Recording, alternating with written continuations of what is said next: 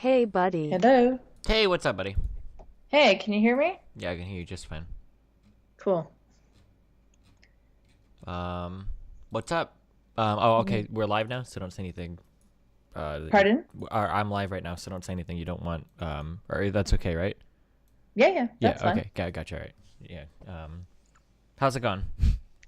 Good, good. How are you? I'm doing great. Um, so you are, Sorry to or no, it's fine. I'm waking up. Okay, don't worry, I promise. sorry to get Normally, you up so early. normally kind of a night person, but So yeah, do you want to introduce yourself for everybody? Yeah, okay. So I'm Ina. I'm an ex-Muslim that grew up in Saudi Arabia and lived in Pakistan for a little bit. I'm at Nice Mangoes on Twitter, and I have a podcast called Polite Conversations, and I'm an illustrator and a blogger. Cool. How long did you live in Pakistan for? And Saudi Uh, Arabia? in Saudi Arabia most of my life till I started university, Mm-hmm. and in Pakistan on and off like 4 or 5 years. Gotcha. And then from there you moved to. Canada. Okay, cool. And you've been in Canada for the rest of your life since then, or? Yeah, yeah. Okay. Awesome.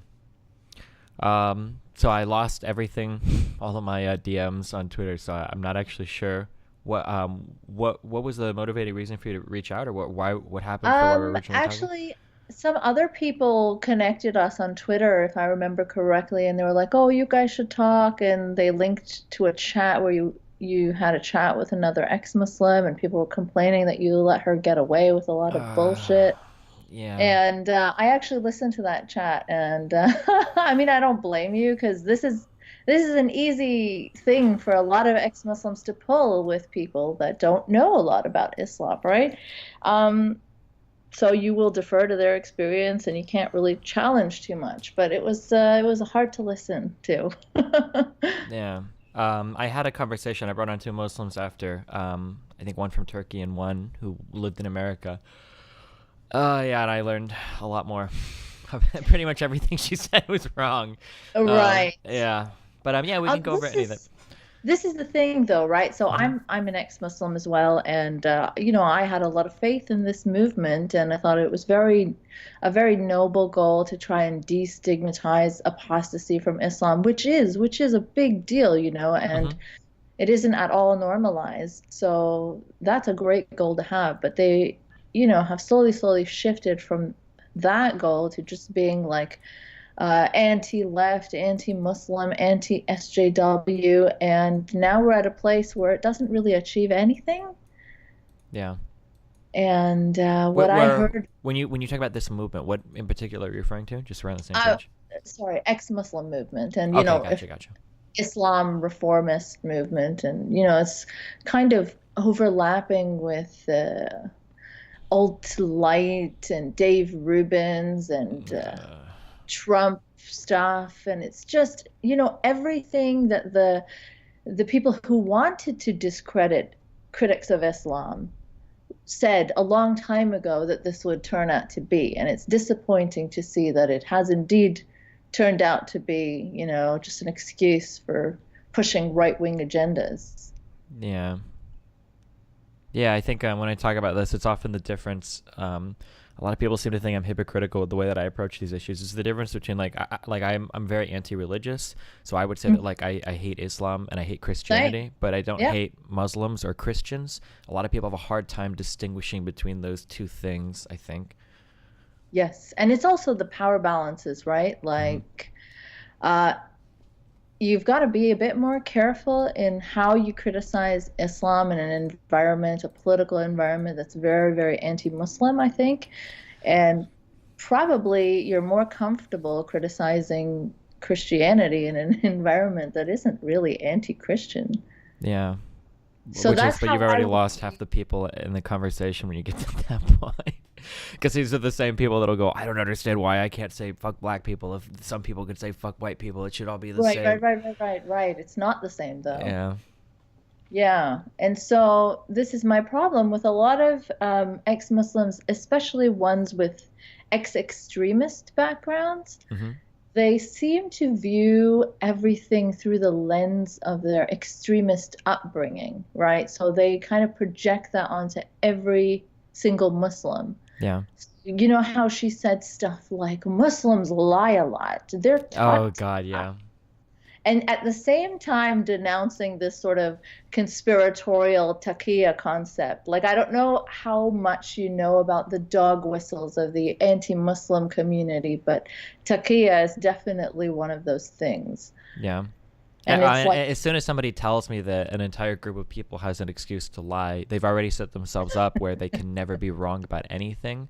So, and I've actually ran into people that have done that in the past where I'll point out like, okay, you know, well, Christians do this thing and Muslims do this thing. And they're like, okay, whoa, but it's way different when Muslims do because Muslims can lie about everything and it's religiously justified. And it's like, okay, well, that's really convenient for your argument, isn't it? Because now you can never be wrong about anything you're saying. right, right. And also, like, Muslims are not robots, right? They Yeah. lie. Of course, they lie. Like everybody else lies. Every theist lies. They don't need a religious justification to be able to lie. Hmm. Taqiyya is this like obscure concept that I actually, growing up in Saudi Arabia, never heard of Sure. until I came to North America and, you know, interacted with anti-Muslims who were accusing me of it. Yeah. I had a conversation with a lady once who was trying to tell me it had to do with like the Women's March, and for some reason Breitbart thinks that like the Women's March leader was that one ex-Muslim woman. Linda Sarsour? Yeah. She's not ex-Muslim. She's Or very she is Muslim. Muslim. Okay, gotcha. And Yeah. there was a claim that she supports female genital mutilation, I think. And I wasn't too familiar with her, but I dug around just very briefly, and it didn't look like she did. All of the comments that I had seen her make Yeah. were anti-female genital mutilation. And I brought this up to her, and I was like, okay, well, you said that she's very pro-female genital mutilation. I can't find any information about this. She seems to be on the opposite side. And that was the first time I heard of Taqiyya, where she was like, oh, well, you see, what she's actually doing is she's going to build a big following, and she's lying right now, and then she'll reveal the truth later. And I'm like, don't you think this sounds a little bit like fucking ridiculous? Like, I mean, you're lying to build a following, and then you're going to 180 your position later on, and do you expect that people will still follow you? Like, I don't know. Yeah, it just seems really dumb. I mean, I'm no fan of Linda Sarsour, and I think there's plenty of legitimate criticisms of her. Mm-hmm. And she has said some nasty stuff, like about, yeah. I you saw some know, of her Twitter spats. yeah, about like, I don't know, removing Ayaan Hirsi Ali's vagina or something like that. Yeah. Um, so she's not exactly the progressive that she portrays herself to be, and I Mm-hmm. see her sort of as very much the flip of Dave Rubin, right? So he pretends to be this liberal, you know, the last liberal, and he sort of normalizes and platforms and legitimizes these shady people like Mike Cernovich Yeah. and Paul Joseph Watson, and, you know, he says there's a necessary place for InfoWars and Milo and just disgusting stuff. So on the other end, Linda Sarsour also legitimizes a bunch of far-right, really gross imams with horrendous views. Mm-hmm. And at the same time, she's pretending to be this progressive woman, right? So Sure. she isn't, you know, she isn't the progressive that she claims to be. And there's plenty of legit criticism, but then there's a racist jump on that anti-Linda Sarsour bandwagon, Mm-hmm. and, you know, try to apply these weird anti-Muslim conspiracies to her, right? Yeah. So a bunch of things are correct at the same time. Like, yes, there's a bunch of racist criticism of her, but yes, also there's a bunch of legitimate criticism of her. Yeah. The frustrating thing is that this is actually kind of like a minority phenomenon in general, ironically enough, is that, for example, if I do something really stupid, I don't know if this is because I'm not a minority figure, but if I do something stupid, it reflects poorly on me as Stephen Bonnell. As an individual, I do something dumb, it reflects poorly on me. But if a Muslim does something dumb, or like a minority figure does something dumb, it is reflective of the entire group of people. That's kind of related to her. So like if Linda says something stupid or does something stupid, it's not just her being stupid. It's a reflection of all Muslims have a propensity to lie to further an agenda or something, which is another really annoying thing to deal with. I run into this a lot when people talk about there's a huge double standard. I'm curious if you agree with this or not. There's a huge double standard in terms of what's considered in the name of Islam versus in the name of Christianity. So, for instance, if anybody ever makes any sort of vague reference whatsoever to something related to Islam, it seems like people are very quick to label that as like Islam extremism or Islam terrorism. Whereas if somebody makes a reference to God or Christianity, people are like, well, that's just an expression. They don't actually mean that.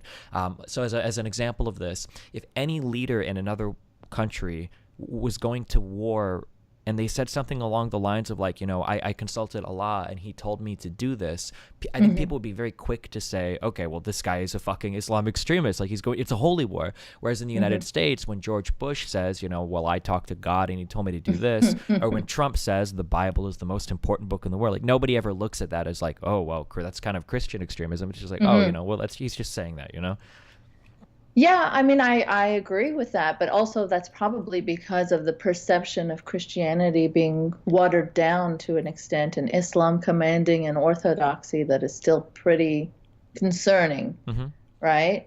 So I think that's where that double standard comes in. People just don't view them as equally dangerous, perhaps, and rightfully so in some ways. Sure. Was there like a specific thing you wanted to talk about, or do you want to just kind of move around different religious topics, or?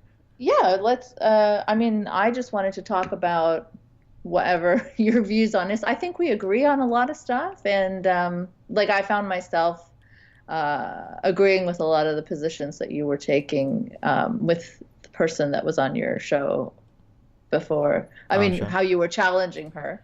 But of course I was like, I wish you had said this, but you obviously don't know. I didn't know anything about like when because it seemed like unless I'm losing some sort of nuance, it seems like she said some things that were wrong to the core. Like when she talked about how there was a singular interpretation That's of so Islam. silly, yes.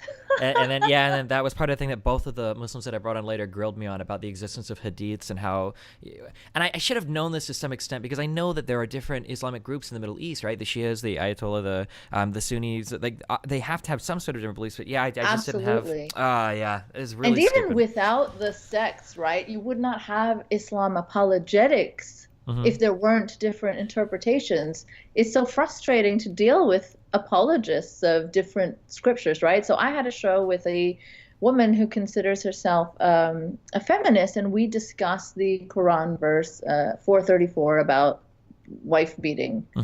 And, it says pretty clearly that, first you should give her a chance, then forsake her in bed, and then strike her if she's still disobedient. Yeah. Right. So I'm like, how do you justify that? And, she went into so much weird stuff saying that, well, I don't even know. I can't put myself in the position of justifying that. But she wasn't actually, taking the literal sense and saying, yes, it says it's okay to beat women. There's always a denial involved and always some sort of like mental gymnastics in saying that it doesn't actually say what it says clearly. Yeah. So that means it's a different interpretation, right? This is how they're interpreting it to justify it to themselves. So when I talk about, the verses that talk about commanding killing of apostates and slavery to, my family, which is very, very, very progressive, and liberal and secular, they will, of course, not discredit the whole book by hearing these verses. Firstly, a lot of them don't even know that these verses exist. I learned a lot about the Quran after leaving the religion. Yeah. Which isn't surprising to me. I'm glad that I have, I was raised Catholic, very Catholic. I went to a Jesuit high school, Catholic grade school. And I'm extrapolating a little bit, but I'm willing to bet that a lot of religions play out similarly and that, no two people generally worship in the same way. Like, churches in different cities are going to be very different, and different regions are going to be incredibly different. And even in the same city, two different churches can be quite different from one another. And this idea that Christianity is The worshiping in any, even from one Catholic to another, is going to be so radically different that the idea that every single Muslim is like this, has robotically memorized the Quran and can recite every Yeah. single verse and has the same understanding as every other, it is insane to me. And I kind of figured, just by virtue of common sense, I think there are around 3 million Muslims in the United States, and I haven't heard of any apostasy killings or anything going on. Like, I figured that people probably have their own mental gymnastic justifications for fucked up shit in the Quran, the same way that Yeah. Christians do for fucked up shit in Yeah. the Old Testament, Yep. Yeah. So the way I've heard it justified a lot of times is no, that's not written for this time. It was for a time where people were at war and things like that. Now, of course, an extremist will take it in the way that, oh, well, the West is still at war with Islam, so we can justify it. Or whoever criticizes Islam is at war with Islam, so we'll justify killing this person. But the people who are peaceful will be like, no, that's not what it says at all. And it was written for a whole different Yeah, time the in values were another different, they're relative. Yeah. Exactly. I mean, for me, that would just like discredit that this religion stands the test of time and I'd stop believing. But some people, don't and would rather make excuses. To say that there's only one single interpretation is silly, and to deny Islam apologetics altogether. Yeah. Um, I find oftentimes that people, when I think one of the most frustrating pieces of rhetoric for me, and you might be more familiar with this because I don't engage at all with imams or like the leading Islamist critique or whatever. So I'm not even sure what it is. Insofar as like leading figures go, I hear this claim repeated often that seems really stupid to me, that Islam needs to go through a reform like Christianity did. Every time people say that, I'm not really sure what they mean. Like, because when you look at like the Christian Reformation, this was hundreds of years was ago. bloody and And Christianity's come a long way in the past 200 years, and there wasn't a major reform, unless I missed a big Vatican meeting or something. See, I think people mean it differently. Like they want it to be watered down and defanged, like how Christianity was, right? Sure. Which is happening. But it slowly. seems like people seem to not understand that, like, for Christianity, this didn't involve like a major reworking of the Bible, or there wasn't a big denouncement of Christian beliefs. Like, all the shitty stuff in the Old Testament is still there. Like, technically, sex before marriage is still a sin in every version of Christianity that I am aware of. We just kind of don't really pay attention to those parts as much anymore. Right. Yeah. But that's what people want when they say reform. And then it pisses me off when people say that it's not possible when it's happened. Like, I mean, there are gay Muslims. Somehow they justify both things to themselves, being gay and also being part of a religion that is very anti-gay. I don't know how, and it doesn't make sense to me. But I've interviewed people on my show. Catholics do similar things. I remember the saying that we used to learn growing up was "hate the sin, not the sinner," would be how they would say it. Yeah. But if you want to actually water down the faith, then you have to empower voices like that rather than shit on and pick on people like that by saying, "Oh, you're not a true Muslim. You're not following the religion. Well, fuck you." So I find every time I have like a nice progressive Muslim on, I get a lot of hate mail directed towards that person saying they don't really represent Islam. Well, why are you leaving it up to the extremists to represent it? If you want to actually water it down, if you want to weaken it, then you have to, I think, prop up voices that are not obeying it literally. Yeah.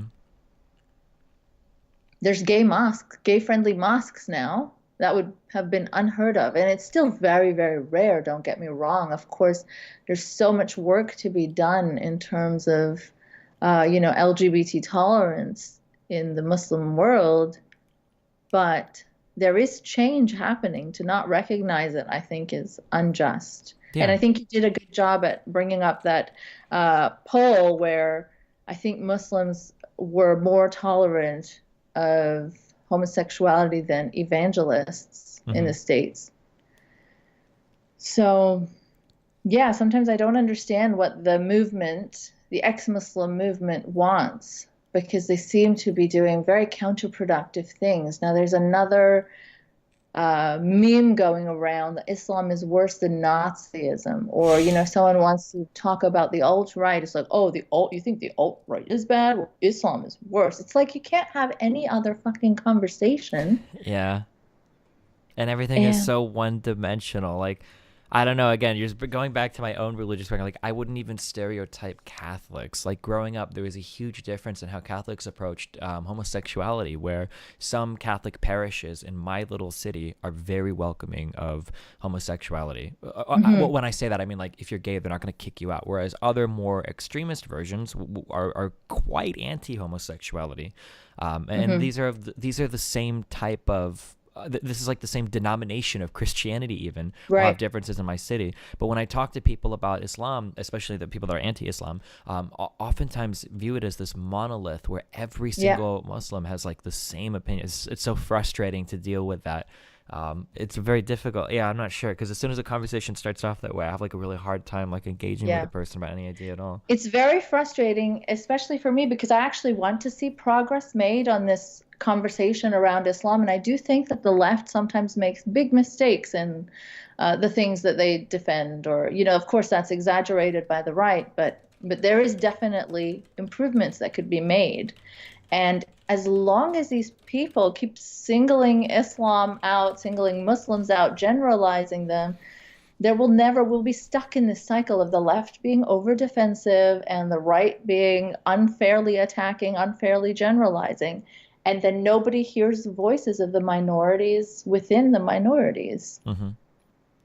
So yeah, so when I see like ex-extremist ex-Muslims, I try to take what they say with a grain of salt, because usually a lot of that is colored with their own experiences, which are horrendous, and I'm so sorry they had to go through that. But those are extremist experiences. This is not how everybody is raised. This is not how everybody is radicalized. Or, I have grown up in Saudi Arabia, and I've seen quite a wide cross section and a big spectrum of believers. Even though I grew up in a compound which was westernized, and I wasn't exposed to the morality police 24/7, I still did have to leave the compound every single day. So I had to put on the black cloak. I saw, my mom getting her ankle hit for her headscarf slipping. And at the same time, I saw my parents, who were very liberal and secular Muslims. My dad would complain about the, over conservative Muslims. He was a great role model for me growing up. And he always criticized the headscarf and these female modesty requirements. And they're all Muslims, though. Yeah. Yeah, A I mean, I lot of agree. Yeah. people don't see that. And even in Saudi, how people think that there's, only one way for gay people to be treated. If you're caught, holding hands with a man, you're going to be thrown off a building or have your head chopped off. Well, no, not really, because Saudi culture is so gender segregated Mm-hmm. that you often see men holding hands. It's pretty much part of the norm. Men holding hands on the streets. That's not really considered gay behavior. It Sure. might be surprising to a Westerner, and then there's also a very thriving, like, gay nightlife, like underground, obviously, and probably less so for women, but for men, there's a lot of parties and stuff that go on underground. Yeah, this is something that I hear that is kind of funny. I think that most people have this idea that Saudi Arabia is inhabited by very extremist Muslims that practice, very rigidly. But It every time I is. talk to somebody that has either lived in the region or lived in another one of the Gulf states, it seems like there are a lot of Saudi people that will leave the country and party, like very hard, and Yeah. that a lot of the people are pretty hypocritical in terms of like maintaining their steadfastness to Oh, their yeah. rigid Islam and whatnot. Yeah. Yeah. Yeah. I mean, not everybody wants life to be like that. That's just how it is. And under that veil, there's a lot of people, buying booze, selling booze, drinking booze, going to parties, dressing. There Mm-hmm. was all these jokes about the clothes that women would wear under their abayas, right? Because you go into the stores, and they sell like the tiniest little outfits there, And you'd be like, well, where are you allowed to wear this? You ask the guy selling the clothes, and he'd just chuckle like, ha ha ha, I don't know, you know? Sure. Yeah. And even the lingerie stores in Saudi Arabia, 'cause women weren't allowed to work. That's improved a lot now from when I was a kid. Everyone in the lingerie stores was like a dirty old man, and you'd have to buy your underwear from them, and it was a very awkward experience. And they would have the kinkiest lingerie in the windows, like crotchless, like, and I'd be like, wow, it's so bizarre. You're wearing a burqa while buying this shit, but, you know? Yeah. Or I assume. I mean, I can't. I don't know this firsthand, but Yeah, yeah. But there's a lot of nuances to life in Saudi, and of course, foreigners. I'm a Pakistani background person that grew up in Saudi, so I'm a foreigner. So I think I did definitely have it better than Saudi women, because they don't get to live in compounds or have that escape from morality police. But here, then you see a lot of the people who want to discredit my voice as an ex-Muslim because I'm not sufficiently, anti-Muslim enough. They go on about how I'm probably not a real ex-Muslim. I was not oppressed enough in Saudi Arabia. That's why I don't hate it enough. sure. Or, I mean, I hate it, but I don't want to generalize enough, perhaps. And yeah, there were rumors about me being maybe Norwegian, or never having lived in Saudi, never having practiced Islam, which is all such garbage. But they only want one sort of narrative. And if you don't conform to that, then you're just not a legitimate voice. Yeah. Do you ever find it interesting that it seems like some of the extremist traditional conservatives seem like they align more with kind of the extremist Islam beliefs than they care to let on? Have you ever noticed this before? Oh my God, yes. And I'm so exhausted of this sort of trend in movement atheism. Like, I don't know how much I follow it, but Michael Shermer sort of joining hands with Dennis Prager, and now Jordan fucking Peterson. You're talking about like the kind of like Christian atheism? Yeah. What Yeah. the fuck? It's like, I did not leave Saudi Arabia and that bullshit behind to come and leave religion and find an atheist movement and be so happy, and then find that we're all headed towards the same fucking garbage beliefs all over again. Yeah, it's very strange. Yeah. You have people that are very much atheist, but we're heading towards like a Christian traditional atheist. Yeah, it's very, very, very strange. Yeah, it's like people like Peterson have found a way. I haven't watched enough Peterson to know if he is strictly religious, if he's very religious, but at the very least, he's very evasive. He's not going to give you a straight answer. But he found a way to extract all of the traditional values from Christianity and then kind of repackage it and present it in this like kind of like bioevolutionary way to make it sound like it's what ought to naturally exist in the world. Yeah, it's very, very, very strange to me that people have found ways to take all of the old oppressive gender roles from Christianity and then repackage that and make it like atheist like friendly or something. Yeah, I don't know. It's very weird to me. Yeah. Yeah, I mean, just this morning I saw a video clip from a Vice interview with him where he's talking about maybe makeup should be like maybe women shouldn't wear makeup in the workplace, and the guy's like, why? He's like, because makeup is sexually provocative. Oh, maybe. Oof, I have a whole thing on Jordan Peterson. I just went over this yesterday. There's I'm familiar. I think I watched probably the same clips that you did. If it was like a minute and a half long. Yeah, but I'm aware of what you were talking about. One of the this is kind of a thing that I do in my stream that a lot of people aren't really happy with me for, which is fine. But it's something that I feel is very important. One of the issues that I have when it comes to people like Peterson is I feel like Peterson speaks to realities that definitely exist. And the problem with Peterson is a lot of the is a lot of the philosophical normative claims that he makes is what people should be fighting against. But people try very hard to just discredit everything he says without engaging in any of the material, and I feel like that's actually really damaging. As an example of this, maybe something we talk about that Channel 4 interview that he had with the one lady, I thought was disastrous. I thought that Peterson handled himself really well, and the woman wasn't equipped. He did. Yeah, and I go ahead. Yeah, I just don't think that. It was as disastrous as people made it out to be. I mean, I think she was definitely ill prepared and under equipped and did not know enough of his views to sort of challenge him properly. Mm-hmm. And she was not familiar with the sophistry and, his sort of dodgy semantics games. So, yeah, she didn't do good. And she did that. She handed that whole free speech gift over to the Peterson trolls. Well, like, how can you, this is angers me actually so much, because how can you not have a basic defense of that idea when you bring it up, right? Like, well, what was it? She said something about like freedom of speech, right to offend, and Peterson brought up a very standard counterposition to that, and she was totally lost. Like that was very angersome to me. But it shows how out of touch I think mainstream journalists are with the new right and their tactics. Mm-hmm. That's why you get like these, New York Times articles about the Nazi next door with, a cherry pie tattoo and wedding registry and hopes and dreams, just like anybody else. Like, it's like, come on. The new right is very slick. Yes. You need to get up to date. Yeah, a lot of people. I can't tell you how many people. The fights that I usually pick the most. To be honest, as dumb as it sounds, I actually like the rise in white ethno nationalism and shit because it's easier for me to deal with. Here's an example, okay?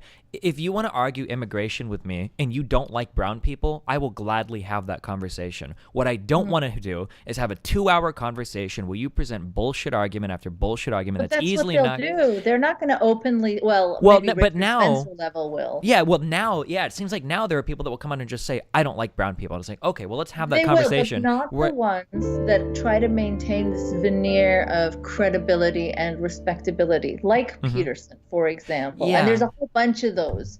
And they are the ones with the big platforms, and they're the ones that will dog whistle to their fans, who will admit they don't like brown people, but they themselves won't. Do you get the feeling that Peterson is actually racist? Do you think that's true? I'm not sure. He's definitely sexist and a misogynist. I don't know enough of his views on race. What I know is that he's fine allying with neo-Nazis, even ones who advocate violence against people, who won't leave their fantasy ethno-state. He's fine chilling with them, having pleasant conversations with them as long as he gets to bash the left. Wait, so I know that like Ruben will do stuff like this. Has Peterson brought on like people that are like Spencer-esque type people to chat with? Yes, Peterson went on Tara McCarthy's podcast. Oh God, I didn't know this. Yeah, and she is like an open. I have firsthand experience dealing with her. Yeah, she's a disgusting person. Yeah, he and then he's so hypocritical.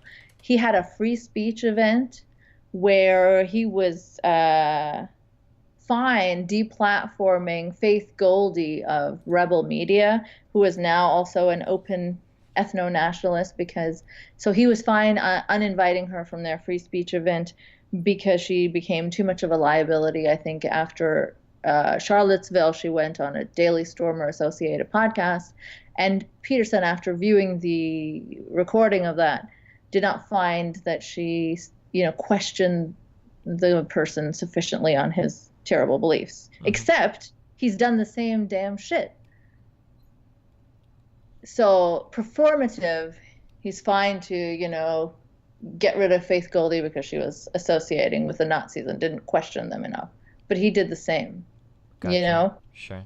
I would have to look into that more. I'm not entirely familiar with this. I don't have as much of a history. Usually most of the clips I see of Peterson are really dumb things that he says that I consider to be pretty dumb, but I do have a big problem with the way that people engage him. I think that oftentimes they don't give enough credit to some of the truth that he speaks to. I don't know if I agree. Yeah, so here's my issue with Peterson, and I think when you watch the Channel 4 interview, I think that he does this really well. I think what happens is Peterson will make observations of fact. So, for instance, we can speak to certain personality traits that women have and certain personality traits that men have that are observationally, empirically true. But what happens is instead of asking the question, so the proper question to ask is why do men have these views and why do women have these views? But instead it becomes trying to deny this empirical reality that people know exists. No, but he also suggests stuff because Mm-hmm. of that, right? So he says that women will be happier at home having babies and they're not happy running companies. And Mm-hmm. he has horrible lectures deterring women from wanting powerful jobs. So Well, but it's the doesn't isn't his clinical suggestion of that history stuff. isn't his like clinical history based around trying to empower women? Isn't that one of the things that he does in his self-help things? It The thing is, he's so contradictory. So I don't know, maybe, but I can't imagine having Peterson try to empower you as a woman, someone who has a very obvious anti-woman agenda. I don't know what kind of, that's like going to a Salafi preacher for marital advice. He's always going to side with your husband. mm-hmm. I guess So that like if I hear somebody like Peterson say something like women were this is just in terms of empirical data that I'm fairly sure is true. Things like women were happier just being moms or whatever, right? This is something that it seems to be borne out in the data in terms of like the general happiness of women compared to now compared to before. But it seems like instead of trying to combat that and to try to say that like, well, this is wrong for these reasons or whatever, like the argument should rather be that like happiness isn't the only metric by which we measure the success of a person, that if you enslave a person and they're happier, that's not better than them being free and not quite as happy, that these are our arguments that are better to sure, make. but you Yeah. know how he talks about multivariant stuff? There's Yeah. also many variables for why maybe women, are not as happy in certain positions, Mm-hmm. right? Yeah. So he's not very consistent. And I understand what you're saying, that people get too worked up too quickly, Mm-hmm. but he is signaling a lot of really backwards things at the same time, while seemingly pointing to very benign, meh kind of stuff. There's a whole misogynistic layer to him. For sure. And I agree with that.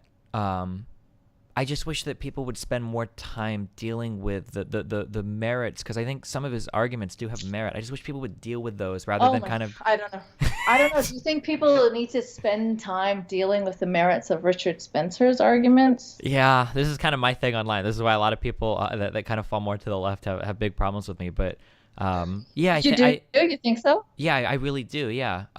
Okay. I guess so. Well, fair enough. At least you're consistent, right? Yeah, so like when I do these conversations, I always call this the 40-40-20 thing, where if I have a conversation with somebody, 40% of the people are going to be my diehard fans and they'll never disagree with anything I say. 40% will be rooted in the other position and they'll think I'm an idiot. But there's this like 20% in the middle that are kind of on the fence, and those are the people that I typically draw from, that I get emails saying like, hey, I was kind of going down this route and thank you for this and blah, blah. These are usually the people that I gun for.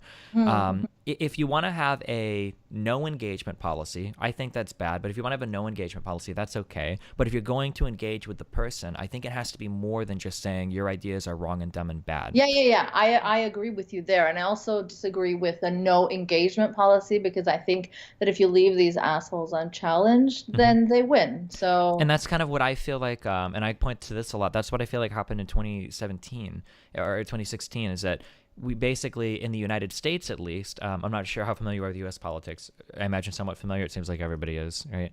Where's that country again? Yeah. So in 2016, we had a view of what the typical American was like in terms of like what they would tolerate. And somebody like Trump, that's an easy no. Like there's no possible way that America would ever vote for It was, people got complacent. Yeah, and more rather than complacent, it was just that there are certain views that you can't really talk about publicly, because you'll be demonized in the workplace, you'll be demonized in the media. All of Hollywood is more or less left-leaning. Most job training and upper-level people are left-leaning in terms of messaging. So we kind of tricked ourselves, we bullshitted ourselves into believing that these people just didn't exist anymore. Or they did, but they're like maybe a few crazy rednecks in Alabama or Georgia. Yeah, but then the election rolls around and it's like, holy fuck, half the country voted for a guy that said that, Mexicans are sending rapists over the border to come and kill us all. Like, what the fuck? Yeah. Like, this is crazy. Yeah. So this is why I'm a big proponent now of like, if you're going to, I do believe like in responsible platforming. I'm not saying that, Jesus Christ, don't get me wrong, I fucking hate people like Dave Rubin. I hate Dave Rubin. I hate Dave Rubin with a fiery fucking passion. That dude is one of the, something that I was saying earlier is that my fights are more often with people that call themselves centrist than people on the right. And I appreciate people on the right who are the extremist rights who will come out and say, we're honest. Yeah, I hate brown people. Yes. I would rather deal with somebody like that than somebody like Lauren Southern, who will dog whistle Western values until she fucking dies. And it's like, you're talking about white people. Yeah. An- Agreed. another I think we're on the example same page there. another example of this like really poor ability to deal with things is the black gentleman on this might have been another Channel 4 interview. The black journalist guy that interviewed Richard Spencer. I don't remember his name. Do you know what I'm talking about? Maybe, yeah. I think, yeah. But then Yeah. he got really angry. I didn't get hmm so upset about that. I saw some people that were like, "Oh, well, he did such a bad job." Yeah, I didn't. So these are I things didn't where like get so upset. the problem that I have is that I think it's very hard to do this, but what I try to do is I try to step outside of the paradigm of being a left-leaning person and look at somebody in the middle. So if you're somebody, and when I say in the middle, I don't mean like they mostly agree with everything I say, but they're open to hearing ideas. And I mean somebody that's genuinely in the middle. Like maybe black people are, less than white people. Like somebody that might have an idea like Yeah. this. That yeah, it's icky, but these people exist, right? When Yeah, you get yeah. somebody, and it's hard, and for all the same reasons that one lady that I talked to might be extremely anti-Islam and hate Muslims for a lot of reasons.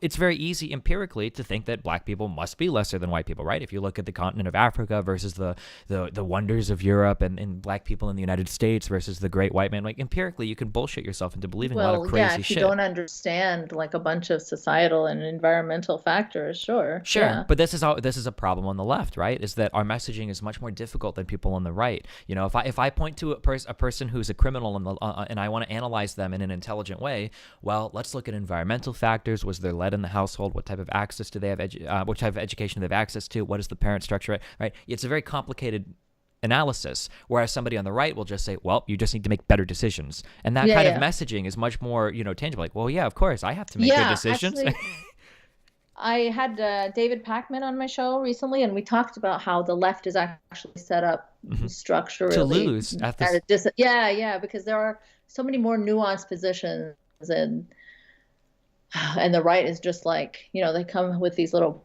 packages where the position is so easy to grasp. hmm The for the Channel 4 interview specifically, I remember that. So this is something I bring up a lot.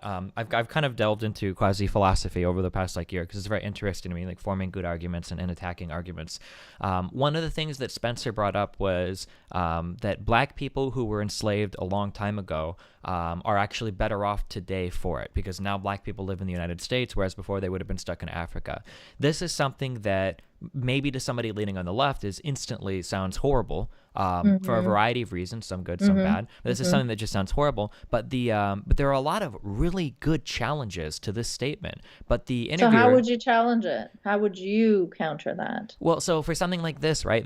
I think this is kind of an easier one, right? You would never enslave somebody with the hope of a future payoff, right? The question you would pose to Spencer is, well, let's say that I could enslave, 100 people and I provide them education while forcing them to work on a farm. Let's say that in 10 years I free these people and they have a greater earnings potential and their children are better off for it. Do you think that this form of enslavement was moral? Now, if Spencer answers yes to that, that's fine. But most people would say, well, no, I wouldn't let somebody enslave me for a hope of a future payoff that might be greater, right? Hmm. There are easily philosophical challenges, and you could augment that even more. Say of those 100 people, 10 of them were treated very poorly, and you didn't know if you were going to be treated right. There's a million ways that you can phrase this too that would be more likely to be resembling of slavery and whatnot.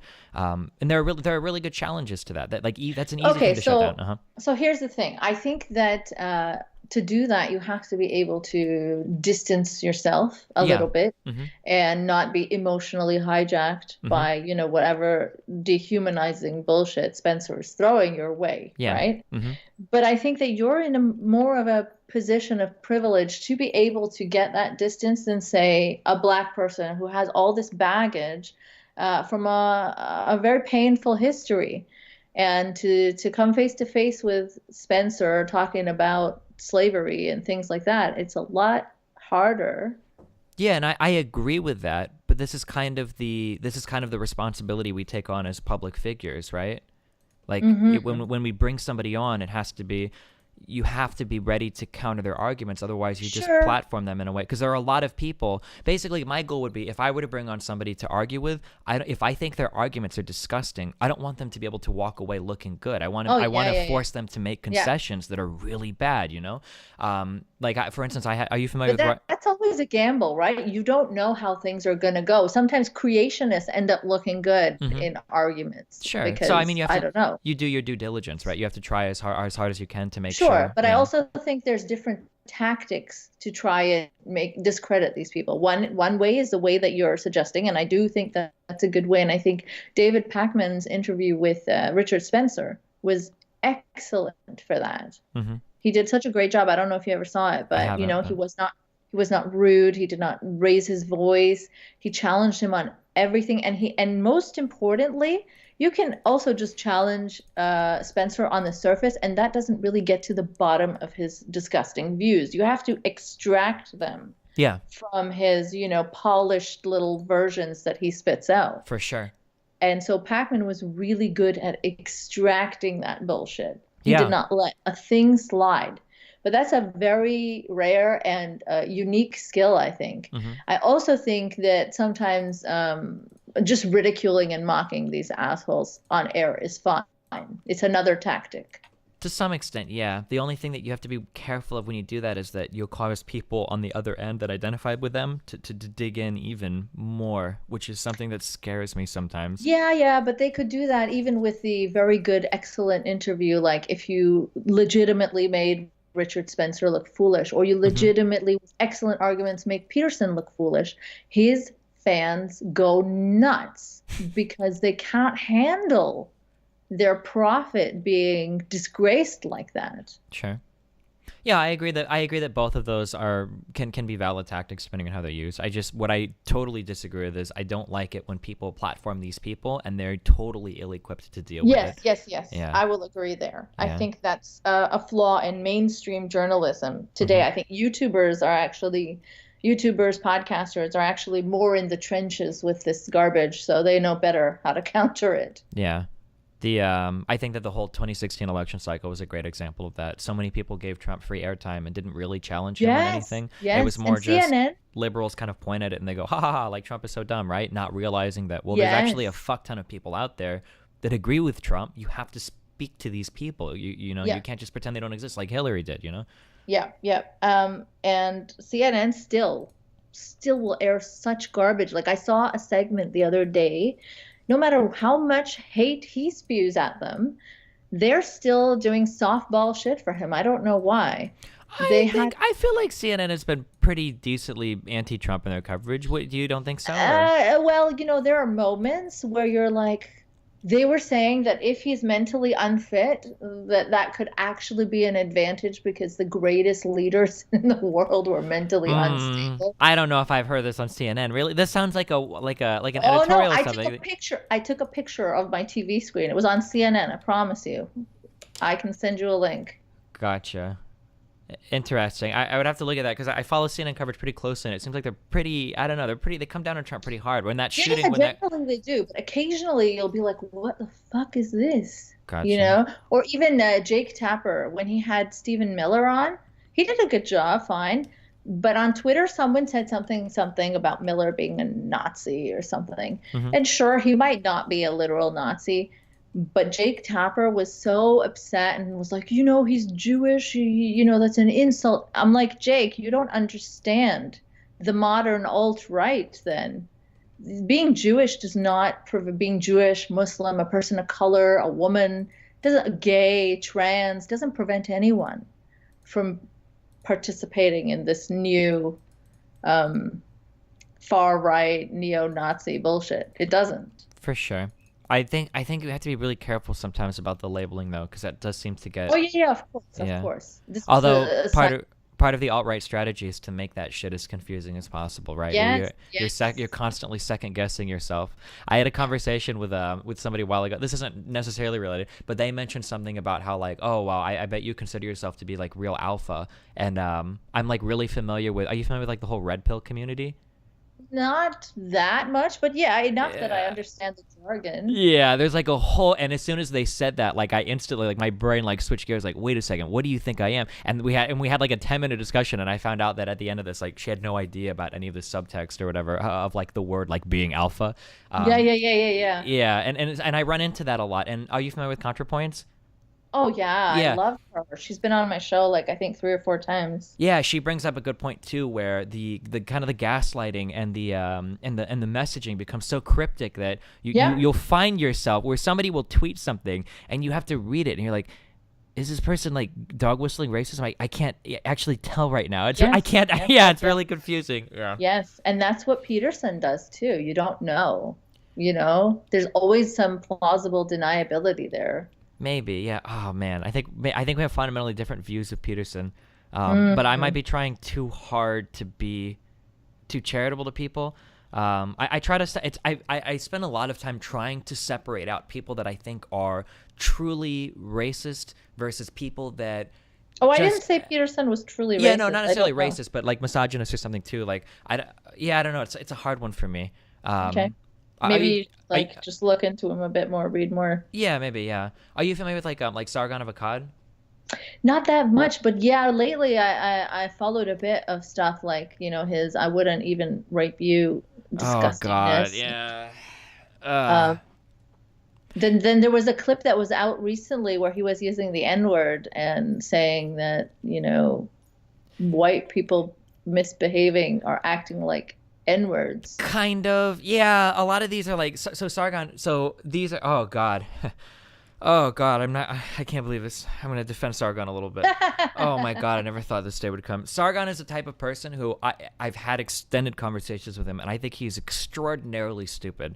But I don't think Sargon is racist, and I would defend that opinion quite well. That the recent clip that was taken from, I think he was talking to actual like white nationalists, white Sure, yeah, ethno-state yeah, yeah. people, and because they're the ones that use this terminology, I think it was more him trying to flip it on like, well, you're white people, why are you treating me like this? You guys are acting like the N Sure, words but now. I Yeah. think It I sounds think you really might have a high bar for racism because I think even just trying to flip it in that way is uh-huh. I'm not saying he's like an outright neo-Nazi or something Yeah, or an yeah. open KKKer, but there's different degrees of racism. If you think you can Yes. subvert it and turn it around and use this like in that way, especially being a white person who hmm always argues against, you know, uh, I don't Anything know. that empowers minority figures. Yeah. Yes, Yeah. exactly. It doesn't really look good. Sure. But I think that one thing that I think is really important is I think it's important to be very precise when you talk about things. Let me be Absolutely. yeah, let me be very clear here. Are you familiar, do you know who do you know who Dr. Disrespect is? No idea. Okay, so Dr. Disrespect is a huge gaming guy on the website that I stream on Twitch TV. Huge That's gaming why guy. I don't know Yeah, him. yeah, I kind of figured, yeah. Yeah. But so he's kind of in some hot water where he is he says things so he does like the mock Asian accent where he'll be like, "Oh, ching chong blah blah," right when he's making fun of like Chinese players in games. So this is behavior that, and because I've been here before, if you would have known me 5 years ago, you would fucking hate me. I promise you would, okay? Because I was very much a gamer bro.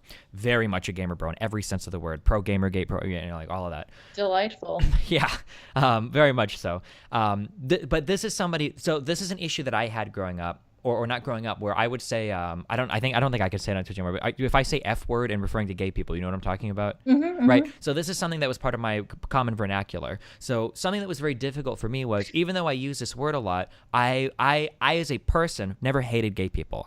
Was never Sure, homophobic. sure. Yeah, yeah, yeah. Yeah. But So there's also, things according to the time, yeah, right? So for in the sure. 90s, for example, I think everybody used that word. hmm And so if you find someone saying that in the 90s, I don't think it would be fair to like hold them accountable as some sort of big homophobe, especially if their actions show you otherwise. It's just that, well, this was normal in the 90s. And I'm not saying that that's okay, hmm but you have to judge things according to the time. And our morality has changed. And maybe homophobia was normal in the 90s. Like, I'm pretty sure when I was like a kid, like a teenager, I was homophobic, not to the extent where, I want people hurt or killed, but I'm like, yeah, that's gross, Yeah.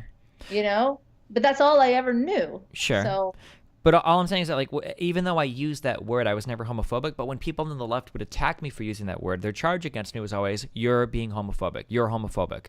And if somebody says that to me, like, I'm instantly shutting down because it's like, well, I know I'm not homophobic, so you're definitely wrong. And I noticed the same type of attacks being levied at Dr. Disrespect, where Dr. Disrespect probably doesn't hate Chinese people, probably doesn't hate any Asian people. So saying that he's a racist is such a bad way of attacking it, rather than phrasing it. And I know this sounds like really nitpicky, but rather than saying something like, like, hey, your behavior empowers racism, or your behavior might lead to people being racist, is such a better way of dealing with it, because just throwing that word racist at somebody is such an instantly demoralizing thing. And if they're not racist, they're not going to engage with you at all because they know that you're wrong in the way that they see racism. But again, there's different degrees of racism, right? So suppose that you are not the open, overt kind of, I don't like brown people kind of racist, but you do have, I don't know, some inadvertent biases. I think everybody does.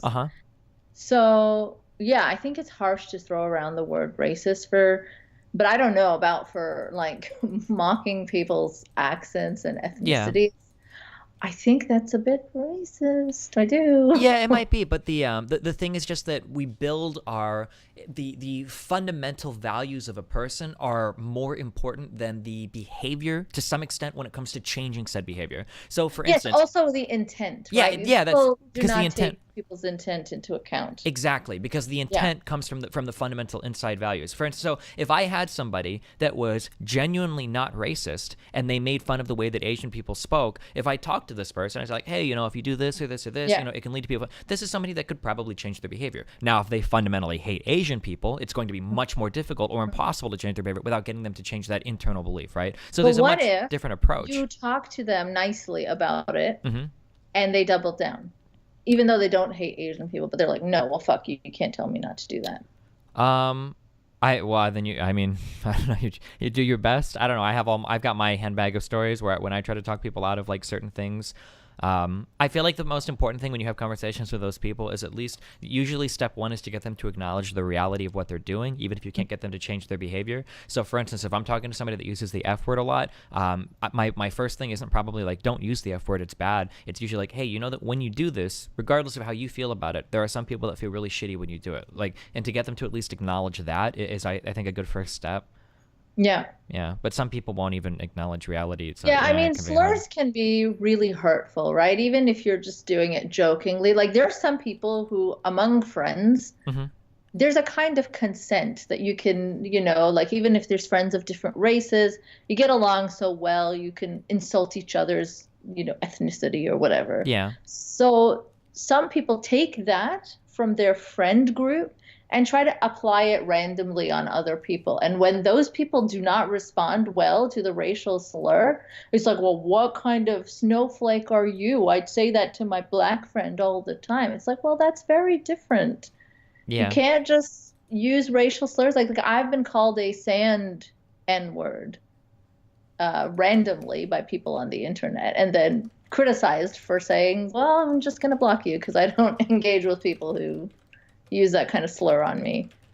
But I talk to my friend like that. Well, that's different. I'm sorry. There's some sort of understanding and relationship there. And you wouldn't use that excuse in any other setting, right? You don't go to work and be like, "Yo, what up, dude?" or whatever. Like if the vice president is like into the office or some shit, or like if you're a global or your regional manager or some shit, and you don't talk to him the same way that you do a coworker, you know.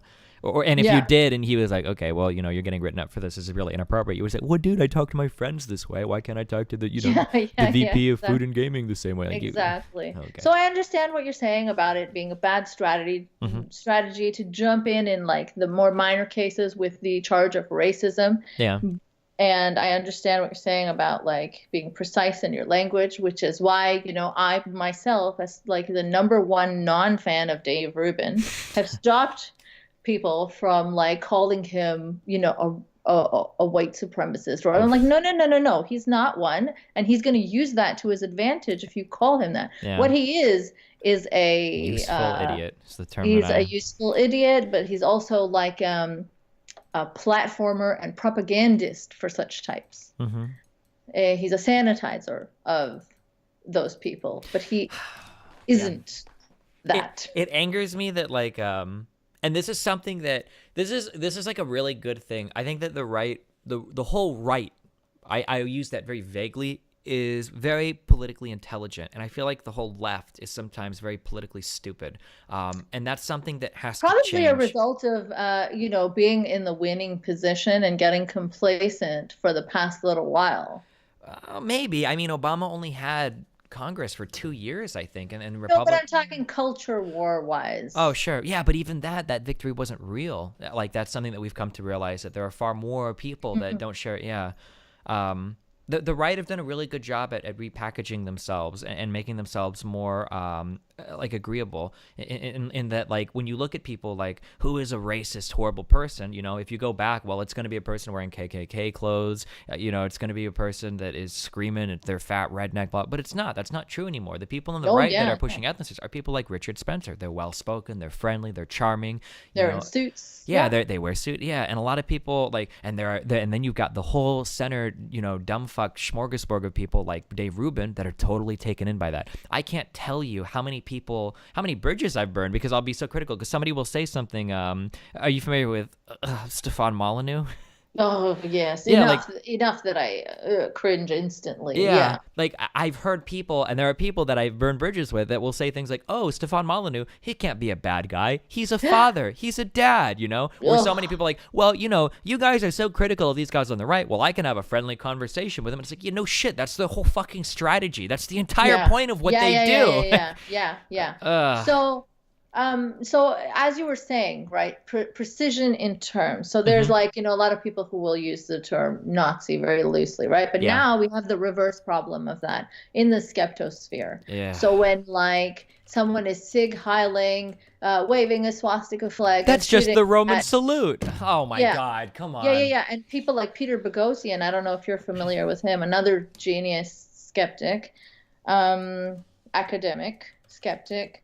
He was like, we should have a moratorium on the word Nazi and reserve it only for when speaking about, I don't know, people from Nazi Germany, something. I don't remember the exact quote. Yeah. And so I jokingly did that quote over this horrific news story of these guys shooting at a Richard Spencer rally, Sig Heiling, I don't know, like a really obvious case of neo-Nazism, right? Yeah. And then he turned up and he's like, these are not Nazis. And then it went viral, got over 1,000 retweets, and people like it's become a joke. This is the opposite problem. Yeah, and I mean, these people, a lot of these people are literally, talking about the Jewish question. Like, wait, yeah. The centrists are the people that have to go. I would rather. I'm sorry, I don't mean that in a violent way. Not on Twitch. I wouldn't say it in a violent way here. But this is something that I say, and I've reiterated this several times during this speech, or during my talk with you. But I would rather deal with 10 Nazis than with 3 Nazis and 7 centrists that are giving them a pass on everything. Because they'd be honest. Because I can deal with honest people. Yeah, sure. I understand. Maybe I'm in a different position, but at least when I'm dealing with a Richard Spencer type, it's easy for me to call him out and say, this is horrible because of this reason. An ethno-state can't be implemented, right? But when there's this whole slew of people that are, not only are they centrist, they all call themselves liberals, and they're all saying, well, hold on. But they're not even centrist, really. Yeah, no. No, not even. And they're not skeptics either, Jesus. But when all of these people are giving a pass to everything that Spencer says, well, now my job becomes monumentally harder because I'm not just trying to speak out against the horrible shit that people on the extreme right are saying. Now I have to explain why all of these people in the center who are defending him are wrong. Yes. And that makes me look extremist. I don't want to come off as an extremist for speaking out against ethno-states. It doesn't make you look extremist. Well, but it does to everybody that follows a quote-unquote centrist, an enlightened skeptic centrist. Because when I criticize someone in the center now, that must mean I'm far left. But that's because Dave Rubin, who's a far-right propagandist, is now center. So yeah, exactly. It doesn't mean you're far left. Well, it's like a shifting of the Overton window, right? Exactly. Yeah. Exactly. Where I want to be able, because as fucking cringy, and I'll never say it publicly now because Jesus, I would consider myself to be a centrist kind of person, right? I'm very pro Second Amendment, but I'm also very pro social welfare. I'm very much a capitalist, but I'm very much in favor of genuine. I would consider myself to be a genuine centrist, but I'm never going to say that. But when I start attacking people on the far right, it's not enough to do that. I've got to go after every single other centrist too, which to anybody they're upholding it. Yes. Exactly. And so I get the appearance of being like a far left person. And if you're an Only actual lefty, only to those loons. Yeah. and which is the entire movement. Yeah, well, but which is also like sphere. in my political sphere, which is like online video game streaming and YouTube, that Overton window is massively shifted because all the large voices on YouTube, the Sargon of Akkad, the Rebel Medias, the Infowars, are all extremist right people, or the people in the quote unquote center, the armored skeptics, the Chris Reagans, the Sargon. This is my frustration with the conversation around Islam, because here I was trying to have like a reasonable conversation, criticizing actually the things that very much need to be criticized, and actually how the left sometimes does go wrong and defends the wrong stuff in terms of, you know, glorifying Islam, sort of modesty garments and shielding people from criticism of their blatant homophobia, things like that. Yeah. And then you get these people who join on with these terrible agendas, these terrible far-right agendas, like ex-Muslims now going on Rebel Media to talk about how Islam has no place on this planet. And it's like, no one is now going to take this conversation seriously. God, it's so hard.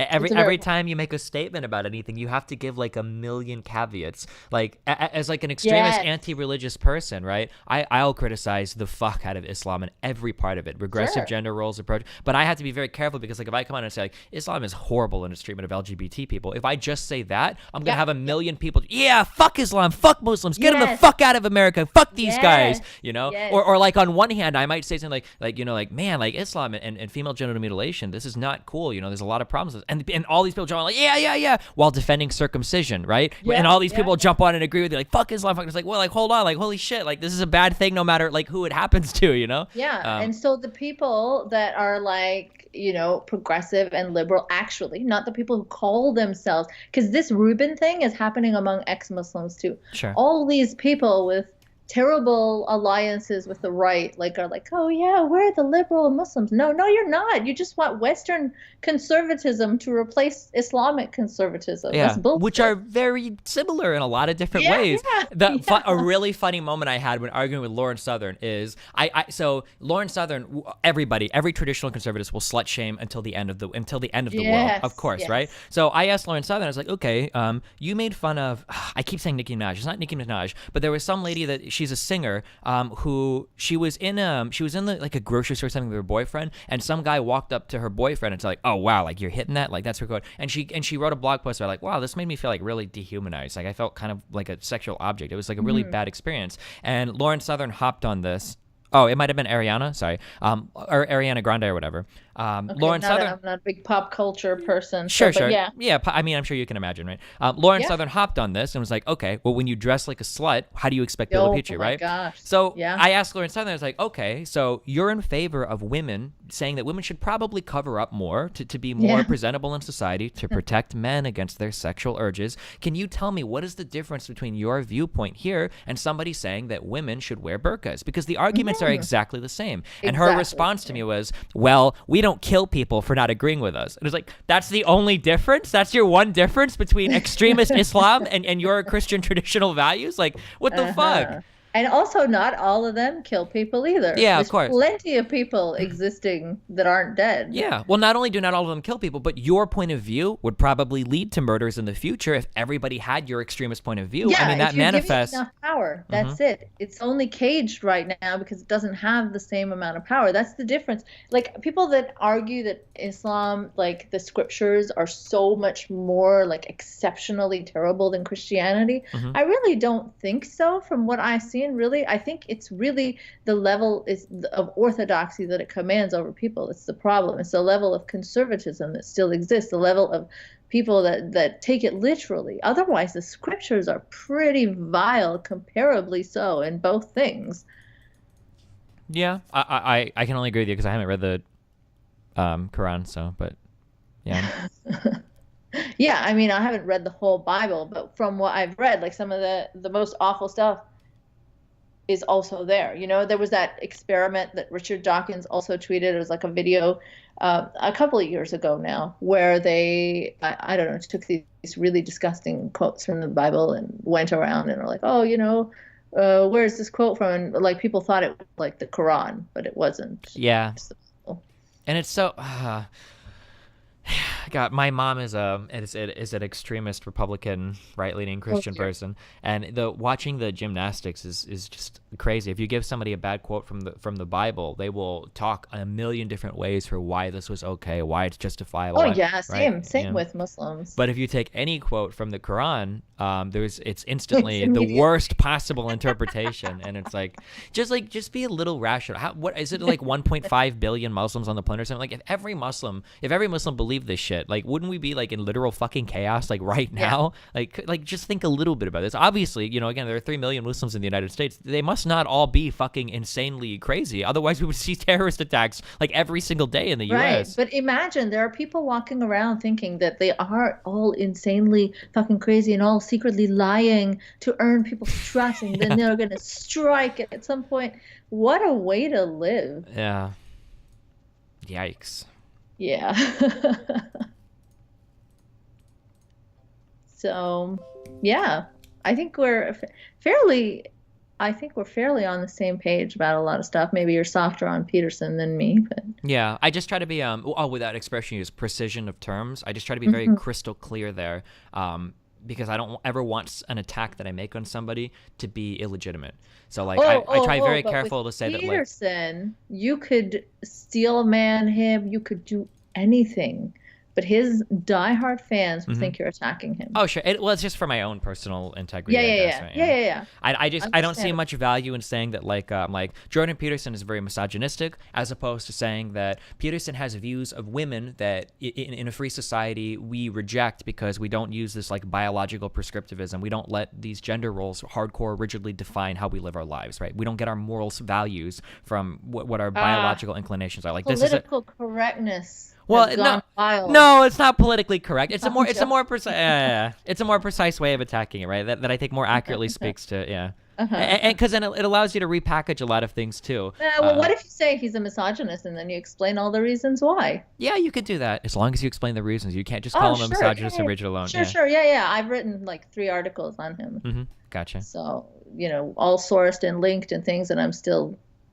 the straw manning person. Sure. It doesn't matter It's what you do. one thing that's really important that a lot of people don't do, and I know this is really difficult, and I'm not the greatest at it either yet. It's still something that I'm learning, is that a lot of the words that we use are predicated on moral systems that other people don't share with us, which is something that's really important too. This is why I'll avoid using phrases like misogynistic or racist, because when you use those words, a lot of them are almost circular in that you have to already buy into Hmm. a certain belief system, right? So, like, for instance, like I could never say that if I'm talking to a Muslim, for instance, I would never say like, "Hey, you're really misogynistic," because these are people, as somebody that has a lot of experience with religious people, that might legitimately love women. I know a lot of Christians that legitimately love women, But and then they'll give but all two the things arguments. can be Uh huh. two things can be same. Like two things can happen simultaneously, right? You can love women and also beat women, Sure, right? but I'm just saying that, like, in their point of view, misogyny has a definition, and when you call them misogynistic, you're it's kind of like you're taking two moral systems and you're I applying. feel like you're playing a bit by their rules in that sense. Of course, I will be also very precise. I don't just throw that around. People Hmm. will throw that around at someone who will make a sexist remark or whatever. That's not enough to qualify someone as a total misogynist in Sure. my eyes. But I think Peterson has proved himself over and over and over again, and now it's safe for me to use that word. But I also dislike how afraid people in the skeptosphere are of using the word racist, even for the most obvious racism. Hmm. It's like the opposite problem of, political correctness. It's like a backwards Sure. I just political the correctness. why is so important to me. I just as long as people are focusing on the why, that's okay. Like it's not enough to just call somebody racist anymore. Like the Yeah, yeah, explanation yeah, has yeah, to I be agree. given. You Yeah. have to have a good thing to back you up Hmm. if you're going to make that charge. So, yeah. So there is somebody in my chat and somebody that emailed me that I don't know. I don't think this is relevant at all to the conversation, but they really, really, really want to hear you speak about um, MENA, Middle Eastern, and North African Christians. Okay, that's not really my area of expertise. So Okay. I don't know why, but they've been spamming my chat, and they sent me multiple emails asking you to talk about them. I don't know if you have like a work related to that or. no. I mean, Oh. I understand like the struggles of minorities within minorities, and I talk about that generally all the time. It's like Uh-huh. that would be how I speak about, LGBT Muslims and Christians in the Middle East, Christians in Pakistan. Same sort of thing. Just like how I spoke about it, I would have the same talking points about it. So Gotcha. I'm Okay. not sure what I can specifically All add right. to that. I wasn't sure if there was like if you had commented on it and they wanted to hear you speak more about it. I don't know. They're just like they were very adamant in me asking about it, so now I can say that I did. Okay. Um. Okay. Yeah. Is there anything else that you wanted to bring up? What is like your realm? Is it typically like only blogging, or do you do YouTube stuff too, or? I do podcasts. Okay. Oh yeah, that's right. I saw that. I saw your SoundCloud. You had a ton of podcasts listed. That's right. Hmm. Yeah, so nowadays my focus is mostly on the rightward shift of movement, atheism, and ex-Muslim because of how discrediting that has been on a larger scale. I think it's like, so that's what I like to talk. I don't think there's enough people talking about it. Like for example, I don't know if you've heard about the Raif Badawi case.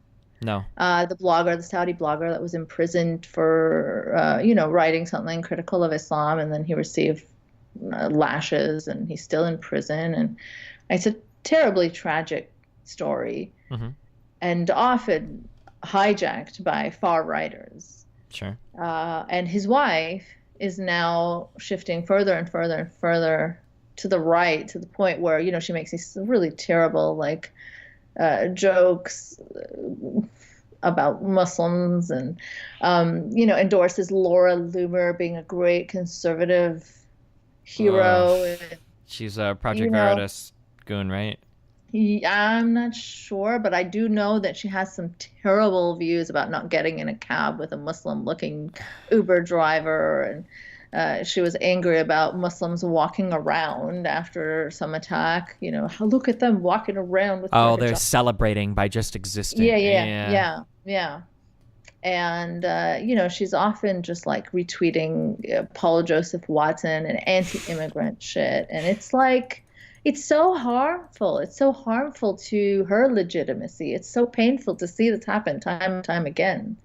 Wait, so Laura Loomer is the wife of that? No. The wife is like supportive of Laura. Oh, Loomer. Okay. Gotcha. Sorry. Okay. Yeah. Gotcha. Yeah. The wife is Ensaf Haider. Okay. Yeah. So yeah. I mean, seeing this pattern all the time from people who are leaving extremist situations and then being prone to being hijacked by Western extremists. It's sad. Basically becoming a reactionary is what I always tell people not to do. Don't define yourself. This is like what teenagers do, right? Where your parents tell you to do something and now you're going to do whatever is going to piss them off the most. Like, don't be a reactionary. Like, understand the merits of or understand what's wrong with that position, and then take up a reasonable position that isn't necessarily just the opposite of that one. Yeah. But I mean, it's not even just about pissing your parents or your culture or anyone off. If you're like demonizing Muslim immigrants, think of all the women in your position. The women that have come here and fled these horrible situations, now demonizing other women who they think should not be able to flee in the same way. Yeah. I don't understand. And then there's like, red pill ex-Muslims cropping up, and crossovers with MRAs and they Muslim. They're like they become like your token figures too. Yes. This is one of the most difficult things for me to deal with, because you have to skirt this line very carefully, because you can't discredit somebody because of their minority status. But you have these figures. Are you familiar with Blair White?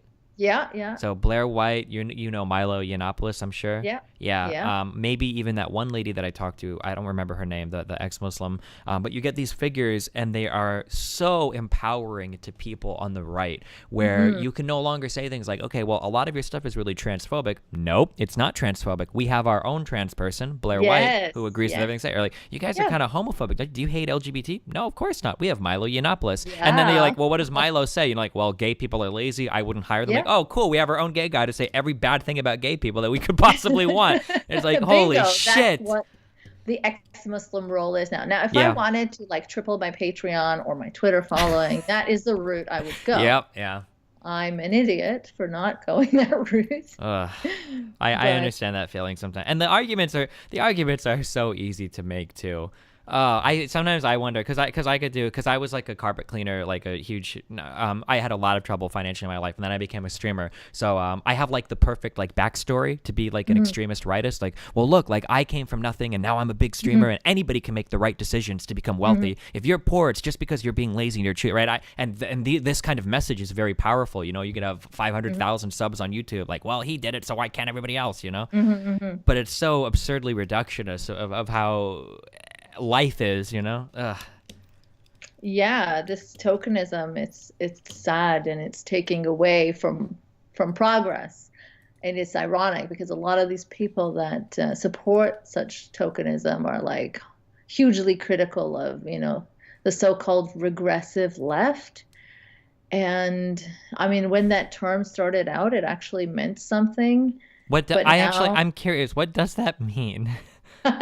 Like, I don't hate black people. I don't know what that even means anymore. Okay, so when it started out, I believe it was coined by Majid Nawaz, who is a reformer, maybe, or I'm not sure what he goes, but like how he describes himself these days. I stopped paying attention a while ago, but so it was coined, I think, to describe the faction of the left that will defend some regressive stuff, like, you know, modesty garb in Islam, in order to defend minorities, always with good intent, but they end up defending some pretty damn not progressive stuff.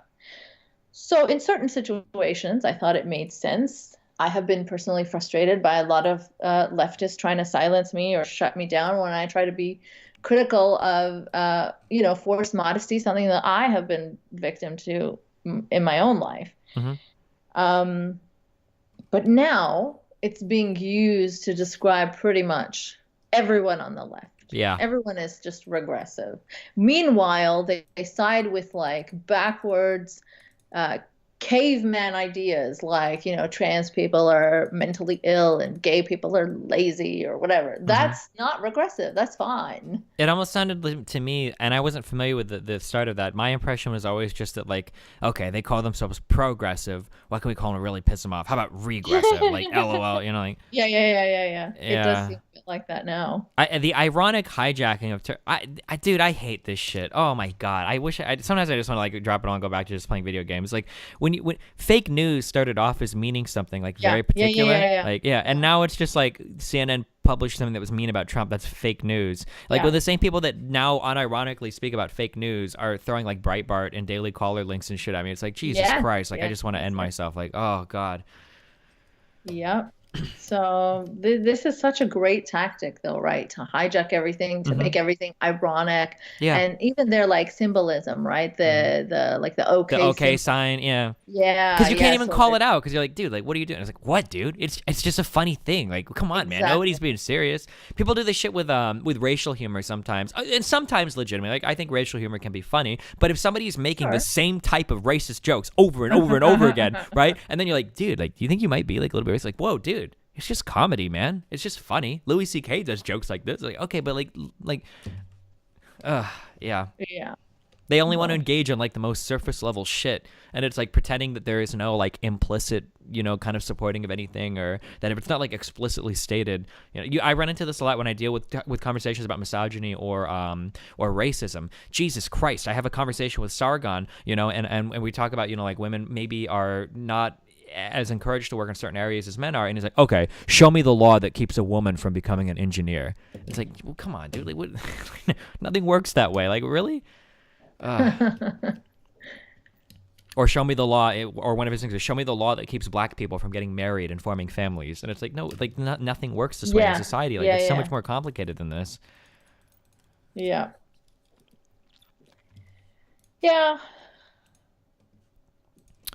Do you any other topics or anything else you want to bounce over? I don't know how. I would just say, like, when it comes to discussion about Islam, Hmm. please look out for, nuanced, Yeah. uh, nuanced viewpoints, and extremists just watch that they're not coloring their entire, like, they're not projecting extremism onto all Muslims, because I don't think that's helpful. There's so many legitimate criticisms to make of Islam. I don't think Muslims lie is one of those. Yeah. They're programmed to lie. Yeah.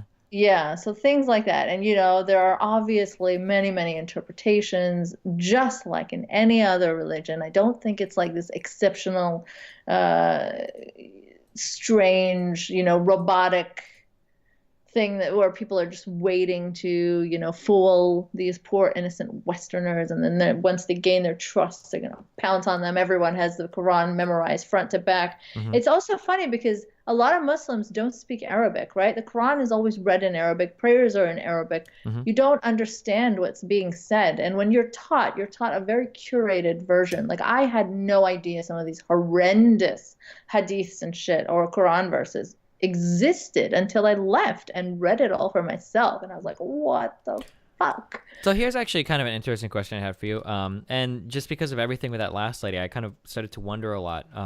How common is it? Because now I notice this with you as well, that there are women that are, or maybe people, well, no, well, women that are born and raised in places like Saudi Arabia or Pakistan, and then you come to the West and you sound very Western. Like, I would never know that you were, or I don't want to say you're a foreigner, but that, like, you came from or I guess you are a foreigner. I'm sorry. That like you came from like a foreign place and were raised there for so many years. Hmm. But like, is it very common that none of you have accents because you don't go out as much and you watch a lot of Western media? Or how does that work? Well, I'm not sure like how the other person's accent came to be, because she said she was like born in Scotland. Or I'm Said not she was sure born what in happened. Scotland, I think, and then spent time in, and also I think Pakistan and Saudi Yeah, Arabia. Pakistan, there's various accents that you could get from Pakistan. I don't really know. I don't understand what her like background is, or so I'm not sure what happened with her accent. But my accent is actually very typical of someone who grew up in a specific kind of compound in Uh huh. Saudi Arabia. So there's like different bubbles of existence, right? Yeah. There were compounds that were more British influenced. There were compounds that were more American influenced. There were schools that were British and schools that were American and schools that were Pakistani and Indian. And so if you spoke to someone who just lived a little way away from me, but they lived outside of a compound and went to a Pakistani school, their accent would be fairly Pakistani. We Gotcha. don't actually get Saudi accents because the expats there are not really able to mingle with the locals, Gotcha. Okay. And because that, life and is so segregated. yeah, So and you I might heard have that. a British accent, you might have an American accent, or you might have a Pakistani or Indian or whatever else accent, Gotcha. depending on what your schooling was. Okay. Cool. Yeah, I'd heard that, but that just seems impossible for me to believe. But yeah, I guess maybe because in the West we're so highly integrated in all of our things that living in a compound and not acquiring an accent from any area just seems like such a foreign concept. But okay, interesting.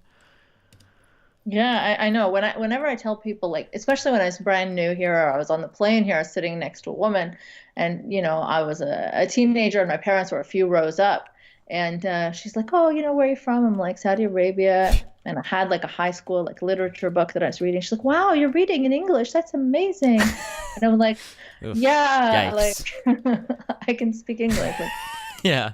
and she kept going on like about explaining like slang terms. So like, oh, that's cool. That doesn't mean it's cold, okay? Like, and I'm like, yeah, I know what cool means. Like, Yeah.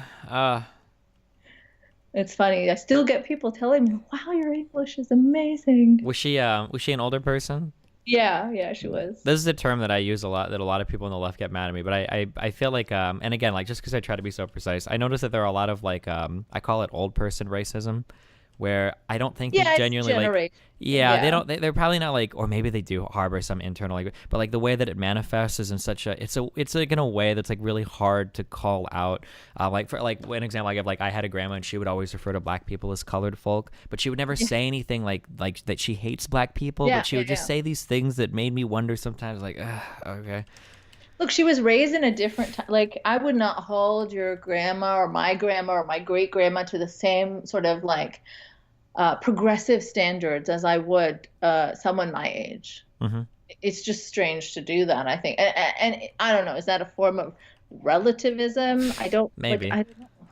But I just, maybe I have lower standards for older people, but I just don't think that they have the same background, the same socialization, the same upbringing, the same education. It's different. Like, even older Pakistani people say so many racist things. It's like, yeah, we definitely try to call it out like the young people, but it's so ingrained.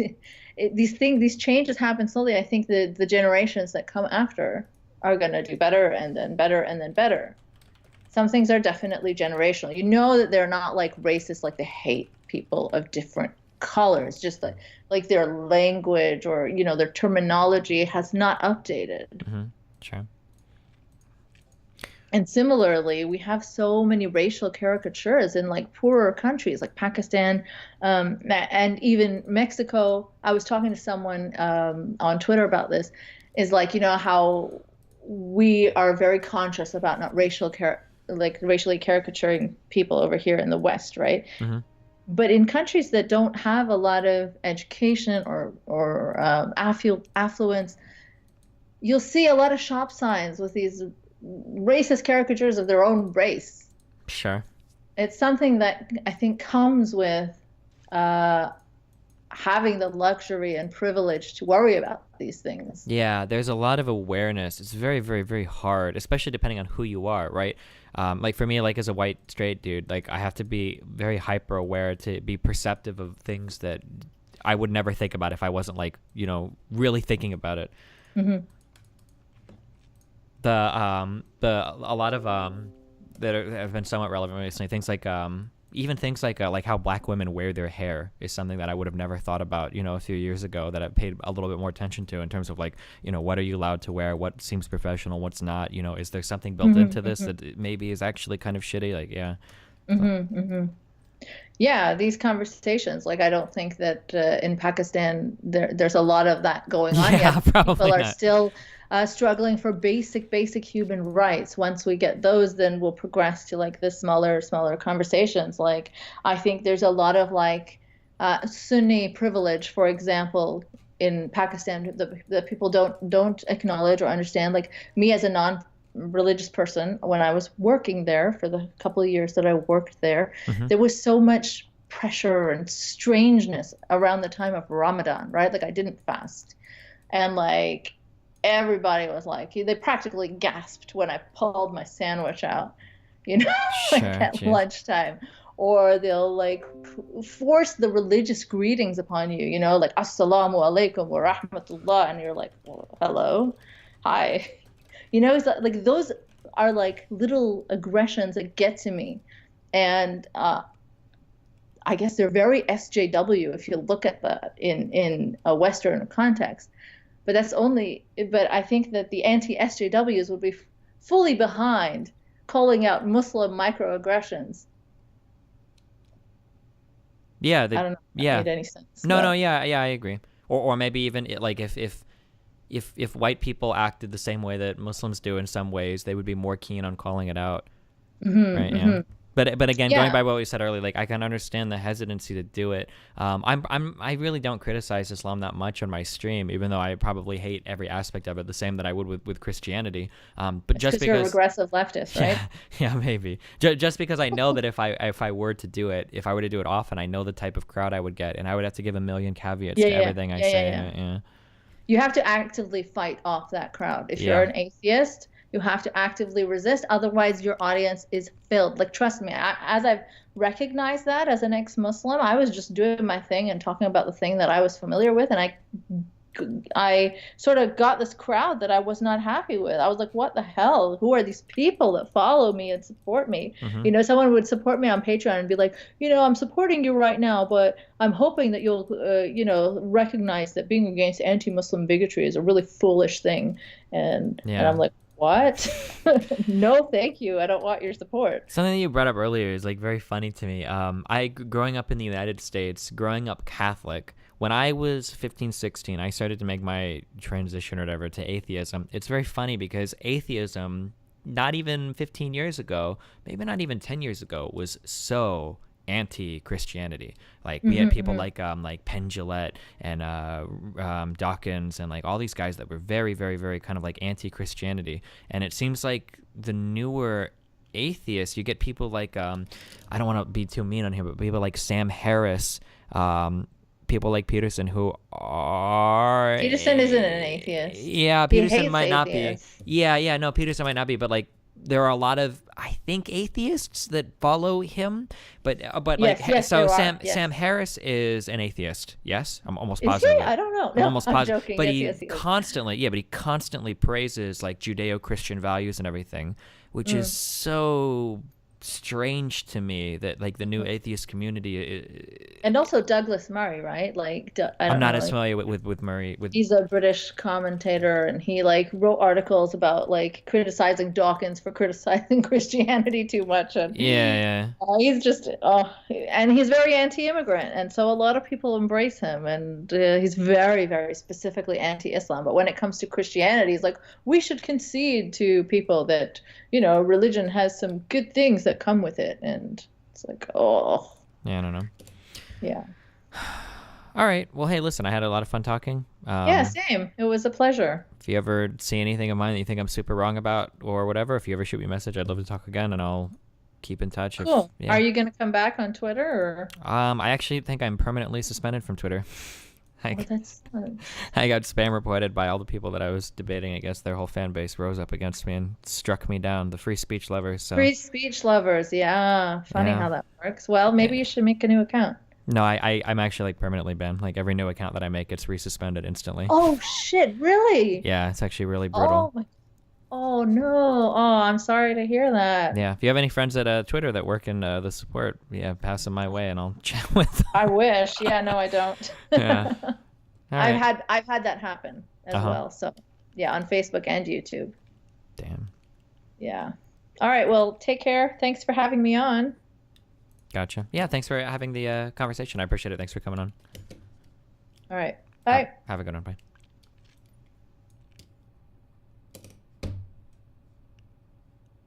Okay.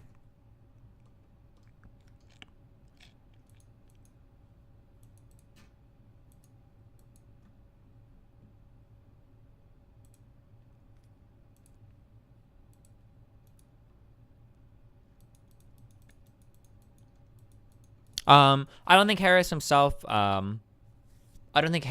is like pro-Christianity. It's just that when I hear him criticize Islam, it seems like he has this very strange, I don't know. I have to go. We have to look into it more. It seems like he has this kind of like implicit approval of like Judeo-Christian values. It's just kind of strange to me sometimes. I'm not sure. Well, I guess he calls them Western values, so maybe he separates that. Maybe what I interpret as a dog whistle isn't necessarily a dog whistle. I'm not sure.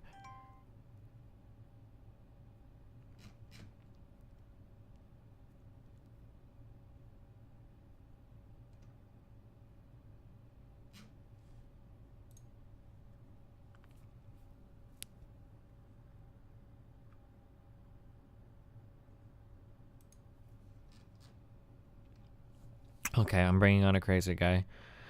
Because we haven't had a crazy guy on in a long time. Stefan Molyneux is a huge Christian supporter, even though he's an atheist like you. Yeah, I can't engage with Stefan as much, so...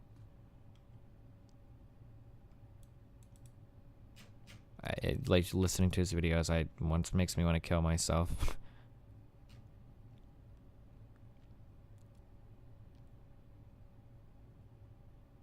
Harris literally hates Trump? I never said that Harris likes Trump. Sam Harris absolutely hates Trump. I don't think he's been wishy-washy on that at all.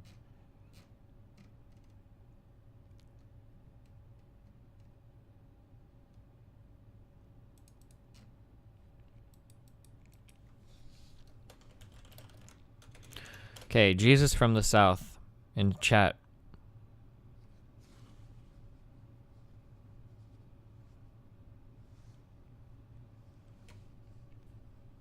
Are you in Discord?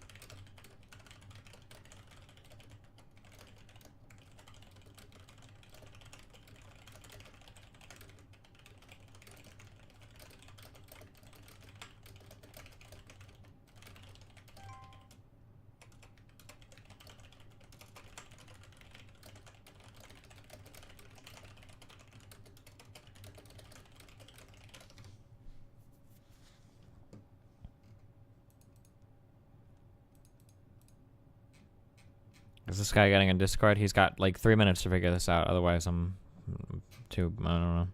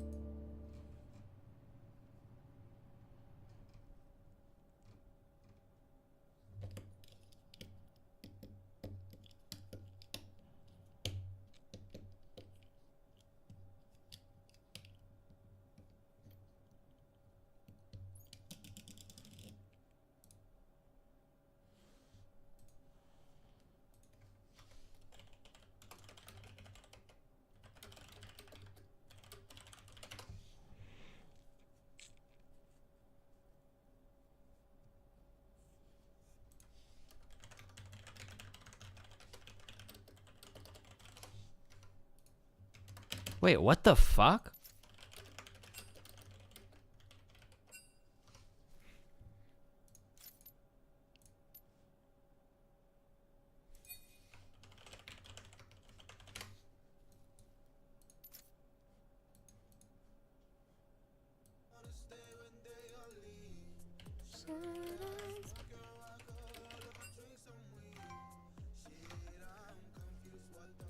Wait, she's got a camera now. Okay, next game I'll put song request. Okay, what about next game?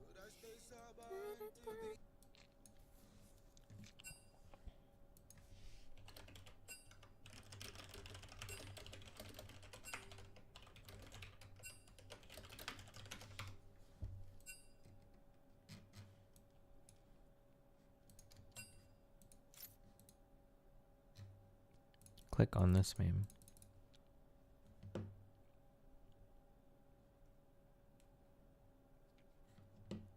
We live in a world where everyone is different, and we love it. But no matter how different we may be, we're all fired up that fire-roasted shrimp is back at Qdoba. Try it today on a shrimp and guac burrito before it says adios. Only at Qdoba.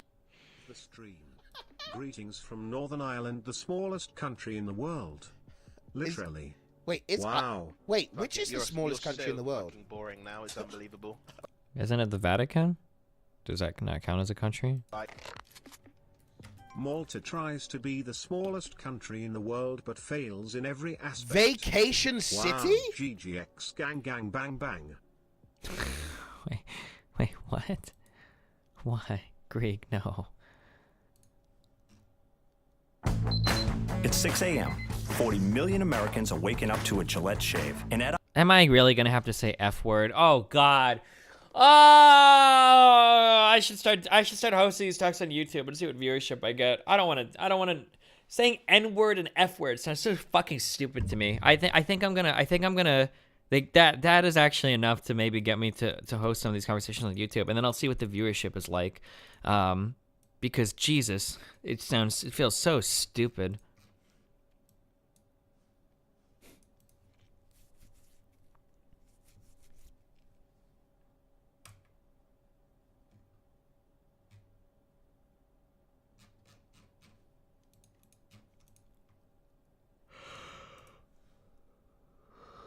Have our Twitch guidelines come out yet, boys? Or are we still in the danger zone?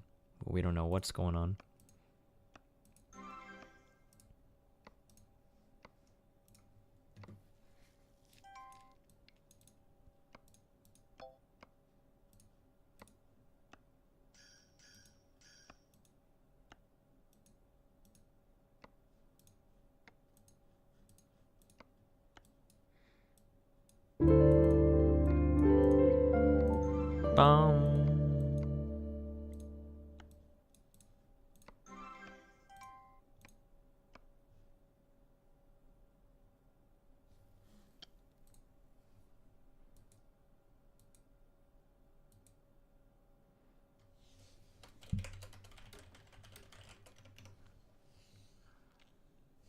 Can you guys please stop saying the really retarded idea of trying to set up a Twitter account? Nothing in the real world works this way, okay? Like, this doesn't happen. The idea, well, Destiny, maybe if you make a business and then you set up a different account legally and then you make yourself a different... No, Twitter doesn't give a fuck. Nobody cares, okay? Nobody cares about, like, the cute little workaround that might work, like, in an anime or, like, a movie or some shit, okay? They'll see the account, they see that it's associated with either my IP or my identity, and they'll just ban me. It's not like I'm, like, well, no, that's actually not me. I created a separate LLC, and that's just my account. Twitter be like, okay, no, we're banning you because we've perm banned you before. Like, that'll be the end of it. Like, that's it. It's not how it works. Like, fuck off. Jesus, please stop. People keep saying that it worked for other people. I don't know other people. You don't know other people's circumstances. You don't know why they were perm banned, or if they were perm banned, or if they could have just made another account and been okay at all. Like, I very seriously... never mind. I don't want to talk about this. Never mind. Go, dude, try it. Hold on. Nope. I just stop saying Keemstar in chat. Just stop. I'll be right back.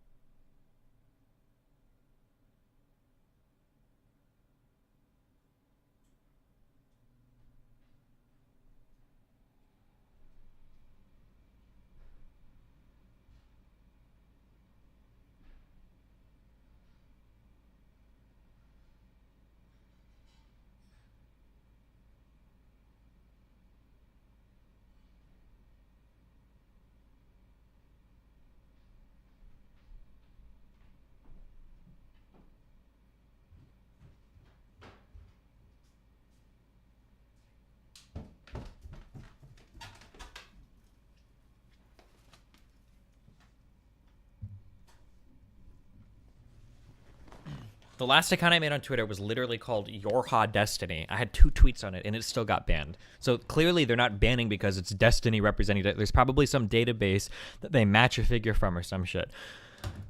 Maybe I'll try to make an account like in a month, and I'll change my IP before doing it. Maybe they do an IP match to ban it, and I'll do something like that. But this idea that like, well, if you're permanent banned, if you make a new company and then you get on as the employee of the company, it's like so stupid. There's no possible way that would work.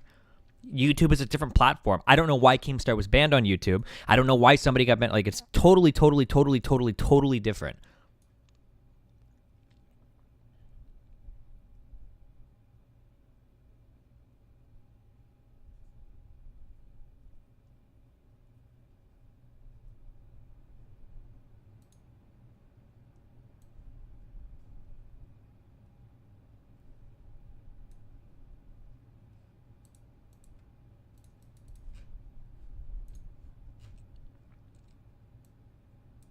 All right, what's up, buddy? Oh, wait, no, I'm not. I need to nut is the guy you're looking for, not me, buddy.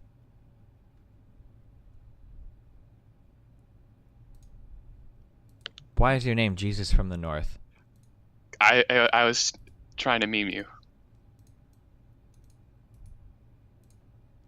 Banned. Get fucked, you fucking retard. Who's the other guy? All right. What's up? What's good? Nothing much, buddy. Go hit me up with your truth. Let's hear it. What are you talking about, truth? I'm just here to talk about facts. Okay, hold on. Let's start off on the right foot, okay? What's your name, buddy? Okay. My name is...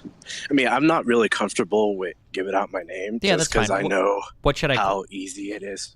What should I call you? You can just call me Jesus from the South. Okay. If that's okay. All right, I'll call you. That's like my Reddit username. Gotcha. I'll call you Jesus from the South. Okay. I love you and I care about you as a human being. I want you to know that we're starting this off with me being your friend, okay? All right. Hit me up with what you got to say. What do you want to talk about?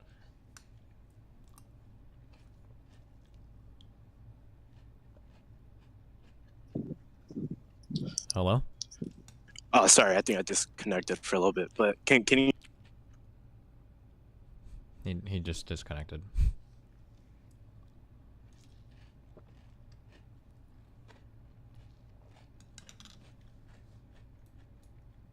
Hello? Hey, can you hear me? Yeah, I can hear you. You okay, buddy? Hello? Hey, can you hear me? Yeah, can you hear me? Yeah. Okay, can you hear me good? Am I clear? Yeah. Are you like outside or? Yeah, I'm outside because I'm actually outside the office right now. I'm on break. Okay. All right. Well, what you got? Yeah, buddy? so you see, like I actually work on like your fucking Twitch streamer faggots. I don't know what the fuck they do, but it looks like they probably just sit at home all day and jerk off to anime. What's the difference between you working in an office and me working on Twitch? Oh no, I'm not talking about you. I'm talking about your viewers. Oh, okay. Yeah.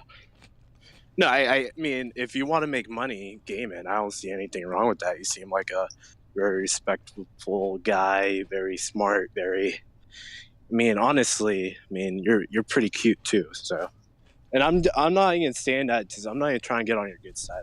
I think you're fairly attractive. But besides the point, I just want to come on here just to talk about some things. Like as a minority, as a Republican, I just thought it would be good to talk about, you know, and coming from the perspective of someone that isn't alt-right or Uncle Tom or whatever derogatory terms you want to throw out there, because, you know, there's a lot of smart, intellectual black people that are not Democrats. Gotcha. Yeah. So did you have any questions, or do you just want me to explain my position before I go? I don't know. Is there something we disagree on, or? Well, when you see a black person that voted for Trump, what's the first thing that pops into your mind? I just think they're dumb. But I think that of anybody that voted for Trump, Why do you think they're dumb? Because I think that Trump is really stupid. I think you have to be really dumb to vote for Trump. Yeah, Trump. I mean, I would agree with you that Trump is very stupid, and he probably doesn't represent the best interests of actual Republicans. I think he represents a fraction of the Republican Party that is very radicalized and very racially motivated. But that doesn't necessarily mean. I mean, if you wanted to vote for the best possible Republican policies that you could, as compared to vote for a Democrat, you would vote for a Republican, correct? Yeah, I guess, but I don't consider Republican policies very good either. So, why? Well, which ones do you want to talk about? We can start with healthcare. If I'm not sure. Yeah, sure. So, healthcare is a disaster. Was a disaster in the United States. It's still kind of a disaster. Going back to a free market system seems really stupid, which is what the Republicans want to do. I mean, I don't think there's nothing wrong with the free market. I mean, have you ever read John Adams' The Invisible Hand? I don't know what John Adams' The Invisible Hand has to do with the fact that 64% of bankruptcies were filed for medical purposes, or the fact that so many millions of people in the U.S. aren't insured. I mean, that clearly doesn't work. I don't think free market health insurance works. Have you ever thought maybe those people that are filing for bankruptcy that they probably didn't handle their money correctly? Sure. But I mean, I think that it's probably our job as a society to take care of people. To maybe that healthcare doesn't work in a free market way because a lot of people can't handle it. So you just want to take care of everyone, don't you? Just want to take care of everyone. I do. Yeah. If you're 18, you could probably take care of yourself, right? Do I need someone to wipe my ass for me? Absolutely not. Do you think that providing access to healthcare is the same level of hand-holding as wiping somebody's ass? I think to some extent, yes, because if you Wait, we tell can't me, move on from. We can't continue this conversation. We want this. Do you think that providing healthcare or access to healthcare is literally the same thing? It's comparable to It wiping is- somebody's ass. it's not the same thing, but I mean, I think it's pretty comparable. Because Why? if you tell me you're going to pay for all of my healthcare, you know what I'm gonna do tomorrow? I'm probably gonna take some unnecessary risks that I probably wouldn't have, and then if I knew that, if I broke my ankle, I would probably have to pay for the medical bill.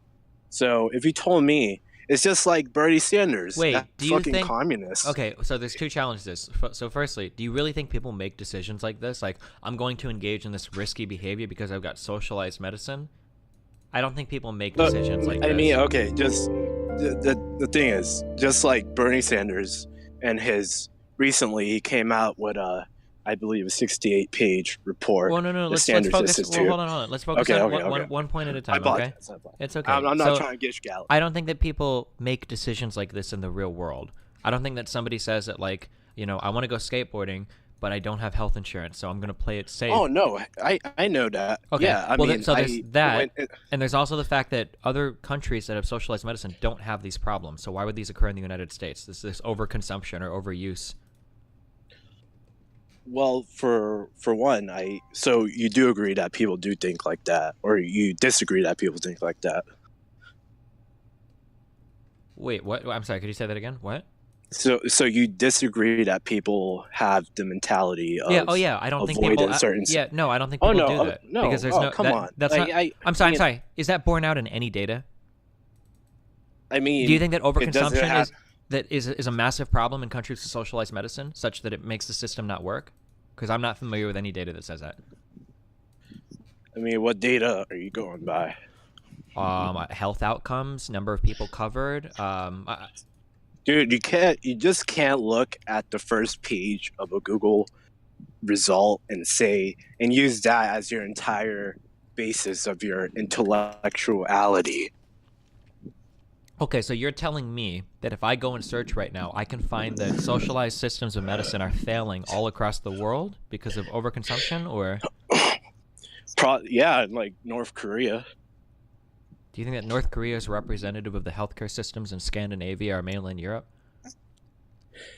I mean, if you want to go live in a place like Scandinavia, that's fine. I mean, you'll probably be A-okay in there because you're white. The main thing about those countries, everyone points to Scandinavia as this some fucking pristine place to live, and it's like it's largely homogenous. There's a bunch of white people there, so if you imported a bunch of, I'm not trying to be racist because I'm a minority myself, but if you imported a bunch of, I don't know, blacks or Muslims, like, it's gonna be a lot harder for them to pay for that socialized medicine. You said you're a black person, right? Yeah. Where are you from? Which African country? Well, my parents are from Nigeria.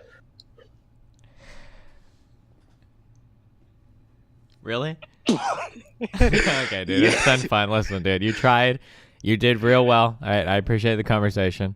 All right. Stay safe. I can't dude. keep Have fun. a straight face. Part of the issue of being an African American in the United States is that part of the reasons why we celebrate like blackness as being a culture in the United States is because black people in the United States don't have an ancestry that they can point to. Because when they were brought over as slaves, all of that was wiped away.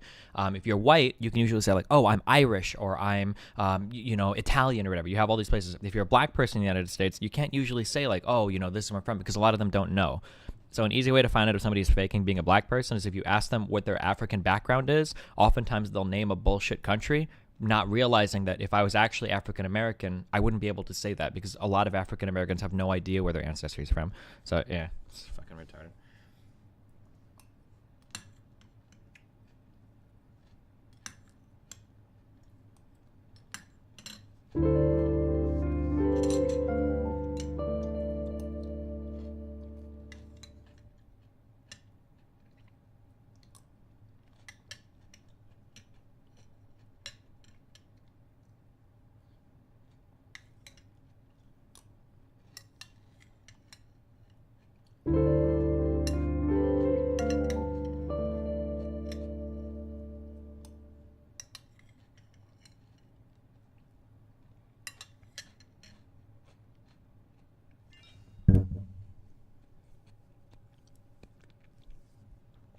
Thank you for the very enlightened chatters. Thank you for giving me this enlightened outlook in my chat. I was not aware that there are actually Nigerians in the US. Thank you, guys. You're very intelligent. I didn't know that at all. Thank you, guys.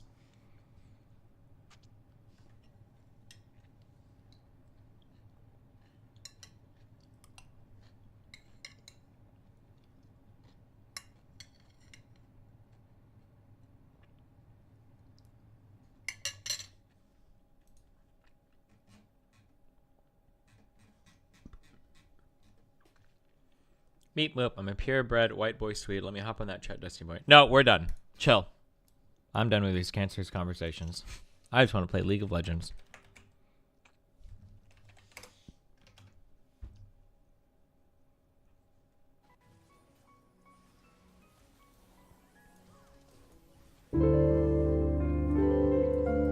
Bum. Fuck. Nice. Calculated. Da, da, da.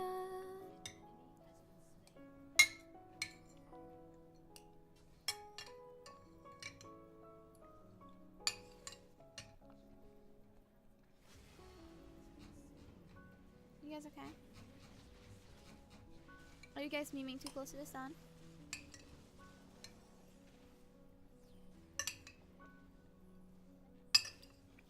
I'm back. Why are you not sleeping, Tiny?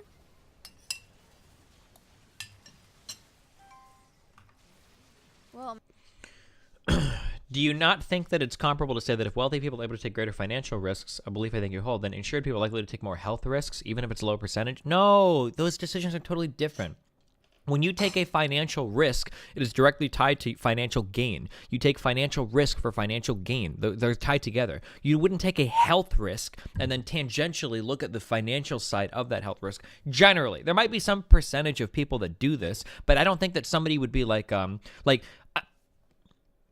no, I wholly reject this. I don't think that somebody is like in a scary position about to jump off a cliff into the water below, and they're very excited and they're like, okay, well, hold on.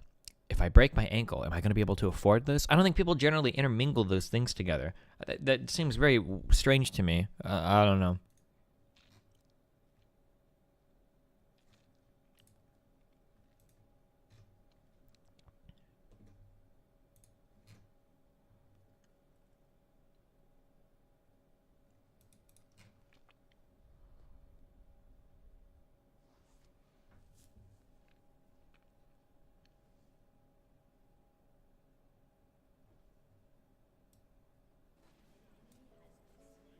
I'm 5'6" man is watching. It's okay. I'm like 5'2", almost 5'2". I'm like on the very edge of hitting 5'2".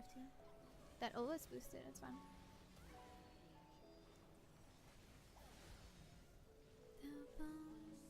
When people told me Destiny was short, I was thinking he was like about, you know, my age. So basically, like 5'2", 5'3", 5'4". But 5'6" is pretty decent. You know, it's not actually that small. I don't know why you guys were all like, oh, Destiny is so small. She think I'm 5'6". Fuck, you guys are fucking retarded. You're 5'8"? You're actually 5... Why are you guys memeing? It's even worse. Don't listen to these apes. They're not apes. They're really interesting human beings. I'm dead.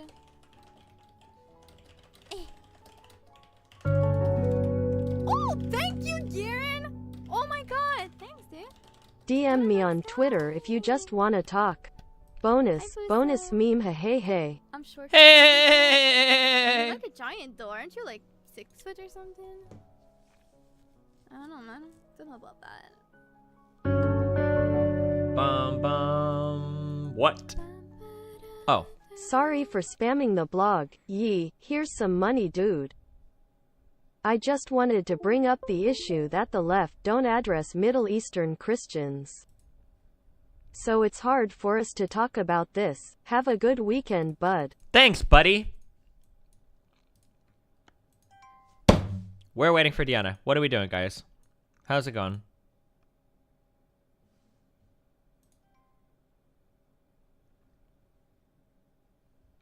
What? Who are you? What do you want? Oh, hello. I was just sending you some messages there to talk to you, and I saw that your guest was finished. You think I just let random fucking people Skype call me to chat? No, Oh, well, I mean, if you're going to have me on, may as well. Well, you did it. I don't know why, but I accepted. All right, what do you want to talk about, buddy? Okay. Basically, what I wanted to talk about was I've been discussing basically political views with extreme lefts, as well as alt-right people as well. Wait. And as well as people on the center, right? Are you the guy on Discord? Wait. No, I messaged you on Skype. Oh, somebody messaged me on Discord with a very similar message. Destiny, I've been spending a lot of time speaking to people on the right and the left. Oh, sorry. Yes, that is me. Sorry, yes. Oh. Okay, so it isn't your Discord. Okay, okay, so what? Okay. Yeah, now the thing is, I wanted to talk to you with some of these different political ideas that the right and the left have, as well as sort of like the centrist thing as well, because I saw you were talking about that. And basically what I want to do is see if you can help me understand what the hell is going on, because it seems as if the right-wingers and the left-wingers want similar things, yet they're so separate apart that it's like, it's confusing to me. Maybe you can help me understand that. Sure. What issue? Name. We'll do one issue, okay? That's what I'll give you today. What do you want to talk about? What's your one most important issue where? Okay. They both want to overthrow the government because they see the government as an oppressive force. I don't think that's true. Well, the alt-right says they want to overthrow the government. The alt-right might, but that's a very small minority of the Republican Party. I don't even know if the alt-right would be considered part of the Republican Party. Yeah, I'm not sure either. That's odd. But also the communists, they have the same idea, right? Yeah, but again, communists are a very, very, very, very, very tiny fraction of left-leaning people in the United States. It's very rare that you come up against actual communists in yeah. But isn't that basically the alt-right versus Antifa? Well, Antifa has almost no presence in the United States, and the alt-right even in the United States is very, very, very small. Are we only talking about like super radical people, or? Possibly, but I have had conversations with people who are a bit more, let's say, they're a bit more leaner, I guess, but they sort of see a lot of the same issues. Like, I don't know if it's like a horseshoe theory type thing, but it's basically like when I spend, say, a couple of days talking to people on debate communism, and then I'll have, say, a couple of days talking to people on alt-right Discord servers, I basically hear they both have the same problems, but they want to tackle it in a completely different way. Yeah, that's probably because their axiomatic foundations are very different. So, for instance, like alt-right people might want to overthrow the government because they think the government like does too much for multicultural shit, and left people might want to overthrow the government because they think the government doesn't help minorities enough, I guess. Like there's an example of like a similar issue where they both tackle it in the same way, but they want to go totally different routes with it. Yeah. I guess. No, I guess that makes sense. Yeah. I mean, have you spent much time, say, talking with alt-right people, or you've kind of been a decent amount of time, unfortunately, yeah. Yeah, one of the things is that I think one of the trying to get my thoughts out. I do struggle with speech a little bit. I think things and they don't connect to my mouth. So okay. A lot of people like yourself, one of your main gripes is that you think that everyone's dog whistling a lot. Yeah, sometimes I run into that. Yeah. Yeah. Do you think that maybe a lot of people are not? They're not.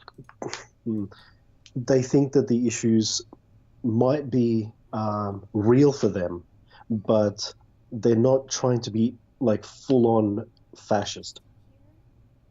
Can you elaborate more on that? What do you mean? Okay, I'll go with a story then. I've met a lot of people in the alt-right, such as Canadians, who are saying that because of the situation that the baby boomers put them in, okay, they now find themselves in a situation where, because of the bleeding heart boomers brought in so much immigration that now they can't, say, afford to buy a house. Okay.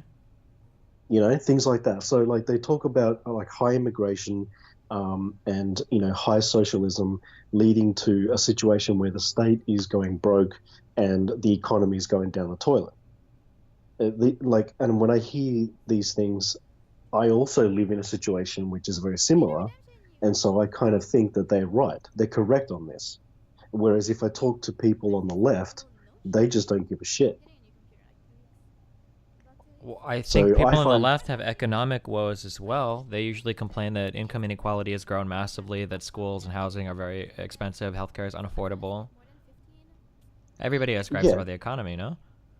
Yeah, but don't you think that maybe, see, the when the right wingers are saying this, they're talking directly to what me and so many of the people like me, they feel, and that they see this. And so a lot of people sort of go towards the right because it's speaking to our realities, where the left are busy talking about ridiculous things like, you know, gender pronouns, and we need to get more solar panels on our roofs.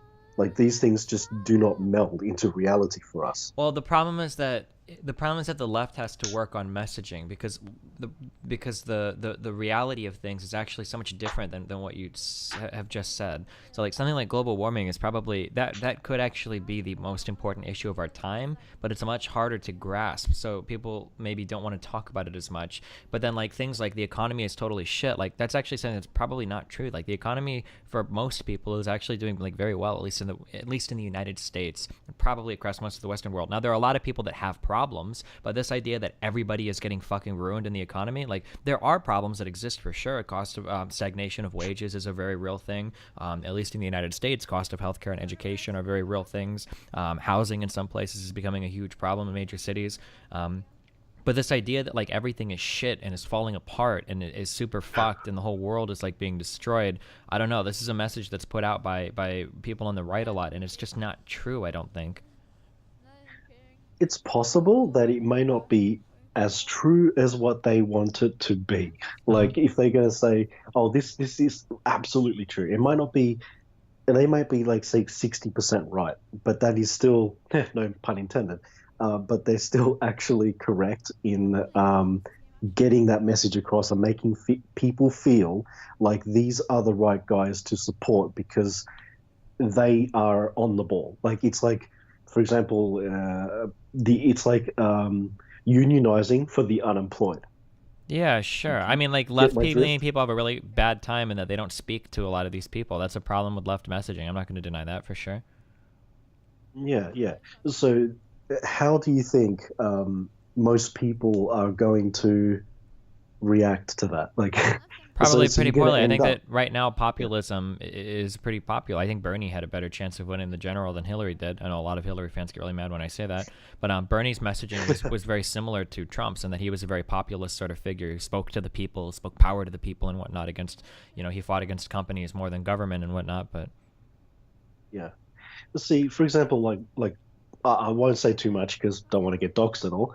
But the thing is like for me, I had a really good career going, and I find myself in the toilet, economically, because this country has basically just let all the industries die. We have 3 car factories, the 3 main ones. Wait, They're I'm sorry, all I don't want to gone. be too personal. Are you from the United States? No, I am from Australia. You're from Australia, okay. Yeah. So we've lost all the major car manufacturers to overseas construction. So like the latest one would have been Toyota, I think, or it was either Toyota or Ford. But they leave here, right? They close down, they fire all the staff, and they go build the factory overseas, and they're going to import cars here. Like, why would the government even allow that? Like, the government should just be like, no. Yeah, so the problem you is can that close your factory, do what you want, but we're not going to let you import the damn cars. The problem is that you only see things from one side, and it's hard to look at the world as it would be if that hadn't had happened. So let me give you an example of this, okay? So a car company, a manufacturer, shuts down plants in Australia, and then they export that part of their supply chain to China for manufacturing. Let's say, I don't know where Toyota manufactures its cars, but when they do this, your perception is that jobs are lost from Australia, and that's it. That you just get fucked. Like, that's all that happens. But in reality, that's how the workers will feel. Yeah. Well, that is, and that's a problem, and that should definitely be addressed. However, there could be an alternate reality where that supply chain is never exported, where you continue to manufacture cars in your country, where the cars are unaffordable because they're too expensive to manufacture in your country, where people don't purchase the cars. Dealerships, I don't know if you've got car dealerships in Australia, I imagine you do, where people go to buy cars. Yeah, they're not sold direct from the manufacturer. Where those dealerships go out of business because not as many people can afford the cars, and then people complain because there are cars that they can't afford. There are people losing jobs because dealerships go out of business, and then the manufacturer ultimately has to scale down operations. Like, this is something that could happen if the manufacturing doesn't happen in China, but you never see that impact, right? Well, I'll hand you that because, for example, there were aerial photos taken by drones, like people just having a laugh at the fact that Holden's yard behind their factory was just was just full of cars, like thousands of cars that weren't even at the dealerships yet because the dealerships weren't selling the cars because people couldn't afford them. Yeah. Yeah, that happened. Yeah, Absolutely. so that's like a thing that, oftentimes, and this is, again, you can blame the left on this a little bit because the messaging is really bad. Oftentimes when you talk about exporting jobs, people just see that. That's all they see, and it's a negative thing, and that's it. But what they don't perceive is the fact that they're getting goods for cheaper prices, that complementary jobs are being opened. So, for instance, the more people that drive cars, the more people that can work at car dealerships, the more people that can work at places that change your oil, the more car-related stores that can open up, the more you can sell products to people, right? All these other kind of complementary services and businesses are able to thrive because more people can afford a product that they wouldn't have been able to afford if it would have been manufactured in your country. But that stuff is really hard to see. You can't, like, this is why I'm saying it's so much more complicated to make the pro argument, because it's very easy in the United States, for instance. I don't know if you're familiar with places like Detroit. A little. Basically, we have cities that were these behemoth cities of car manufacturing. It's easy to look at those cities and be like, well, look, they're fucked. We should have never exported these things. They're totally fucked. But it's a lot harder to see all of the kind of invisible pros that exist as a result of exporting those jobs to another country, and to see all the other jobs that open up, as a result of that. It's really hard to see that. Okay, I can see that point. Here's the thing, right? If a country was to keep its circles, okay, I'll try to get this out in words, and maybe you will understand it, and then you can like paraphrase it for your audience because this is going to be confusing. I think if a country was to keep its primary economic cycle within its own borders, and then that means that the wages and the products and everything, the prices would be aligned to the GDP or whatever, how that works. Would it then not be that people would be able to afford things, manufacturing would survive, jobs would be there? I guess it's like a nationalism type argument. And so it doesn't import export. Yeah, I understand what you're saying, but it doesn't seem like it works that way. Manufacturing in China is just really fucking good. It's just something that they're really good at. If they're really, really, really good at that, it just makes more sense to have them do it than to try to do it on your own. Like, you can move your people into different types of jobs, and you can move your people into things that they're better at. So in the United States, we do service-related stuff and tech-related stuff really well. Why would we want our workforce to be invested so much into manufacturing when another country can do that so much better, make the products cheaper for everybody else here, and then allow our workers to specialize in the things that they're better at? I understand. Isn't that an assumption? Is that an assumption? Well, no, that's the empirical reality. And I've seen there are examples of people that try to what was it, Venezuela? Who tried? Somebody tried to make their. It might have even been Australia. It wasn't Australia. Somebody tried to make their own BlackBerry. Where? Oh yeah, I think so. Yeah. Was it Australia? Was it? I think so. Yes, it flopped. I think it flopped. Yeah. Well, yeah, it did. I don't think it might. I don't remember if it was Australia or not, but I think it was, or an example like it. It might have been. I think it was Argentina. I think it was Argentina. Okay. But basically, what they did was Argentina said, we're not going to get something from another country, we're going to make it ourselves. And they did it. They set up their own factories. They had their own workers, and they did all of it. And at the end of the day, they made their own BlackBerry, and it was awesome, and they were very proud of it, and it was cool. And 2 years later, everything shut down because nobody could afford it. It was just too expensive. They couldn't do it. So it seems like empirically, and I hate to sound like a big globalist or whatever, but like globalism and the principles of economics, I mean, like, these are just all like very basic economic principles that seem to have a lot of empirical data and theoretical data that back up the way they work, right? Things like what I'm describing right now is something called comparative advantage, that sometimes different sectors can specialize in things better. You let them do it instead of trying to do everything, and that things tend to work better that way, kind of like an assembly chain. Well, I know a lot of your points of view because I've been listening to you since the Factorio days that you were playing that while talking to people. Oh, and sure. by the way, I bought that game because of you. I saw you playing it and I thought, oh, that's damn nice. Okay. Yeah, it's a cool game. But anyway, back onto the topics. So, okay, the thing is that my problem with it is that the globalism and stuff, right? Mm-hmm. We're at a point right now, and I don't know if it's going to get worse or if it'll eventually get better and things will be fixed, right?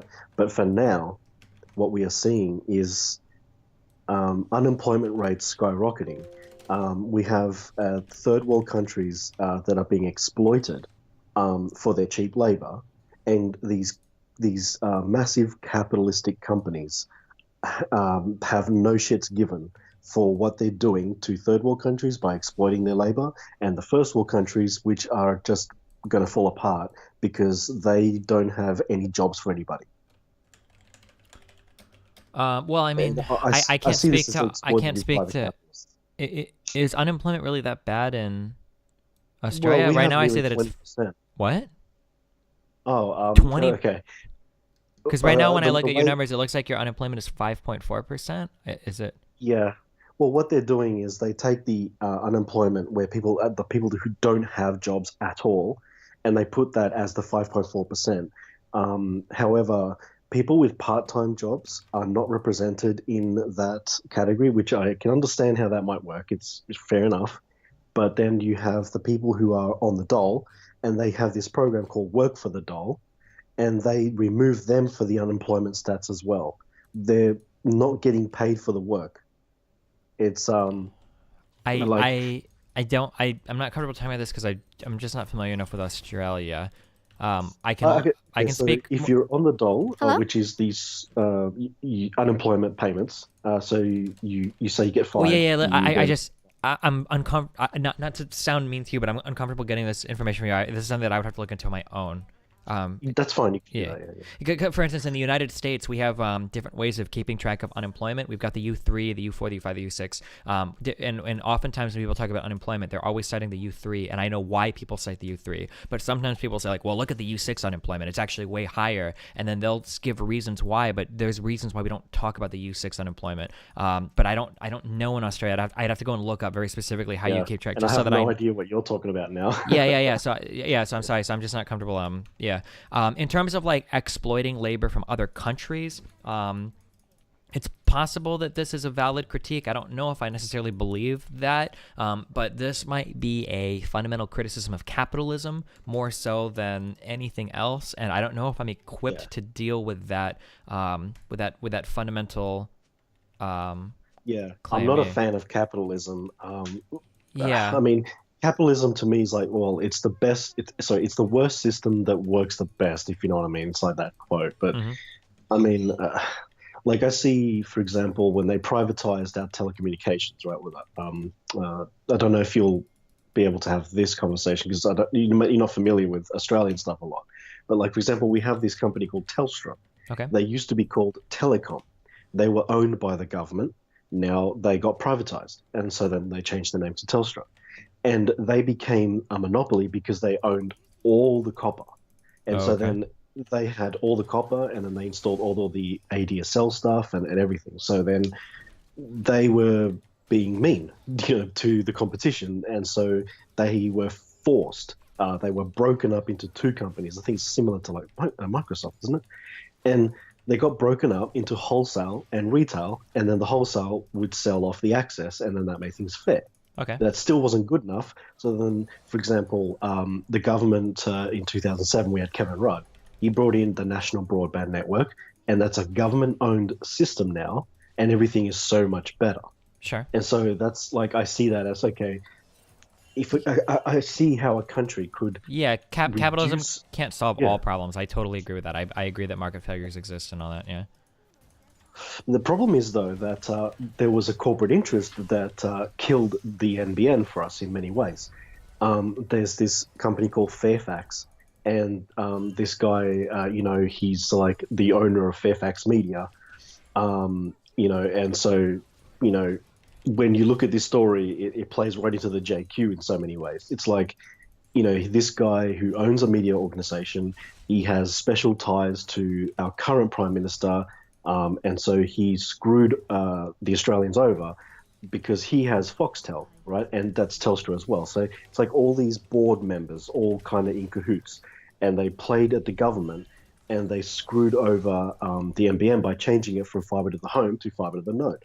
Okay, and that means that now we have VDSL instead of fiber to the home. Oh, gotcha. And our internet is really shitty. And so I've heard. I know that about Australian internet. Yeah. Yeah, and so these kinds of things happen, and I don't imagine it's just Australia. I mean, I know that in America where you're at, there's plenty of that kind of shitty stuff going on. I think you call it like what is it? Net neutrality, maybe. No, yeah, but it's like when you have those capitalist crony capitalism, is that crony capitalism? Yeah. Yeah, is that the word for this? Maybe, yeah. Well, some leftists would argue that all capitalism is crony capitalism, or all crony capitalism is just capitalism. So yeah, but yeah, no, I know what you mean. Yeah, the kind of collusion, bad behavior, and all that. Yeah. Yeah, and so like you can just take this and go, well, I mean, if you put all of these different things together, it puts it in my head that when the right is telling me that a fascist state would work a lot better because the government can, as long as the government isn't corrupted. But like if it's small government, controlled properly, has good voting and good input from the public, that you can end up with a system. I mean, I don't know if this is communism or fascism at this point because I've spent 2 weeks just talking to both sides and it's just like, getting muddled up. But basically, like, I would see that if you were to have small government and good controls and the government is making sure that capitalist systems, these things won't happen. Yeah. And that you can keep your factories inside and everything, and you can have good employment. And see, a country has to be self-sufficient. This is another belief I have, right? Oh, I don't know if I agree with that anymore. I don't think you can be self-sufficient. You'll fall behind the rest of the world so much. If everybody else is taking advantage of the power of all the other countries and you want to try to be self-sufficient, you'll always fall behind everybody else, no? Is that like, for example, North Korea, how they've fallen behind? Well, no, I mean, North Korea has a whole host of problems that are probably more relevant than just being self-sufficient. Yeah. But like China is self-sufficient, right? Isn't China like pretty much self-sufficient? China is very much like a lot of services and whatnot from China come from the United States and whatnot. No, like they manufacture things, but a lot of the high-level companies are created in the United States. Apple, Intel, like they wouldn't have processors to make of these companies. Would they need that? But would they really need that? Like, if they were cut off and they could no longer have access to Intel and all that, like, why wouldn't it be possible for them to go, well, I mean, we have incredibly smart people and we have universities and they'll just build their own stuff. They do it all the time. I mean, they can manufacture stuff, but I mean, it would be worse than what we have now, or how they exist now.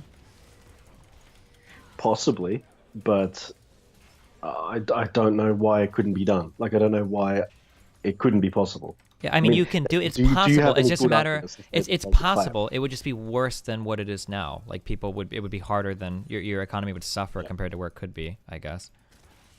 Yeah. Well, I suppose we reached the end of that. But I mean, if you have time with me, would you have a discussion with me about the UBI and sort of the issues around that I see with that and what you think of it? We can talk about it at some other point if you want. I have to play a game with a friend. I have a little bit of time to play before I got to pick up my kids. So, but maybe in another point if you want to. Sure. Okay. Yeah. Well, just let me know on Skype. Yeah. Sure thing. All right. I love you, buddy. Be careful. Thanks for having me on. See you later. See you later.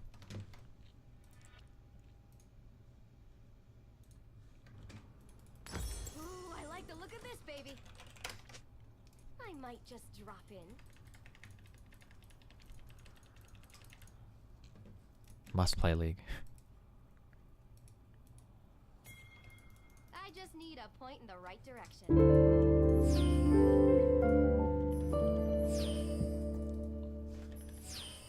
Wow, we 9 months, that's crazy. Steven, this is your intervention. Stop giving yourself cancer. Stop playing League. Stop talking to retards. I love you, Steven. I care about you and your health. This isn't good for you. Less than 3 bonus meme. I am Mr. Mutin. Look at me. I remember those memes.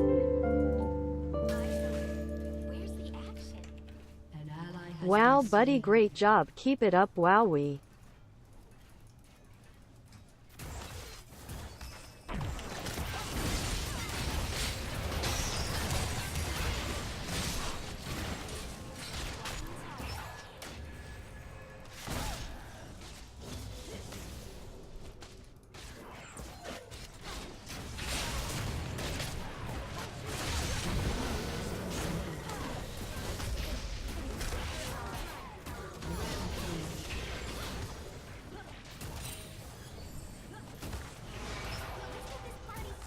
Can you guys go spam her chat until she unmutes her Discord? Can you guys all spam her chat?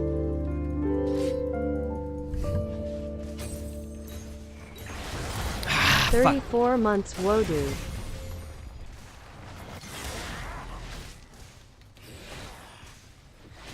This is a good meme. Dude, water is so inefficient.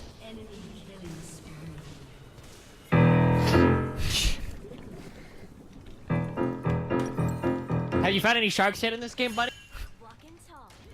That was a good meme.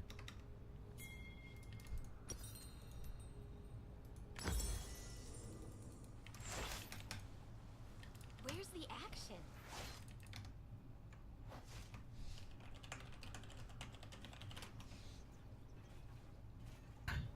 Hello? Deanna! Hi. You done debating your memers? Are you done walking into lane and not paying attention? The hell you mean? I got you like a double kill or some shit. Okay. Okay. Alright.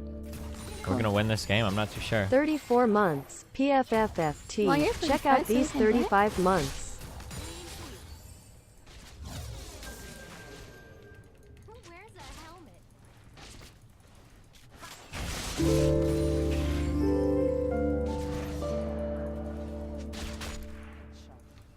Do you have Jen summoners? Yi Jen Yi Jen Yi Do Jen what? Yi Jen Yi Jen Do you have Yi heal or Jen flash? Yi Yeah, I Jen got Yi everything. I Jen saved Yi it all. Jen Yi Okay. Jen Yi Nice.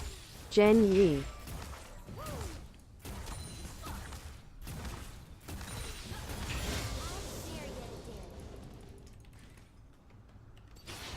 Alright, you can go on anybody and I think we can kill him, okay? Okay. I'll just sword first though, cause you know.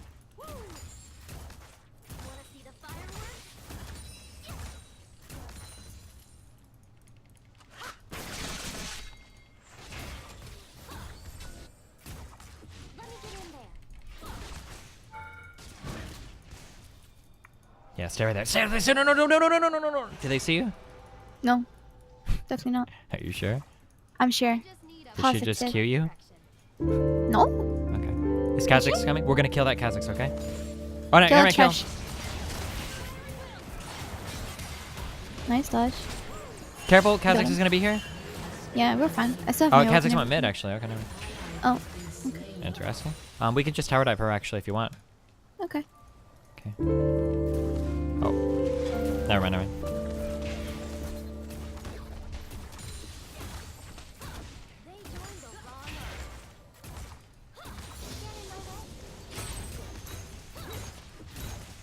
Is this your turret? You want it? Yeah. Okay. Can I solo go there? Yes. Thank you, Diana. Of course. Do you want to get mid? Let's get Ocean Drake and then we can go mid, okay? Okay. Are you sure? I'm sure we can kill this guy. Yeah, And you I want got my Ocean? ult and I got ignite actually. What does he do now? I don't know. A lot of memes. Okay. But Ooh, Kha'Zix is lurking around down here. well, we should be okay. Okay, I think he's going up. I'm going this way, I'm going this way. I'm chasing. I'm chasing. Everyone down. I'm chasing, dude. Drive Let's go. by. Let's chase. Still chasing. Oh no, that's snares. Okay, what a waste of my flash. Nice. Oh, that was so good. Stopwatch, boys. Okay, we can get this. They're probably taking Ocean Drake, but let's not go. Yeah, it's not bad.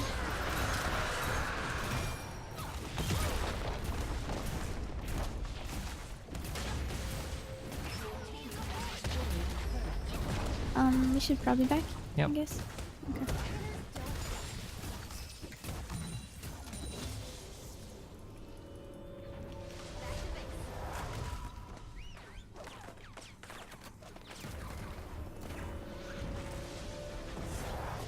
European Parliament approves a proposal to end biannual clock change. Interesting. Do you think they should get rid of like daylight savings time? No. Why not? I don't know. Then why would you say no? I don't know. I'm just talking. Okay. Okay. Does it really matter? Well, it's an additional complicated, confusing thing, right? Yeah.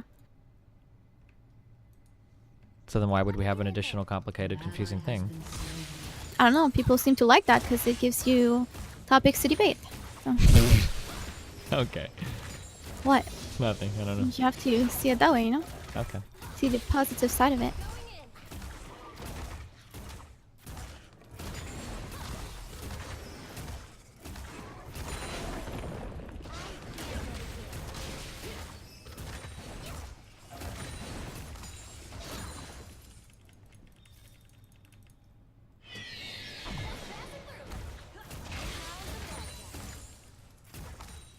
We can push one more wave. Okay.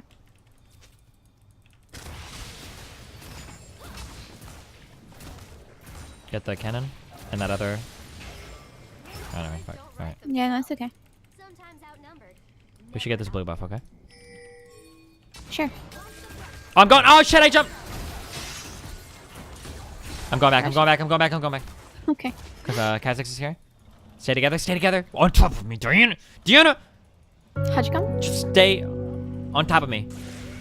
Okay. If you were circumcised, I would drink your swimmers. P.S. Congrats on being. I'm going in on that Kha'Zix. All right.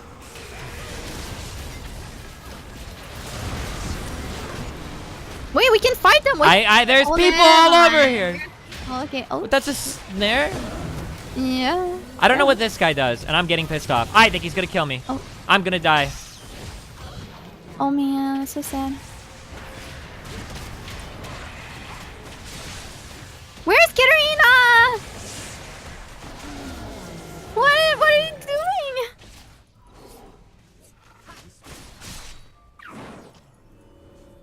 Come on. Did she back in my face? I think so. Did she really back in my face? Are you serious? Hello? Okay, it's okay. It's okay. Chill. Half a year, wowee. They didn't change Katarina, did they? No? Okay. Yeah, I'm not sure. That should have been a triple She kill got for like her. a- I'm almost positive that was like a super easy triple kill for her, but okay. Yeah, she just backed in my face when she could have gotten like at least a double turbo kick or something like that, and she just like, oh, it's okay, happens, right? It's not okay, Diana. It is okay.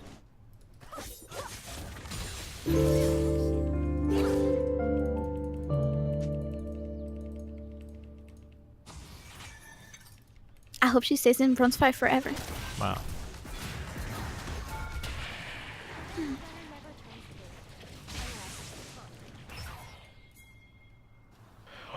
Oh my god, Greek! Oh my lord. I'm watching your stream right now. I just want you to know. I'm going in. I don't know what he does, but I'm going in on him. Well, that works. Nice. I actually watch your streams every fucking day, just so I don't feel lonely. I know. Dude, I love you. Oh fuck, dude. Oh shit. You okay, dude? Fuck. Oh. No, it's just like, oh fuck, I feel like a bitch, but No, it's okay, man. Relax. That's Fuck. what we're here for. It's the fucking boys. Praise the Lord, but Is she watching me again? Is this real? I'm freaking flashed the ult. You're trolling me, right? There's no way you can be that stupid.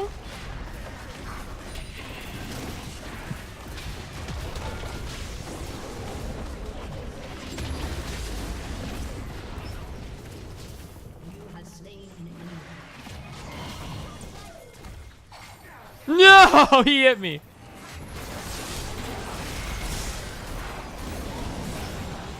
Whoa. Okay.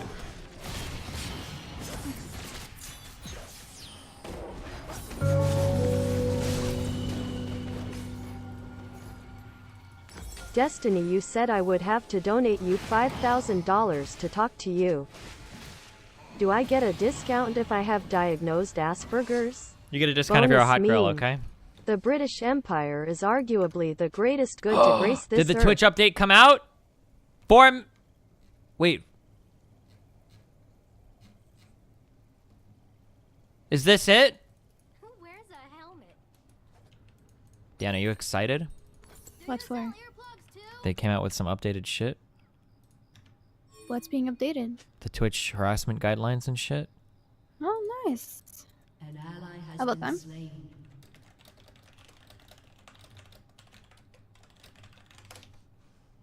You don't hurt him if you don't hit him. Don't spoil. No spoilers, please. I'm not down there at all with you guys. Sorry, I was dead. Orders are more like guidelines.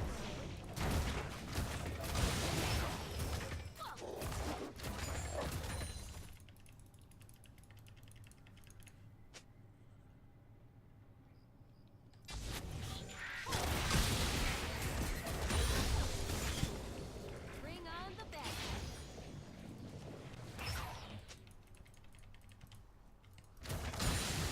Do you think I can just jump on this dude and be a god? Sure. You really think so? Yeah. Let's get this party started.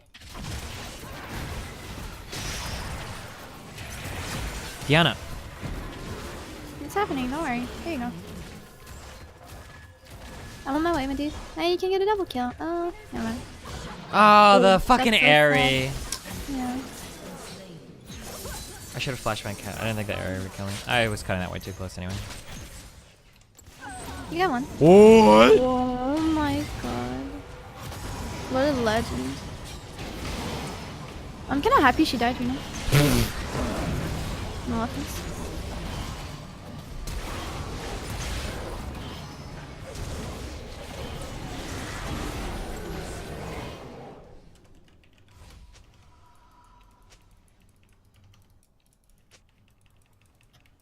I killed 2 people. Are you proud of me?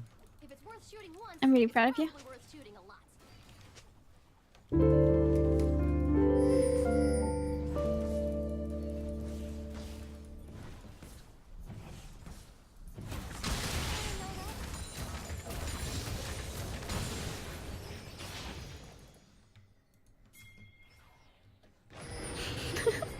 This is yours, so salty. Oh.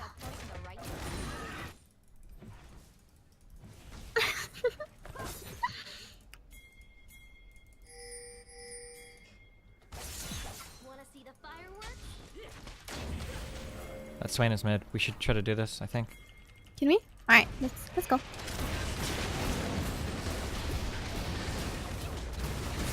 wouldn't be the most retarded thing that happened. Can you ward over that wall? One more fresh ward so I can. can ult away the Kazakhs. Okay.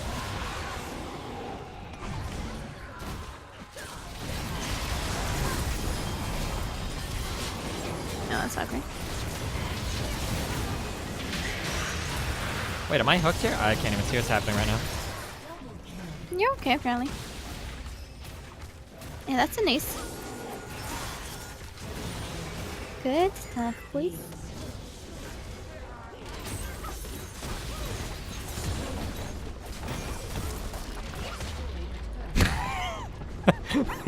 These guys got dumpstered pretty hard. Yeah, they did.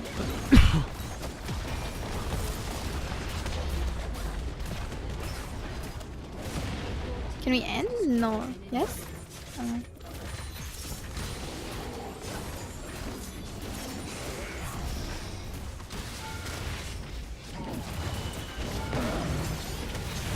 Holy shit, that Malphite ult. Damn, boys. That was pretty good. Okay. Nice. That poor man, oh my god. That was a really good ult. Oh my god. The yikers. Yeah, you should on your Malphite.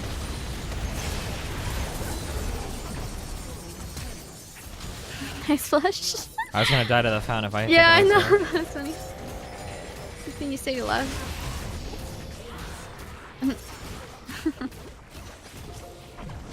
No, kill it! Oh my god. You're ruining your KDA. My bad.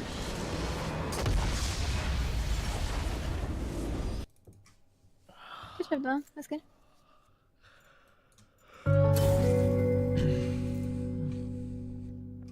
Okay, play one game and then I'll be back. I need to read this new identify Twitch as shit, a okay? woman, does that Alright, count? have fun. Okay, be careful. I can push my chest together to make it look like a pair of ha-has for good measure. All hail Britannia. All hail Britannia. All hail Britannia.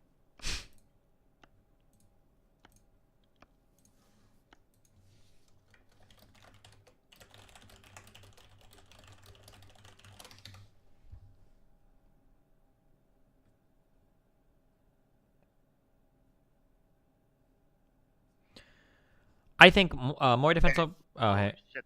Sorry, hold on real quick. I think a more defensible approach to this argument is that the amount of wasteful spending in free market healthcare would eclipse the increased spending on riskier people in the socialized system. Yeah, sure. Maybe, probably. That seems to be true, I guess.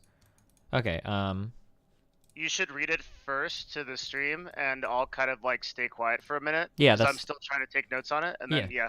That's what I'm doing now. New enhancements to our community guidelines. To our Twitch community. Wait, hold on. Let me change my...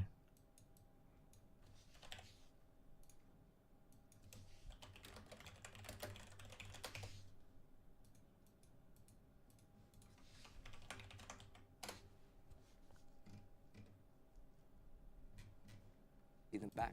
Fun fact, when we went to pick these up, someone walked in with these. Yeah. How do I go to, like, the Twitch directory again? Fast and bulbous.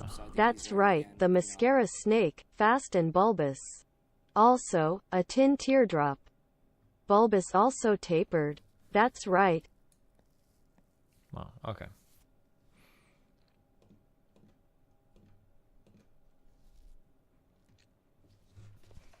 To our Twitch community, today we're sharing an update to our community guidelines. This is just the first of many improvements coming to the policies, moderation processes, and safety features on Twitch.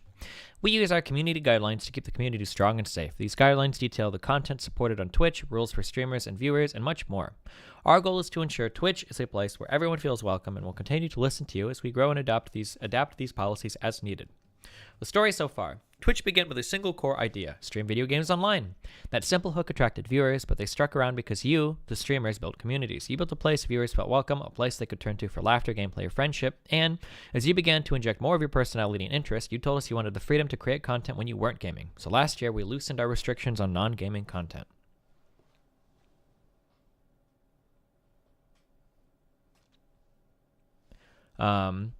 This let you bring as much of your life to Twitch as you wanted. It let you broaden your community to build new communities in areas like board gaming, talk shows, creative, music, fitness, and IRL, just to name a few. By sharing yourself on Twitch, you let Twitch become part of your life, and we're grateful for that privilege. Over the past several months, you've told us certain sections of our community guidelines were not clear enough, or in some cases, not strong enough to govern this ever-changing landscape. And we were too slow to act. To begin addressing this, we're rolling out a series of updates to the policies, moderation processes, and products that guide interpersonal interaction on Twitch. Today's update focuses on our anti-harassment and sexual content policies. Our goal is to increase clarity, strength, and consistency across our entire moderation framework, as well as the frequency and level of detail of our moderation communications. You helped us build Twitch, you are Twitch, it's our job to make you proud of the Twitch community. anti-harassment, and hateful conduct policies. We want everyone to not only feel welcome at Twitch, but to be proud to be part of the community. To that end, we are strengthening our stance on harassment and hate. First, conduct we deem to be hateful will result in an immediate, indefinite suspension. Hate simply has no place in the Twitch community. Additionally, we will now consider verifiable hateful or harassing conduct that takes place off Twitch when making moderation decisions for actions that occur on Twitch. If you use other services to direct hate or harassment towards someone on Twitch, we will consider it a violation of Twitch's policies. We are also updating our moderation framework to pay close attention to the context and intent in addition to the words or actions used. Please remember, even if you're just joking with your friends, you're still choosing to stream on a service that reaches a large audience. Some of this is kind of confusing. Sexual content. Twitch is an open global community with users of many ages and cultures. Because of this, it's important that your content is not sexual in nature. Oof. We're updating our moderation framework to review your conduct in its entirety when evaluating it if it's intent to be sexually suggestive. We'll be looking at contextual elements, such as the stream title, camera angles, emotes, panels, attire, overlay, and chat moderation. Offering access to prohibited sexual content, such as lewds on Twitch, remains prohibited. Attire and gaming streams, most at-home streams, and all profile/channel imagery should be appropriate for a public street, mall, or restaurant. As a reminder, we will not tolerate using this policy as a basis to harass streamers on or off Twitch, regardless of whether you think they're breaking this rule. The transition period. The full changes are available in the revised community guidelines. You can read some examples and learn even more about how these changes may affect you and our corresponding help articles on anti-harassment and sexual content. These new rules are going to effect on Monday, February 19th. 9 a.m. Pacific time. Until then, we'll continue to operate under the former community guidelines. You must remove clips and VODs that violate the new guidelines before they go into effect. During the transition period, we'll be reaching out to some streamers whose current and past content may violate these new guidelines to help you be successful on Twitch. Our goal is to ensure everyone understands and adheres to the updated community guidelines so you can keep creating content for your communities. Guiding the community is an enormous responsibility and one we take to heart. Today's blah, blah, blah. In the coming months, we'll also be revisiting our enforcement policies for both partners and non-partners, our appeals process, IRL guidelines, preventing user harassment. You can also contact every day, tens of thousands of our streamers press the go live button. Interesting.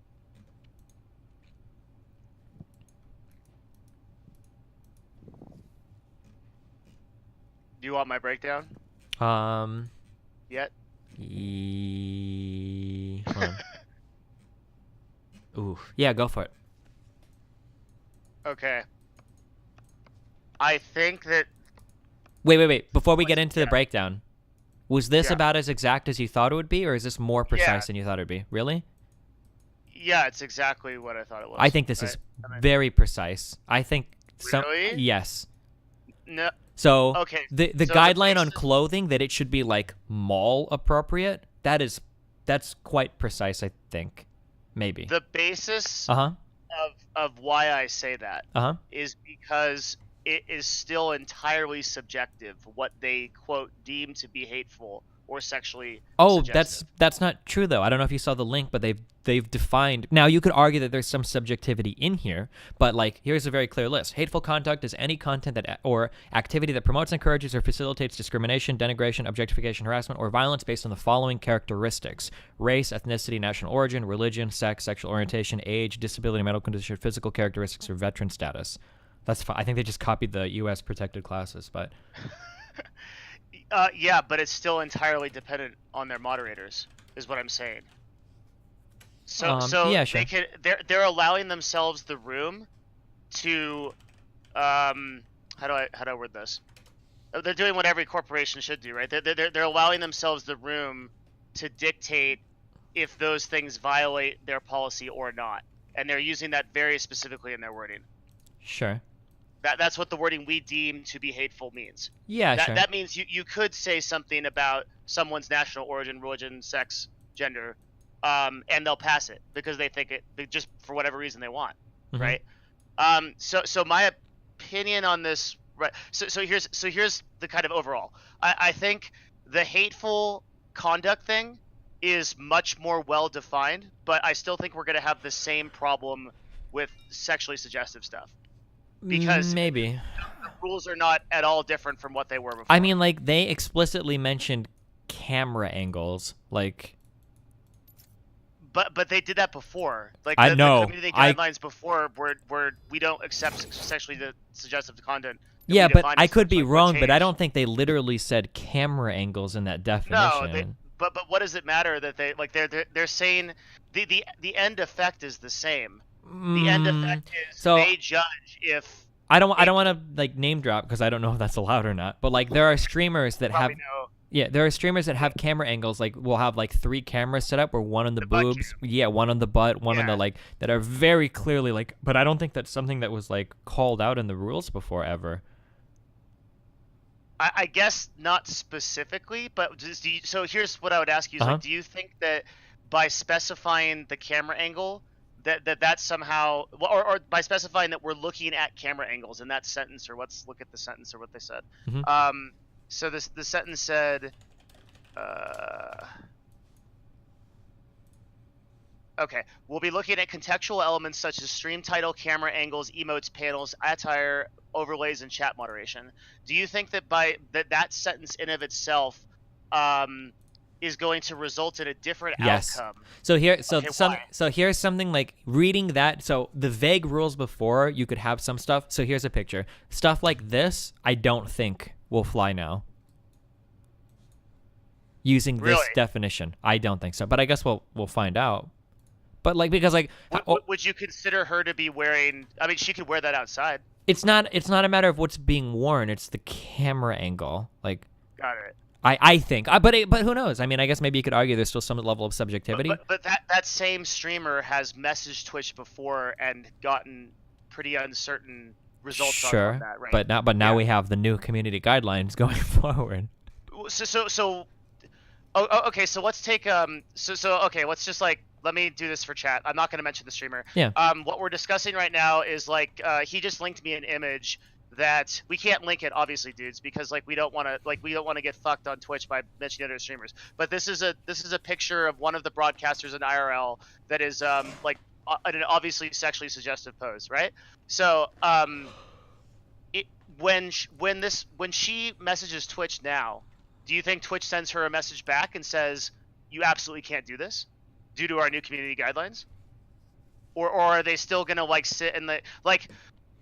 What I'm trying to think about is like what has changed in the culture of Twitch that the admins and mods are going to act differently than they have before. Well, the idea is that the new community guidelines push them towards acting in a different way, but it's possible that nothing changes. I guess this is all kind of. I don't see like so. They can post this stuff and they can and like I guess the only hope that they really have would be if the interpretation by the streamers is such that they don't do it anymore. But unless it actually has active moderation. It has to be enforced. Yeah. You're right. Yeah. Right. So that requires a cultural change at a corporate level, which is what I have real concerns about because I think Twitch is. It's very difficult in Twitch's ecosystem right now to do that, particularly with like the influx of like Amazon people and like just it's just a very different culture there. This is like a really different discussion, but yeah. The scariest thing for me, I think I know it.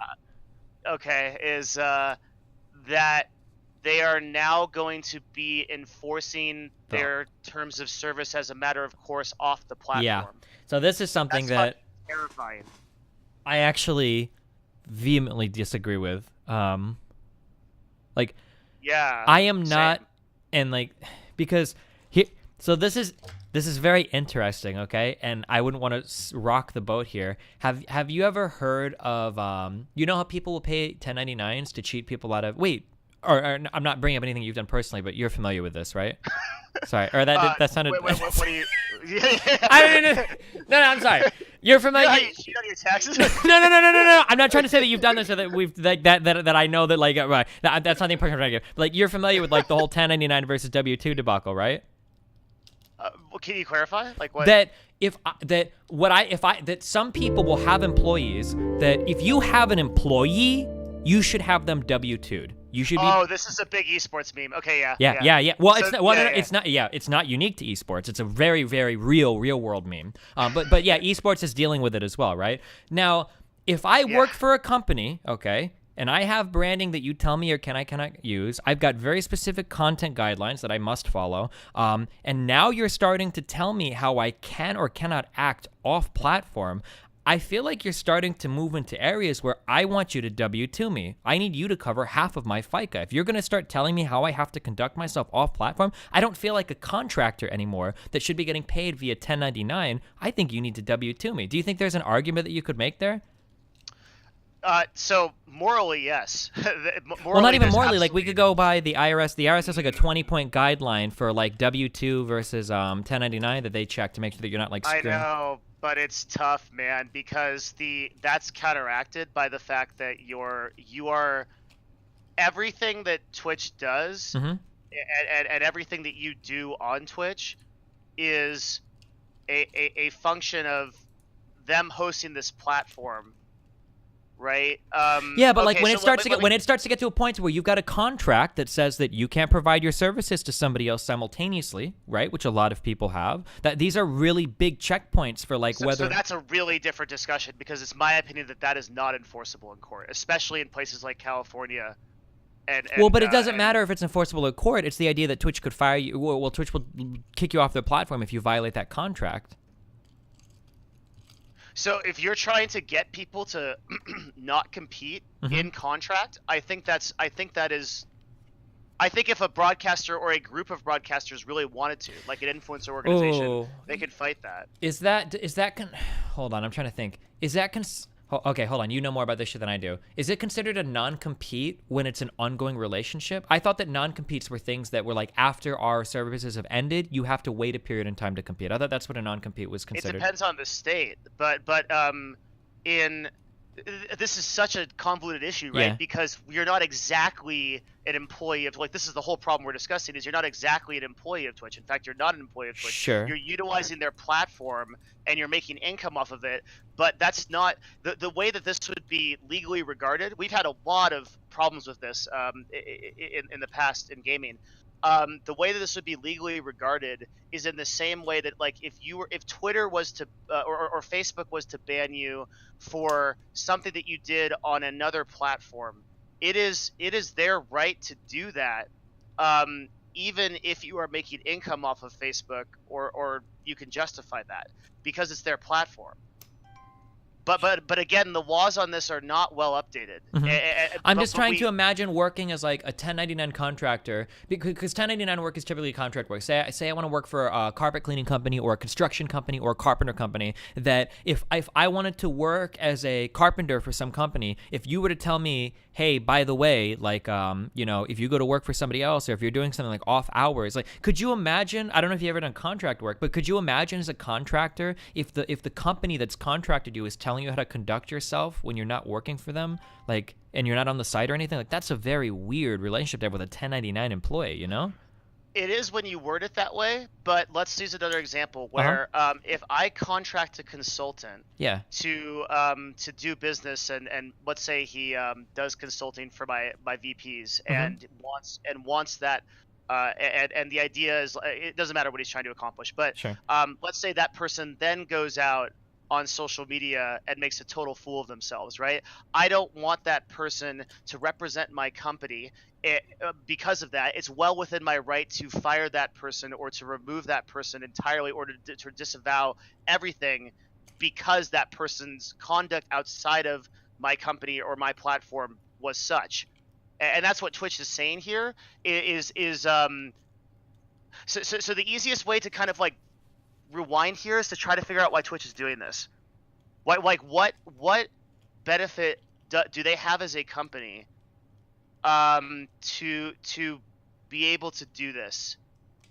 And my thinking is, if I'm thinking like a C or VP level person, I'm thinking that I want to maximize my enforceability and my control over my broadcasters, so that if I have a situation where I'm getting pressure from sponsors, or I'm getting pressure economically somehow, that because a broadcaster is doing a ton of crazy shit, but then deliberately making their Twitch PC, because it's like the main source of their income or whatever, I would want the ability to remove that person from my platform to be able to appease those sponsors. That is my thinking as to why they're doing Yeah, this. I agree. That's just really fucking cancerous. Holy shit. I really don't like that.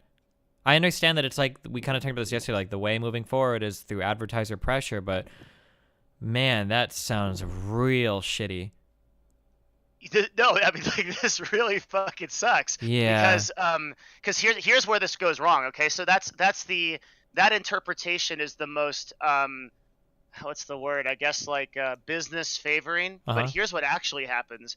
What actually happens is that a moderator or an admin uses that justification to see a message that you posted on Facebook that's about some that they deem as racial, right? And then gives you an indefinite fucking ban. Indefinite ban on your first warning because of that, right? So we're looking at a situation where it's not going to be the VPs of Twitch that are, this is what really worries me. It's not the VPs of Twitch that are enforcing this. It's not the high level guys that came up with this. It's the fucking moderators that are volunteers, right? Sure. that are going to be judging broadcasters. And if you get an indefinite ban, or here's how does that get here's like a thing. Did you see I think some editor of a BBC did a small article about booby streamers on Twitch that I was tapped for commentary for. Did you ever hear about this? On the BBC, yeah, I did read that. I read that article. Yeah. So like, Yeah. is that, could I get banned for doing that now? Because I'm pretty sure I name drop in that article. So does this mean that like, if let's say that I have a grievance with a certain streamer on Twitch, I don't know if I can say that on Twitch anymore because that might be bannable. You can't say it on the Twitch subreddit. So does this mean that if I post about this on my Reddit, or if I give an interview with another company where I air a grievance with somebody, is this harassment now? Yes, it does mean that. Yeah. That's exactly so what like it if I means. give a comment like that in that article released in, past February 19th, that would be considered like targeted harassment of another streamer off platform. Like this, that's really weird to me. Like I can never have would, these but you'd be- conversations anymore. You would be grandfathered in this case, right? So there's no way that would actually. Well, no, yeah, ban that. you. But I'm saying like going forward, like if there is a problem that I have with the type of content of a certain streamer, I can't talk about this anymore. And I can't talk about it on Twitch. I can't talk about this anywhere. I can't talk about it on Twitter. Well, obviously, I can't talk about it on Facebook. I can't talk about it on YouTube. I can't bring it up anywhere anymore because now off-platform stuff is. Only paid staff can ban accounts. That is incorrect. That's factually incorrect. There are many volunteers that I personally know who regularly enforce and ban streamers, including large streamers. If it's a large enough streamer, it has to be reviewed by a paid staff member, but volunteers can ban accounts and often do. To your point, yeah, that's what it means. I mean, that's literally what it means. I think it's and not so. Here's the real thing, though, right? Mhm. Not only do I think that's the case, but I also think that it's going to be enforced that way.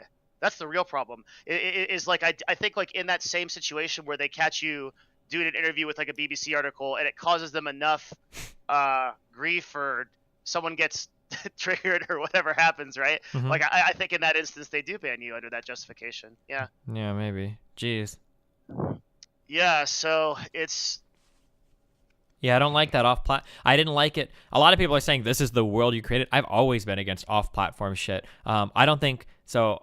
I could be wrong, and maybe people lied about this, but I think when Gross Score caught his 6 or 12-month ban, the 2 warnings leading up to that were for off-platform harassment because he was tweeting.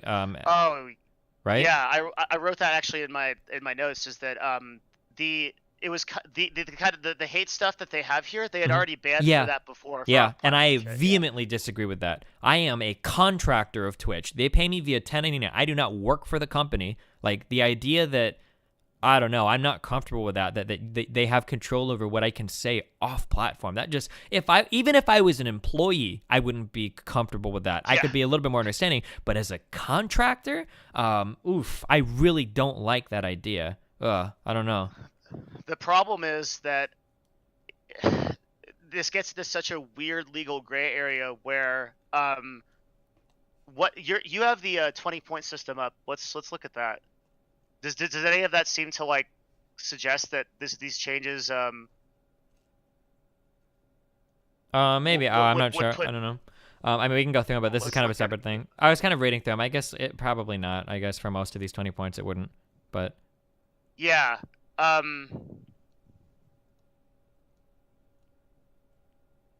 I'm reading it. I'm reading on your so screen, the first yeah. one would be, must the individual take instructions from your management staff regarding when, where, and how work is to be done? I mean, where and how is definitely specified. Yes. Where it has to take place on Twitch TV. They don't tell you where.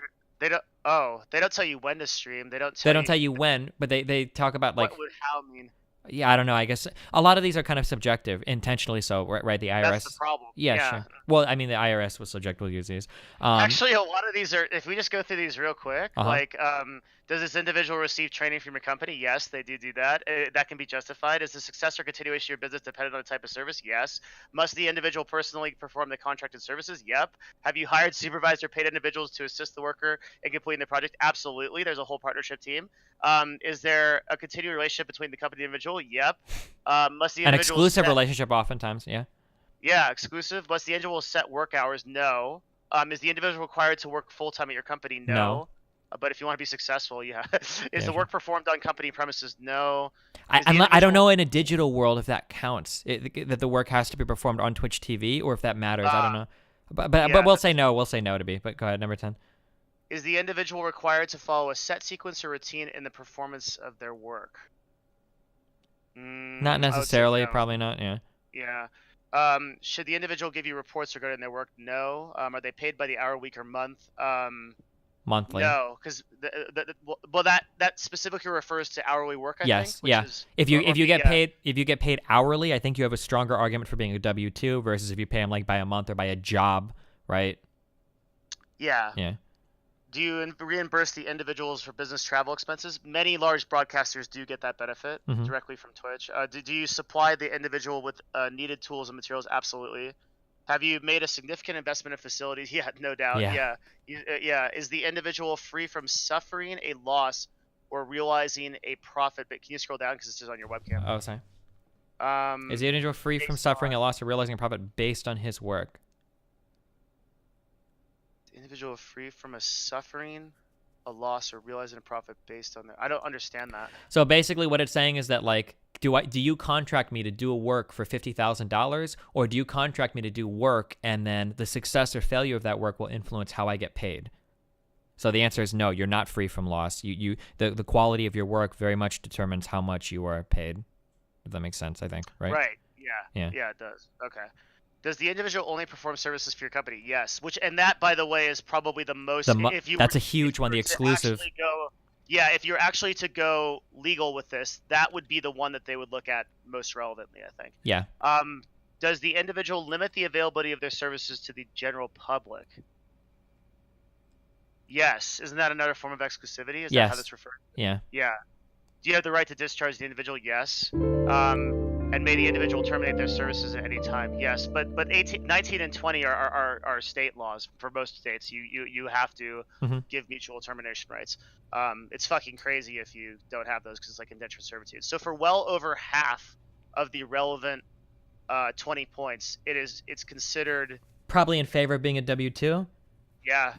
Yeah, I think the thing that hurts the most is the exclusivity. That's a pretty big one, I think. Yeah, and that is something. Okay, so that's a big issue because financially, it is extremely advantageous to Twitch to have that in place, Of and course. extremely disadvantageous to every The streamer. broadcaster, yeah. And more importantly, well, I'd say more importantly, it makes this sound like they're on a higher. Well, fuck it, they are on a higher tier. Organizations and influencer groups that have the largest broadcasters, right? So yeah, you lose all your leverage. You lose all your leverage, but you also lose actual objective revenue. I Yeah. mean, you like a massive amount. Not just, but I'm not even talking about revenue from the extra donations and shit you would get. I'm talking about the media deals, Mhm. right? Like the amount that Facebook or YouTube would pay you to actually just exist on that platform is massive. Yeah. So allegedly, so it has been my opinion that has always been something that if I feel like it would take someone like, are you familiar with Loaded GG? Yeah, I know Loda. Through Richard Yeah. Lewis, yeah. Loaded is like the guys that manage like every big broadcast. Wait. No, I'm sorry. I thought you were saying Loda. My bad. You're No. You're talking about the big. Loaded. Okay, gotcha. Yeah, they're the biggest influencer agency on Twitch yet. Like nobody knows who they are, Yeah. right? I think if they have Lyric, they have Pretty Summit. much every like massive streamer I think is like under. Yeah. If they were to do a like, I think if they were to bring a lawsuit to Twitch under these terms, I'm pretty sure Twitch would lose. Mm-hmm.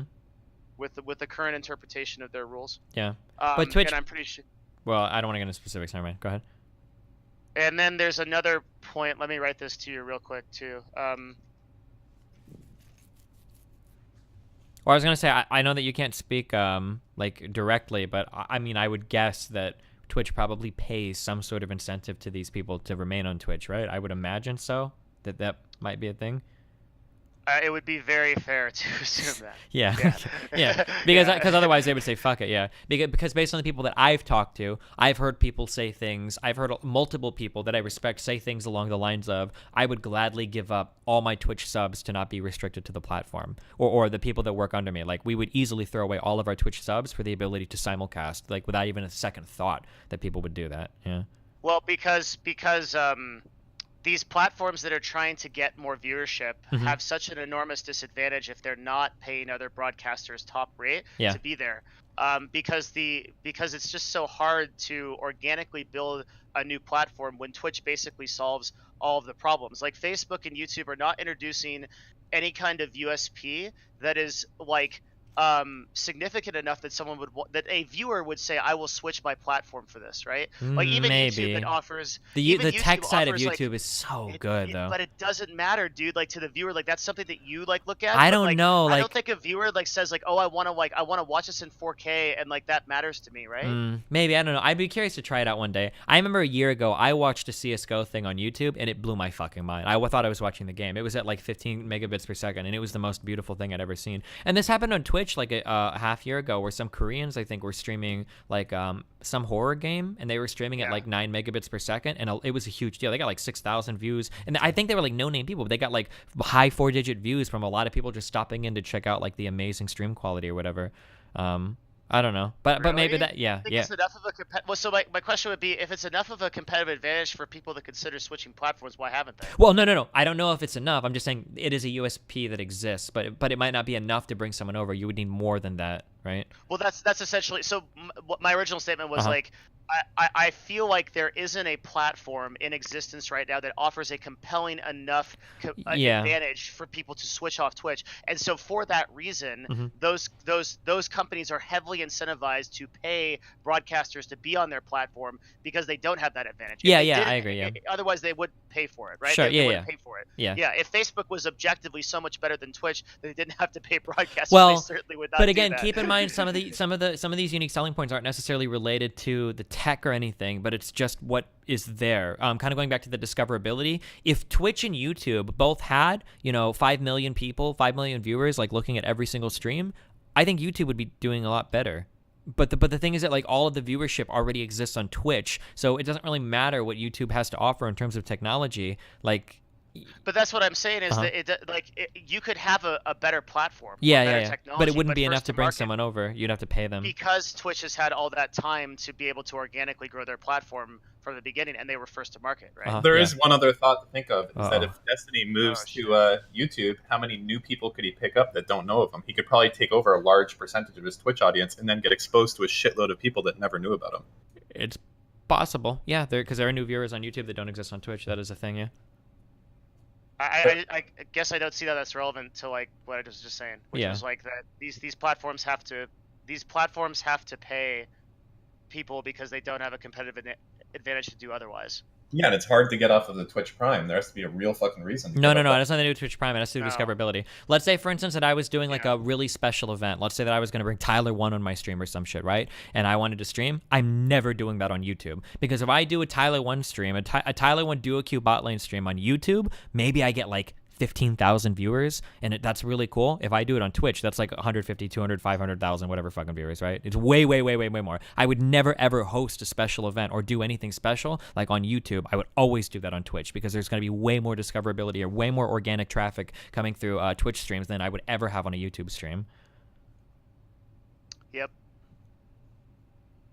So this this overall just so all of that kind of filters into the fact that it makes Twitch able to do things like this, right? So I'm actually I'm a huge fan of competition, and if there's one thing that I could if I could center one thing around the biggest problem with Twitch, and I've said this for like a couple years, it's that they don't have competition. Yeah.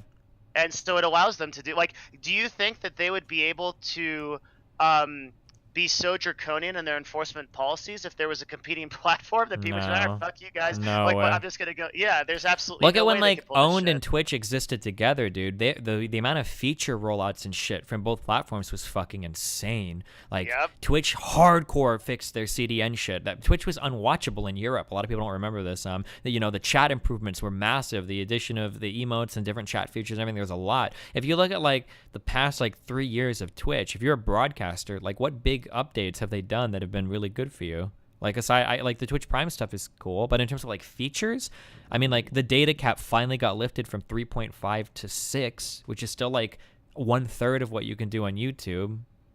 Well, what's kind of crazy about it is when you consider that fact against the fact that Twitch has expanded their staff like 10,000 people, 100 employees. Yeah, and they have the backing of the largest company in the world, right? Like that with massive Blade servers that fucking like just unimaginable fucking technology, and yet all of that has like equated to like bits. It's a competition problem. Oh yeah, I would definitely agree with that. Yeah. And this is gonna get worse until someone addresses it. And the real big meme is like So about a year or 2 years ago, when Facebook and YouTube started to like actually be a thing, a thing in the video delivery market. Live streaming market. I just the problem is like I'm under NDA for some of this. So some of the companies that were coming up, they became more public.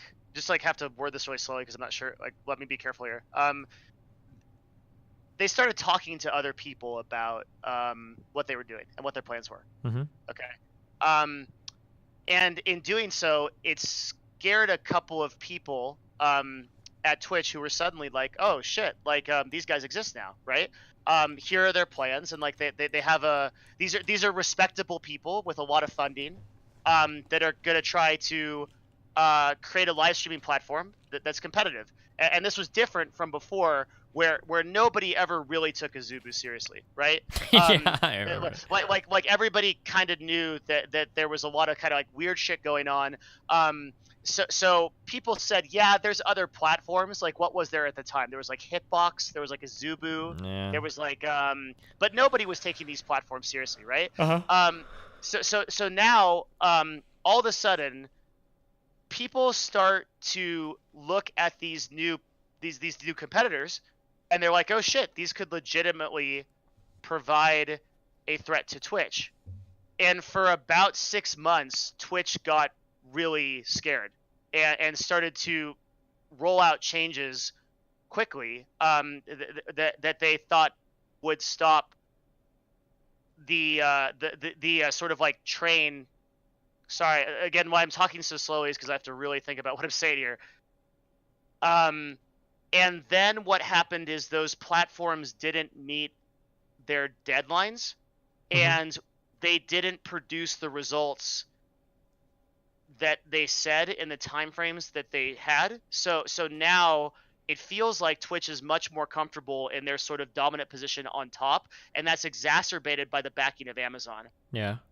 That if anything really went wrong, Amazon would just either buy the shit. I mean, there's or just like, and so Amazon lost on the YouTube front. So they're very dramatic about their live streaming business because they've been trying to fire up what the hell is that? If you're a Prime subscriber, is Amazon Video? Is that what it's called? I mean, yeah. I can watch Amazon Prime Video, yeah. Yeah, so they're trying to fire that up as a competitor to YouTube, and they're even paying content creators to be on it. And it has some statistic growth, but nothing like even remotely close to what YouTube has, right? So they're not really close on that front. So just about the only market that they need to corner is live streaming. And so they have huge incentives, right? And because of that, it feels like a lot of people at Twitch are very comfortable with the status quo right now. Yeah. I think this gets a lot worse before it gets better. I think the only thing that really shakes it up is competition. Yeah. If that's even possible. Someone brought this up. It's actually kind of ironic that a lot of the big new features that we've seen in Twitch were actually spurred on by like tangential competition. So for instance, we got bits because of people like Streamlabs probably, right? And we got clips because of people like Oddshot, you know? Yeah, and the teams behind those initiatives had very different objectives than the previous teams did. So once Twitch was acquired by Amazon, you had a lot of teams that were devoted specifically to monetizing the platform in the interest of those type of things, right? Versus like the original Twitch engineers and like Twitch people were doing so because they were trying to improve the platform from like a community standpoint. So the entire culture as to why they implement changes on Twitch has changed.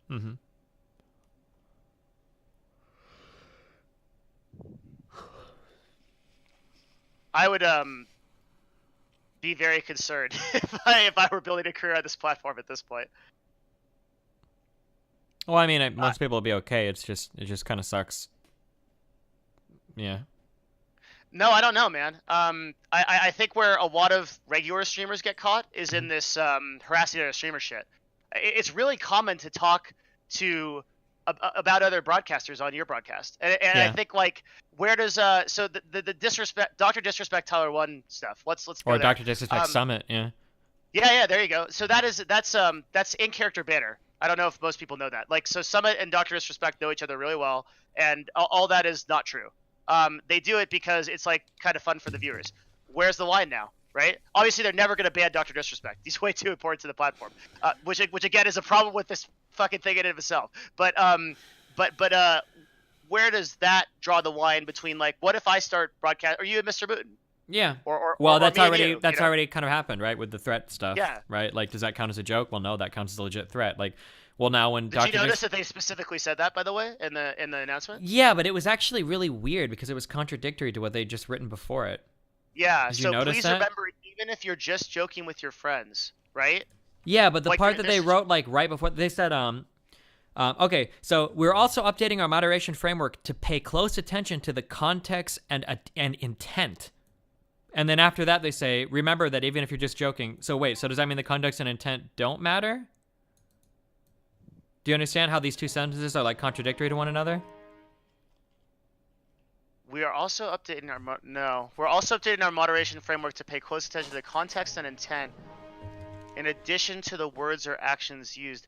I guess it depends on how you interpret it. So you're interpreting the first sentence as like, we're not going to take, like, if it's a joke, like, we get it. Yeah, because we're looking at the context and intent. But then in the next one, it's like, remember, even if you're joking, you're still streaming to everybody. So it's like kind of a weird... Did you feel reading through this document that once again it's like leaving a lot of weasel way for kind of Twitch some to do whatever stuff they though? want? I mean, they've written a lot of specific stuff in regards to like the sexual harassment shit, but I mean, some of it is ultimately still subjective, sure.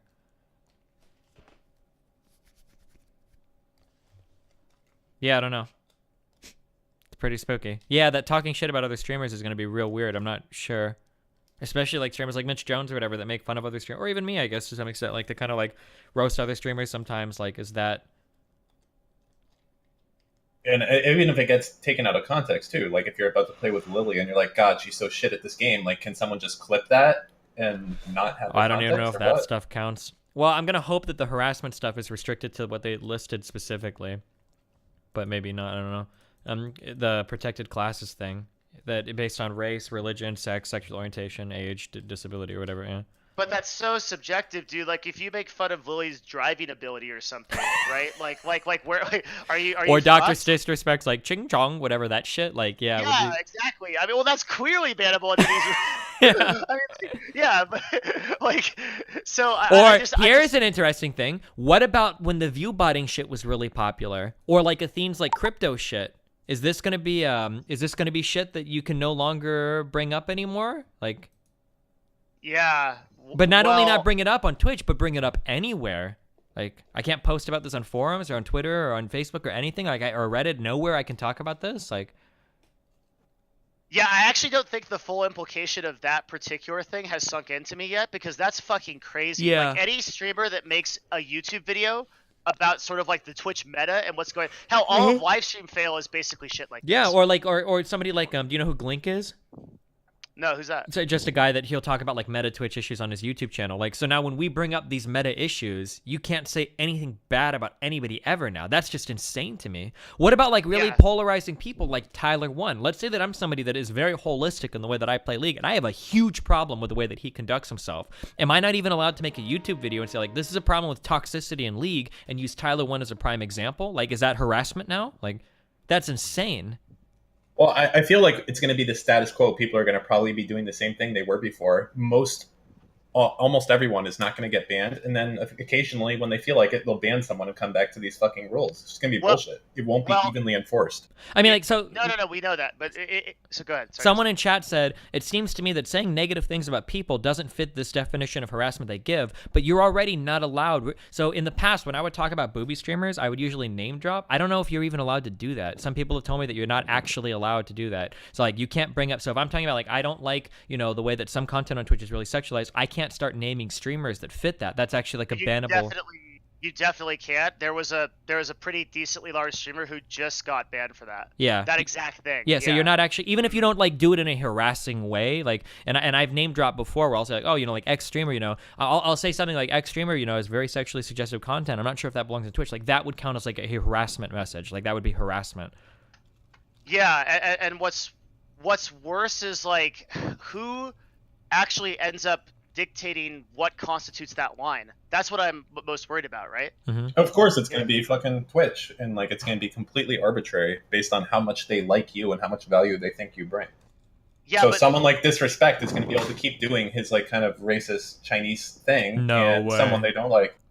No, I think what happens is he gets kind of escorted into a dark room and says, "Don't do that shit again." Yeah, exactly. That's what I think happens now. I think it's a little bit different. They're gonna black bag big streamers, and they're gonna pull them in and be like, "Dude, like, you're cool." Careful, like, black bagging, that usually refers to like yeah. killing, like disappearing forever. Oh yeah, sorry. Are you Okay. saying Twitch is going to murder Dr. Disrespect? You're already banned from Twitch. Fuck, no, okay, all right.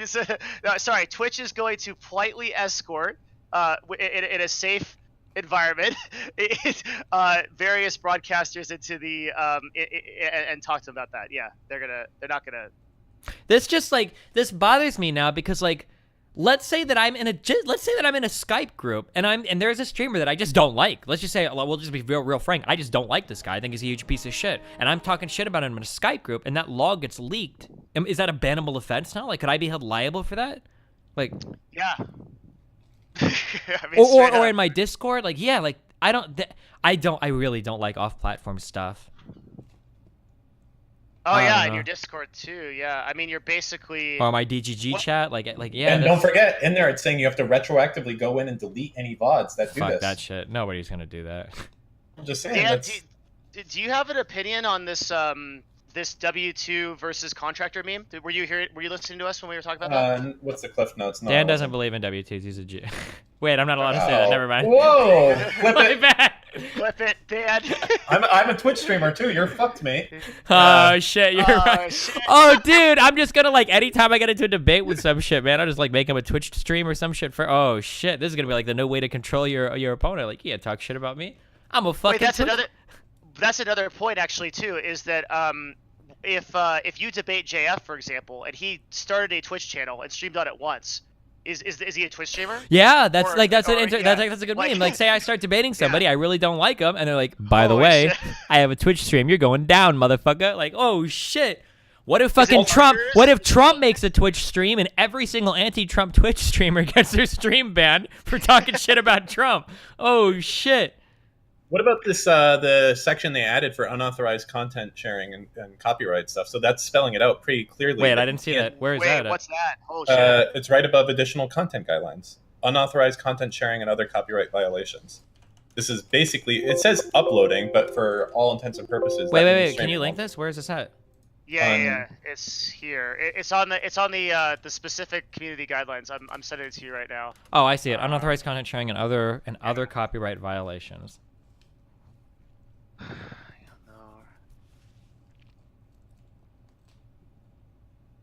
You can't play pirated games. Whoa. Your account liable to DMCA takedowns by third-party rights holders? That's not different. Does that mean that other people other than the right holder can do it, or did I misunderstand? I think third-party rights holders are just everybody that has the rights holders. So that would mean, like, if, again, going back to the reference from yesterday, like, the Avengers movie, the ultimate copyright holder would be, like, MGM or whoever, but then that gets licensed out to, like, 100 different people. But all of those people that have always had the ability to file a DMCA. Like, I don't think that changes. This hasn't changed. No. Okay. Right, but I mean, it's interesting, though, because if you think about this, now that they're doing it off-platform, how does this partake to YouTube or something if they want to find a way? The whole... No, that's only for the harassment thing. That's only for the harassment thing. Yeah. The only thing that's off-platform is harassment, but that's still a major issue. They've added a couple things here that I don't know if they were here before. So playing pirated games, that's interesting. And then playing on unauthorized private servers. Does that mean to the whole World of Warcraft? Do you remember those servers? Were you not allowed to play on those? It definitely means that. In fact, that's probably what it's primarily. Yeah, but like, was that not allowed before? I know you weren't allowed to cheat before. They always banned for emulators. Like if you wait, had like what? If you had like an emulator and you showed it on stream, that was bannable for sure. I played through all of like Chrono Trigger, or not all of it, but I played through the Eastman of Chrono Trigger and a couple other games. I thought using emulators. Is that really not allowed? When you have a fucking emulator on your screen right fucking now. Wait, yeah. What about Nox? Wait, what about Nox? My Android emulator. Is this allowed? So if you show an emulator on a hold on, like let me clarify. Yeah. If you have an emulator on your screen, that is a game that you would have otherwise had to buy to play, okay? And you are skipping the process of purchasing that game by emulating it. That is a bannable offense, and we had a situation with the speedrunning community where that happened. Well, doesn't like the whole speedrunning community like typically play on emulators and shit though? Yes, but they don't show it on their screen because they know this. So what happens is they are playing the game, but they never show the emulator or talk about it. Oh, weird. Yeah. This has been that's a long-term meme. That's been around for a long time. Gotcha. Yeah. Huh. What if you like own the game and you show that you own it in, like the background? Then it's fine. So, okay. If you could own the game and you own it and then played it, that's totally fine. Okay. Yeah. So it's I don't know. Gonna be going and deleting all your YouTube videos after this with all your debates and everything. Do those count as harassment? I don't know. Does he wait? So he has to delete VODs on Twitch, but not like YouTube videos and shit. That would be really crazy if they said like that's not how it's worded. Well, right? that might not be how it's worded, but harassment that off, really should. platform. Yeah, it should be the implication. I'm sorry. No. What I'm saying is older videos. So I'm saying like So let's say right now I make a video and I say X streamer is a piece of shit, and that's uploaded on my YouTube. Theoretically, I should have to delete that video now, no? Because that counts as off-platform harassment. No. What is the It does, but it's the community guidelines say that there's the grace period and that all of the VODs on the platform have to be addressed, but not. They didn't say off-platform. Is that right? I'm in the kitchen. Can you read it? Well, no. It was referring to VODs and clips that were on Twitch, sure. But you think that it's okay that off-platform harassment still exists then, if it's in the past? Yes. Okay. Why would they make you delete all your YouTube videos? Why would they enforce shit off-platform? I don't know. I don't know. It seems very different in terms of scale. Not to me. Like if he, like for instance, like Brittany Venti or something. He's been, Oh, I can't wait to report her. I hope she talks shit about me again. I'm gonna have all my dudes. I'm ready for that. Hell yeah. Well, I mean, they say it. You could just go through the VODs and that's it, right? I mean, you could report that right there. But that's the whole thing we're talking about. It's like so much of this shit already exists, and now they're saying that you have to go back and retroactively delete this shit. Yeah, that's very weird. Yeah, that retroactive enforcement is very strange. Hang on 1 second, I'll be right back. Are you going to do any of that, or are you going to skip all that? I'm going to assume it's not going to be enforced. How can I go through every VOD? That's like hundreds and hundreds of hours of footage. I can't go back and watch everything and delete stuff that might be mean to people. Like, it's fucking crazy that this shit, like, now that's a legitimate reason you could be fucking banned or something. It's like insane, though. I don't think they'll. I think they might. What I think will play out in the real world, I hope. What I hope will play out in the real world is somebody will bring up something like an admin or moderator will contact you like, hey, by the way, like we were looking at this stuff and some of it should probably go. Like you should delete this. Like that's probably what they would say. That's my hope, I guess, at least. How would you react if they told you you had to delete stuff from YouTube? What would that push you over the edge? Would you take a stand or would you cave? I would go in the tank. I would have to think really hard about that. My gut tells me that I would be streaming on YouTube if that were to happen. That would be my gut. My first thing would be to like unionize streamers. I think I could get a lot of streamers against that type of thing. I would hope. I'm not sure. Well, I guess it depends on who wants to rock the boat, but that would be a massive overstep in boundaries. But then again, enforcing off-platform content stuff is already like. Yeah, I suppose. It's fucking just a crazy situation, though, all this shit right now. Like, they're just setting themselves up to kind of, if they don't like you, have a legitimate, on-the-paper way to ban you. Yeah, seems like it, huh?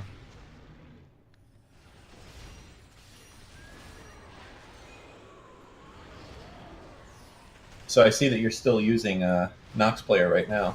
Skirting the rules a little bit. It's an Android emulator. It's fine, right? Emulators are banned, my friend. If No, they wanted you he to said play like of like games Game on the Boys and computer. PlayStations and shit of stuff that you'd have to pay for anyway, right? Yeah, I guess. Yeah. 1 second. Damn, dude, all the drama streamers are fucked, guys. Mitch Jones, Greek God X.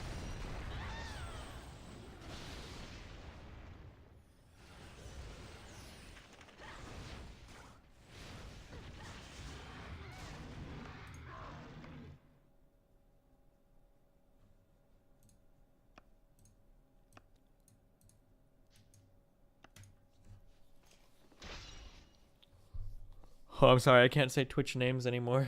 My bad. No, that's not until the 19th. Just remind me to delete this VOD, okay? Or I reference somebody's name.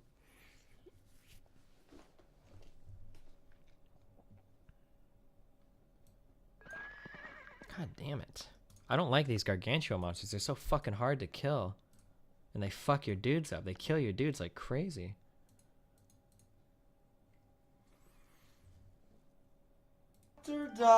Doctor.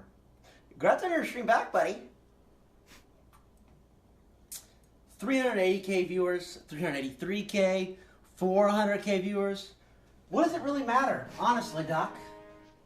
Streamers of our So size. if this was the guidelines of Wait. what is- Give me like, number. hold on, give me like 20 seconds. I'm watching something.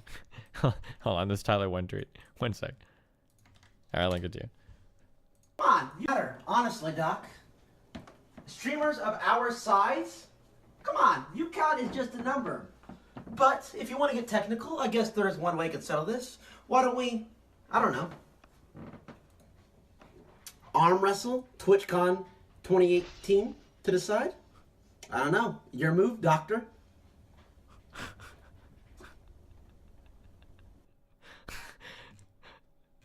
Alright. Okay, go for it. What's up? Hang on, I'm watching this. Okay. Oh my god.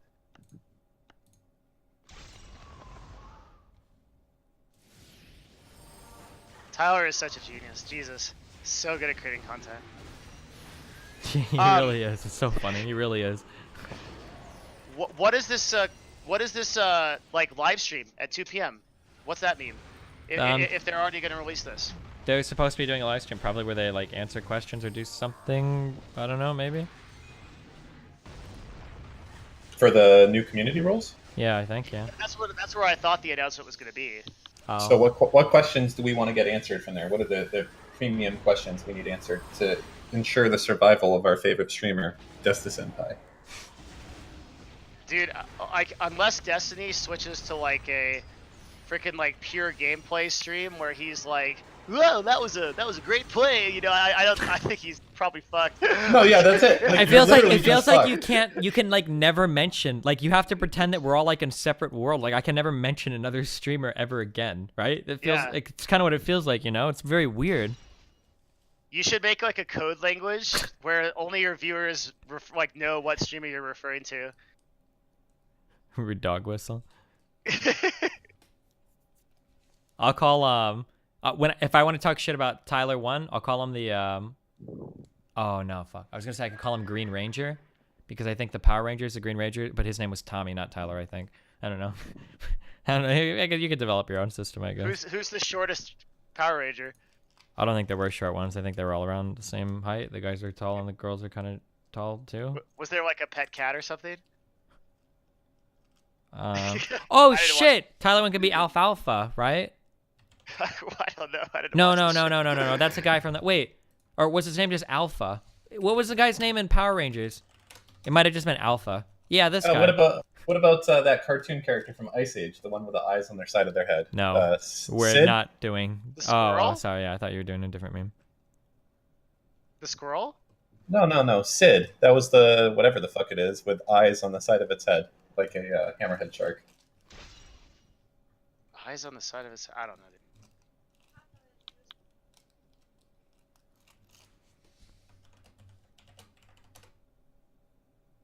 Whew! Another big stock market dip today, boys. Yeah, look at your Bitcoin going up, man. Woo!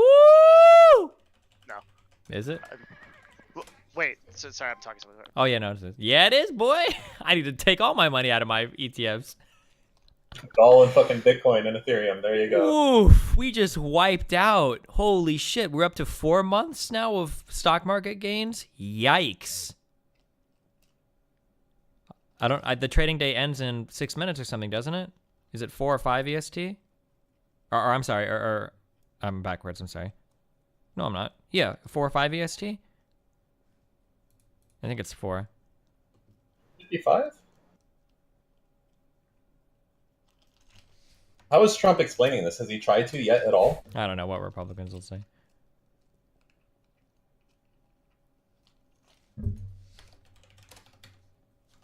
And it's in 6 minutes, yeah. Yeah, it closes at 4. Holy shit! My boy Twitter! $30. This is a high for in a long time. Holy fuck. You're out of Twitter though now, right? Yeah, I am.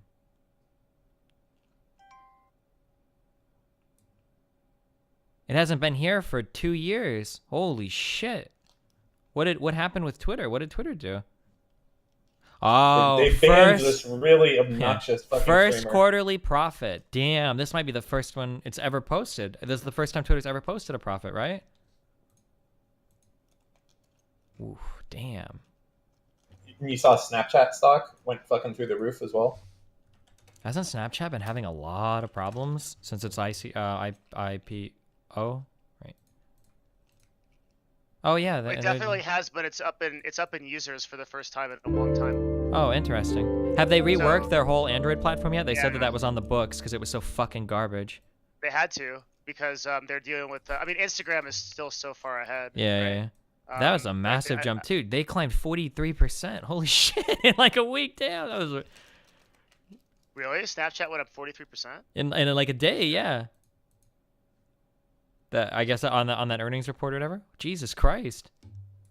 These are crypto gains. Dude, all it takes for one of these fuckers is to like launch their own token, and then it's gonna be fucking Fuck off. madness. Oh my god. You don't think it's gonna happen? We're seeing smaller companies do it. Like there was a coffee company that just added fucking like blockchain to their name, and their stock price went up like 1,000%. That's all it takes. Or there was a gold mining company that was doing shit, said, hey, we're gonna get into Bitcoin mining, and they went fucking mad. Sorry, I'll be back in. How is 1 Trump second, so? me too. Okay, yeah.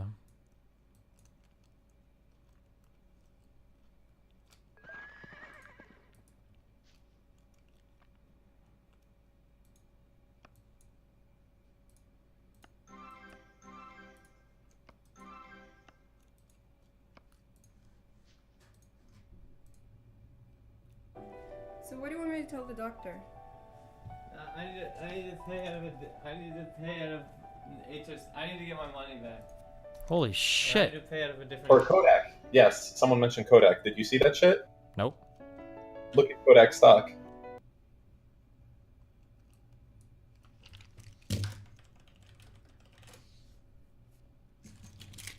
What about him? Kodak stock like went through the fucking roof, and all they did is announce that they were going to do crypto shit. Holy fuck. Okay. Wow, what a sad company. Damn. It's fucking crazy.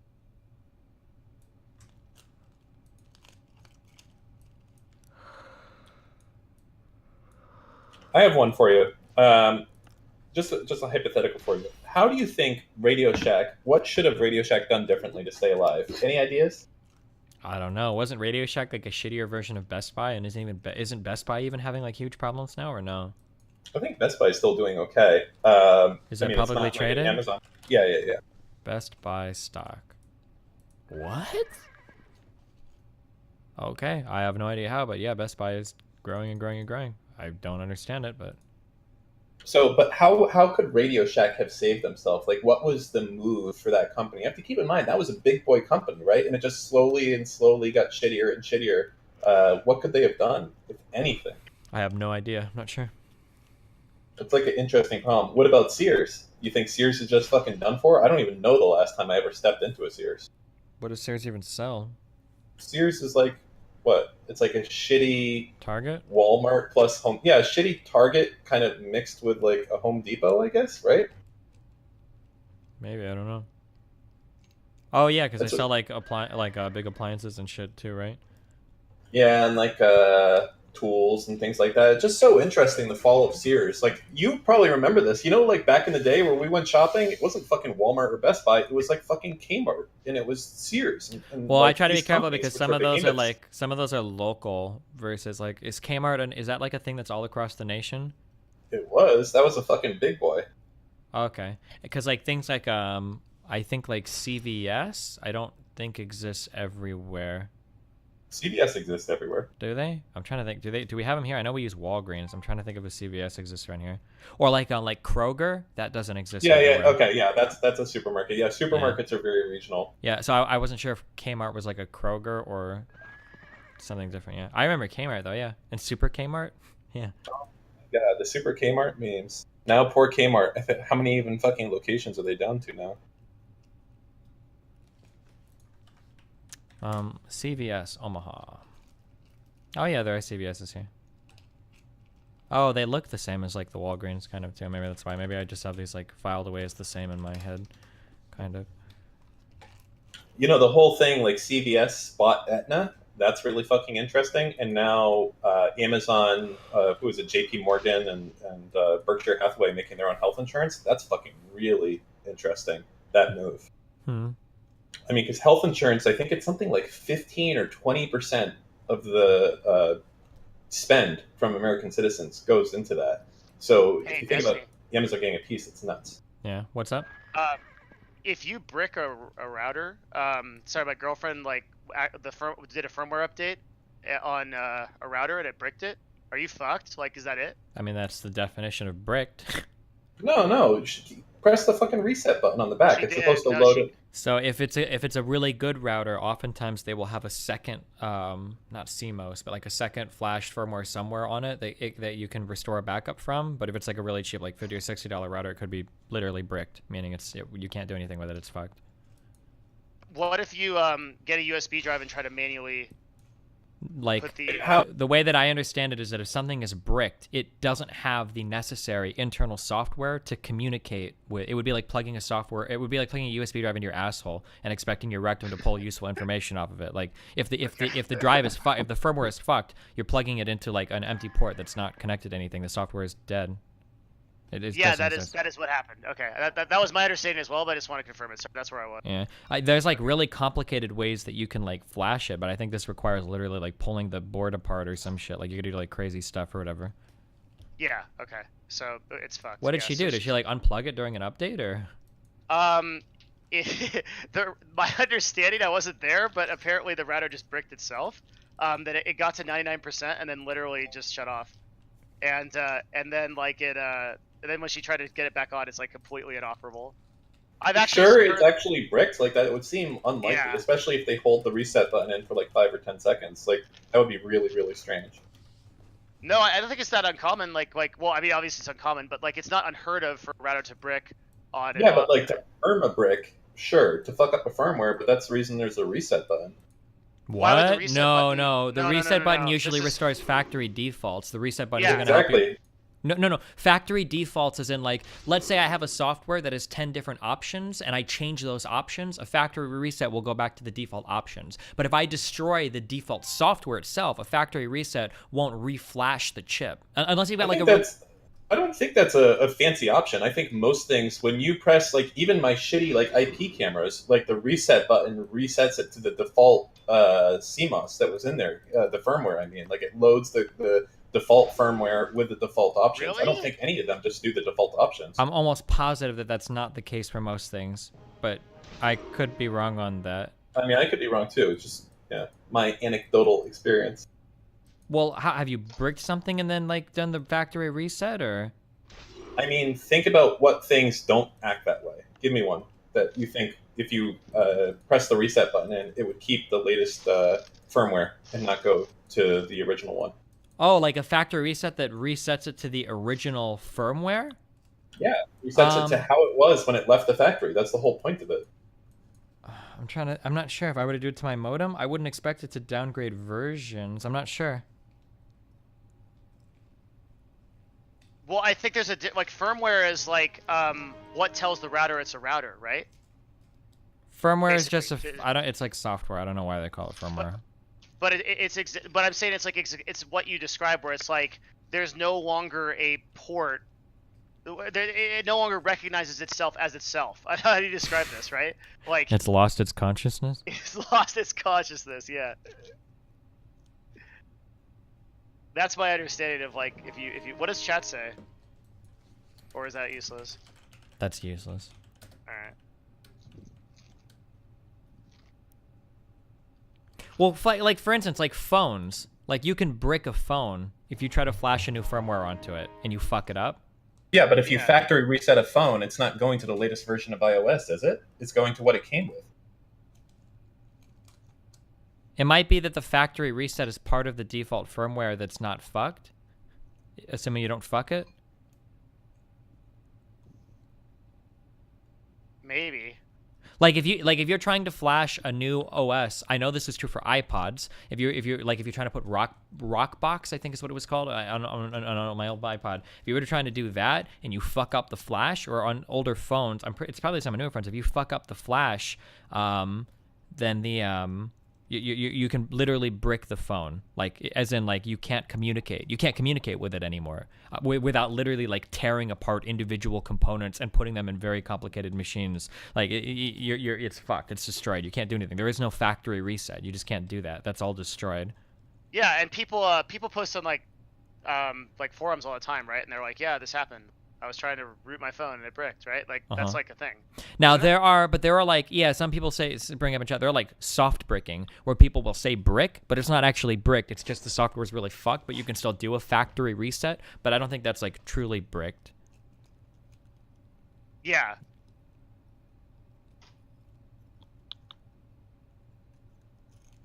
I was trying to save her a trip to Best Buy, but looks like we can't. Now I want to try factory resetting my phone and see if it goes back, if it downgrades. I'm really curious. Don't you lose like a ton of shit if you do that? Like you lose everything. Well, I don't have shit on my phone. I don't like your phone. contacts, like. Oh, I don't care. Friends? It's all that shit all gets like automatically pulled from Google anyway, right? From Gmail and shit. I don't think so. I think you have a lot of like phone-specific contacts usually, right? You might, but I don't. Who do I talk to on my phone? Me, dude. I text you all the time. No, you don't. No, I don't. Fuck you.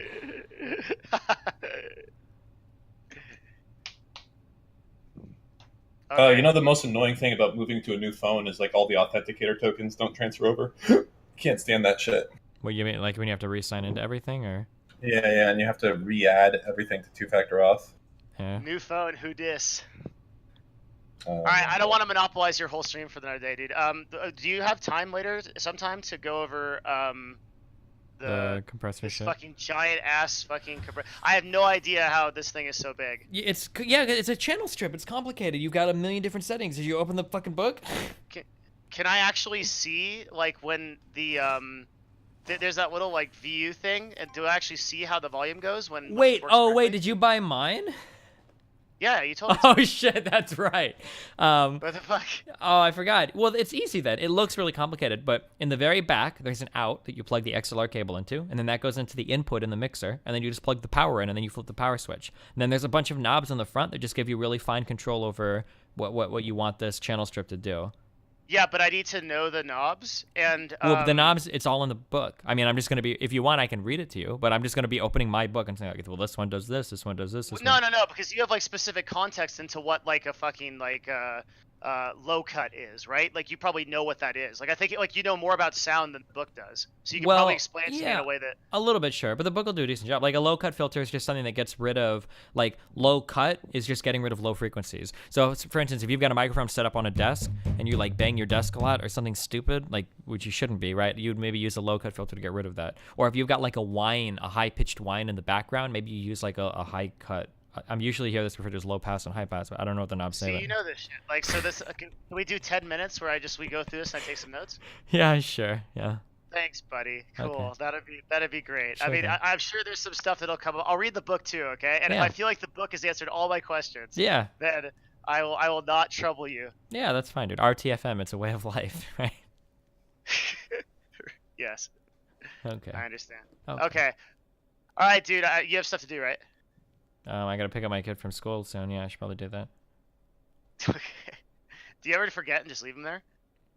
I don't think so.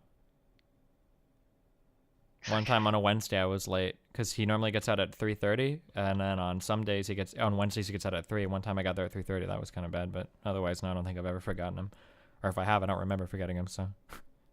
It's good, man. My dad actually always used to do that to me, where I would stay at school extra for like 3 or 4 hours late, and I always said I would never do that to my kids. So I'm not gonna. I'll try not to leave him at school. It's pretty bad. Well, I'm gonna listen to this community guidelines memes thing, and if there's something new, we should talk about it later. Yeah, that's in 50 minutes, right? Yeah. I'll probably try to get back and listen to it. Yeah, I'll eat something Okay, quick cool. and then come back. So maybe we'll bounce back later. Yeah. Okay. All right, dude. Have fun. Take Bye. it easy. Much love.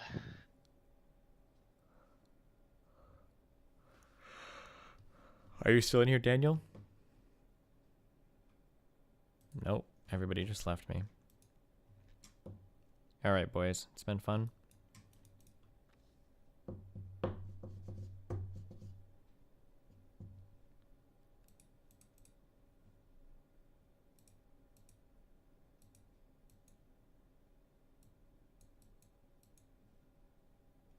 All right, boys.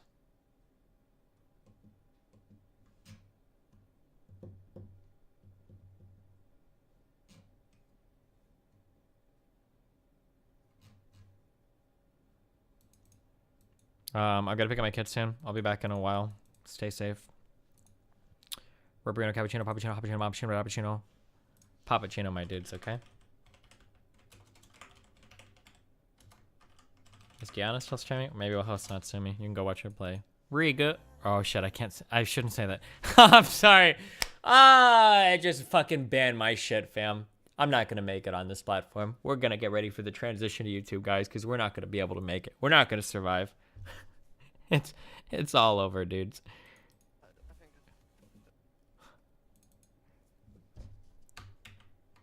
Fuck me. Have fun. Peace out.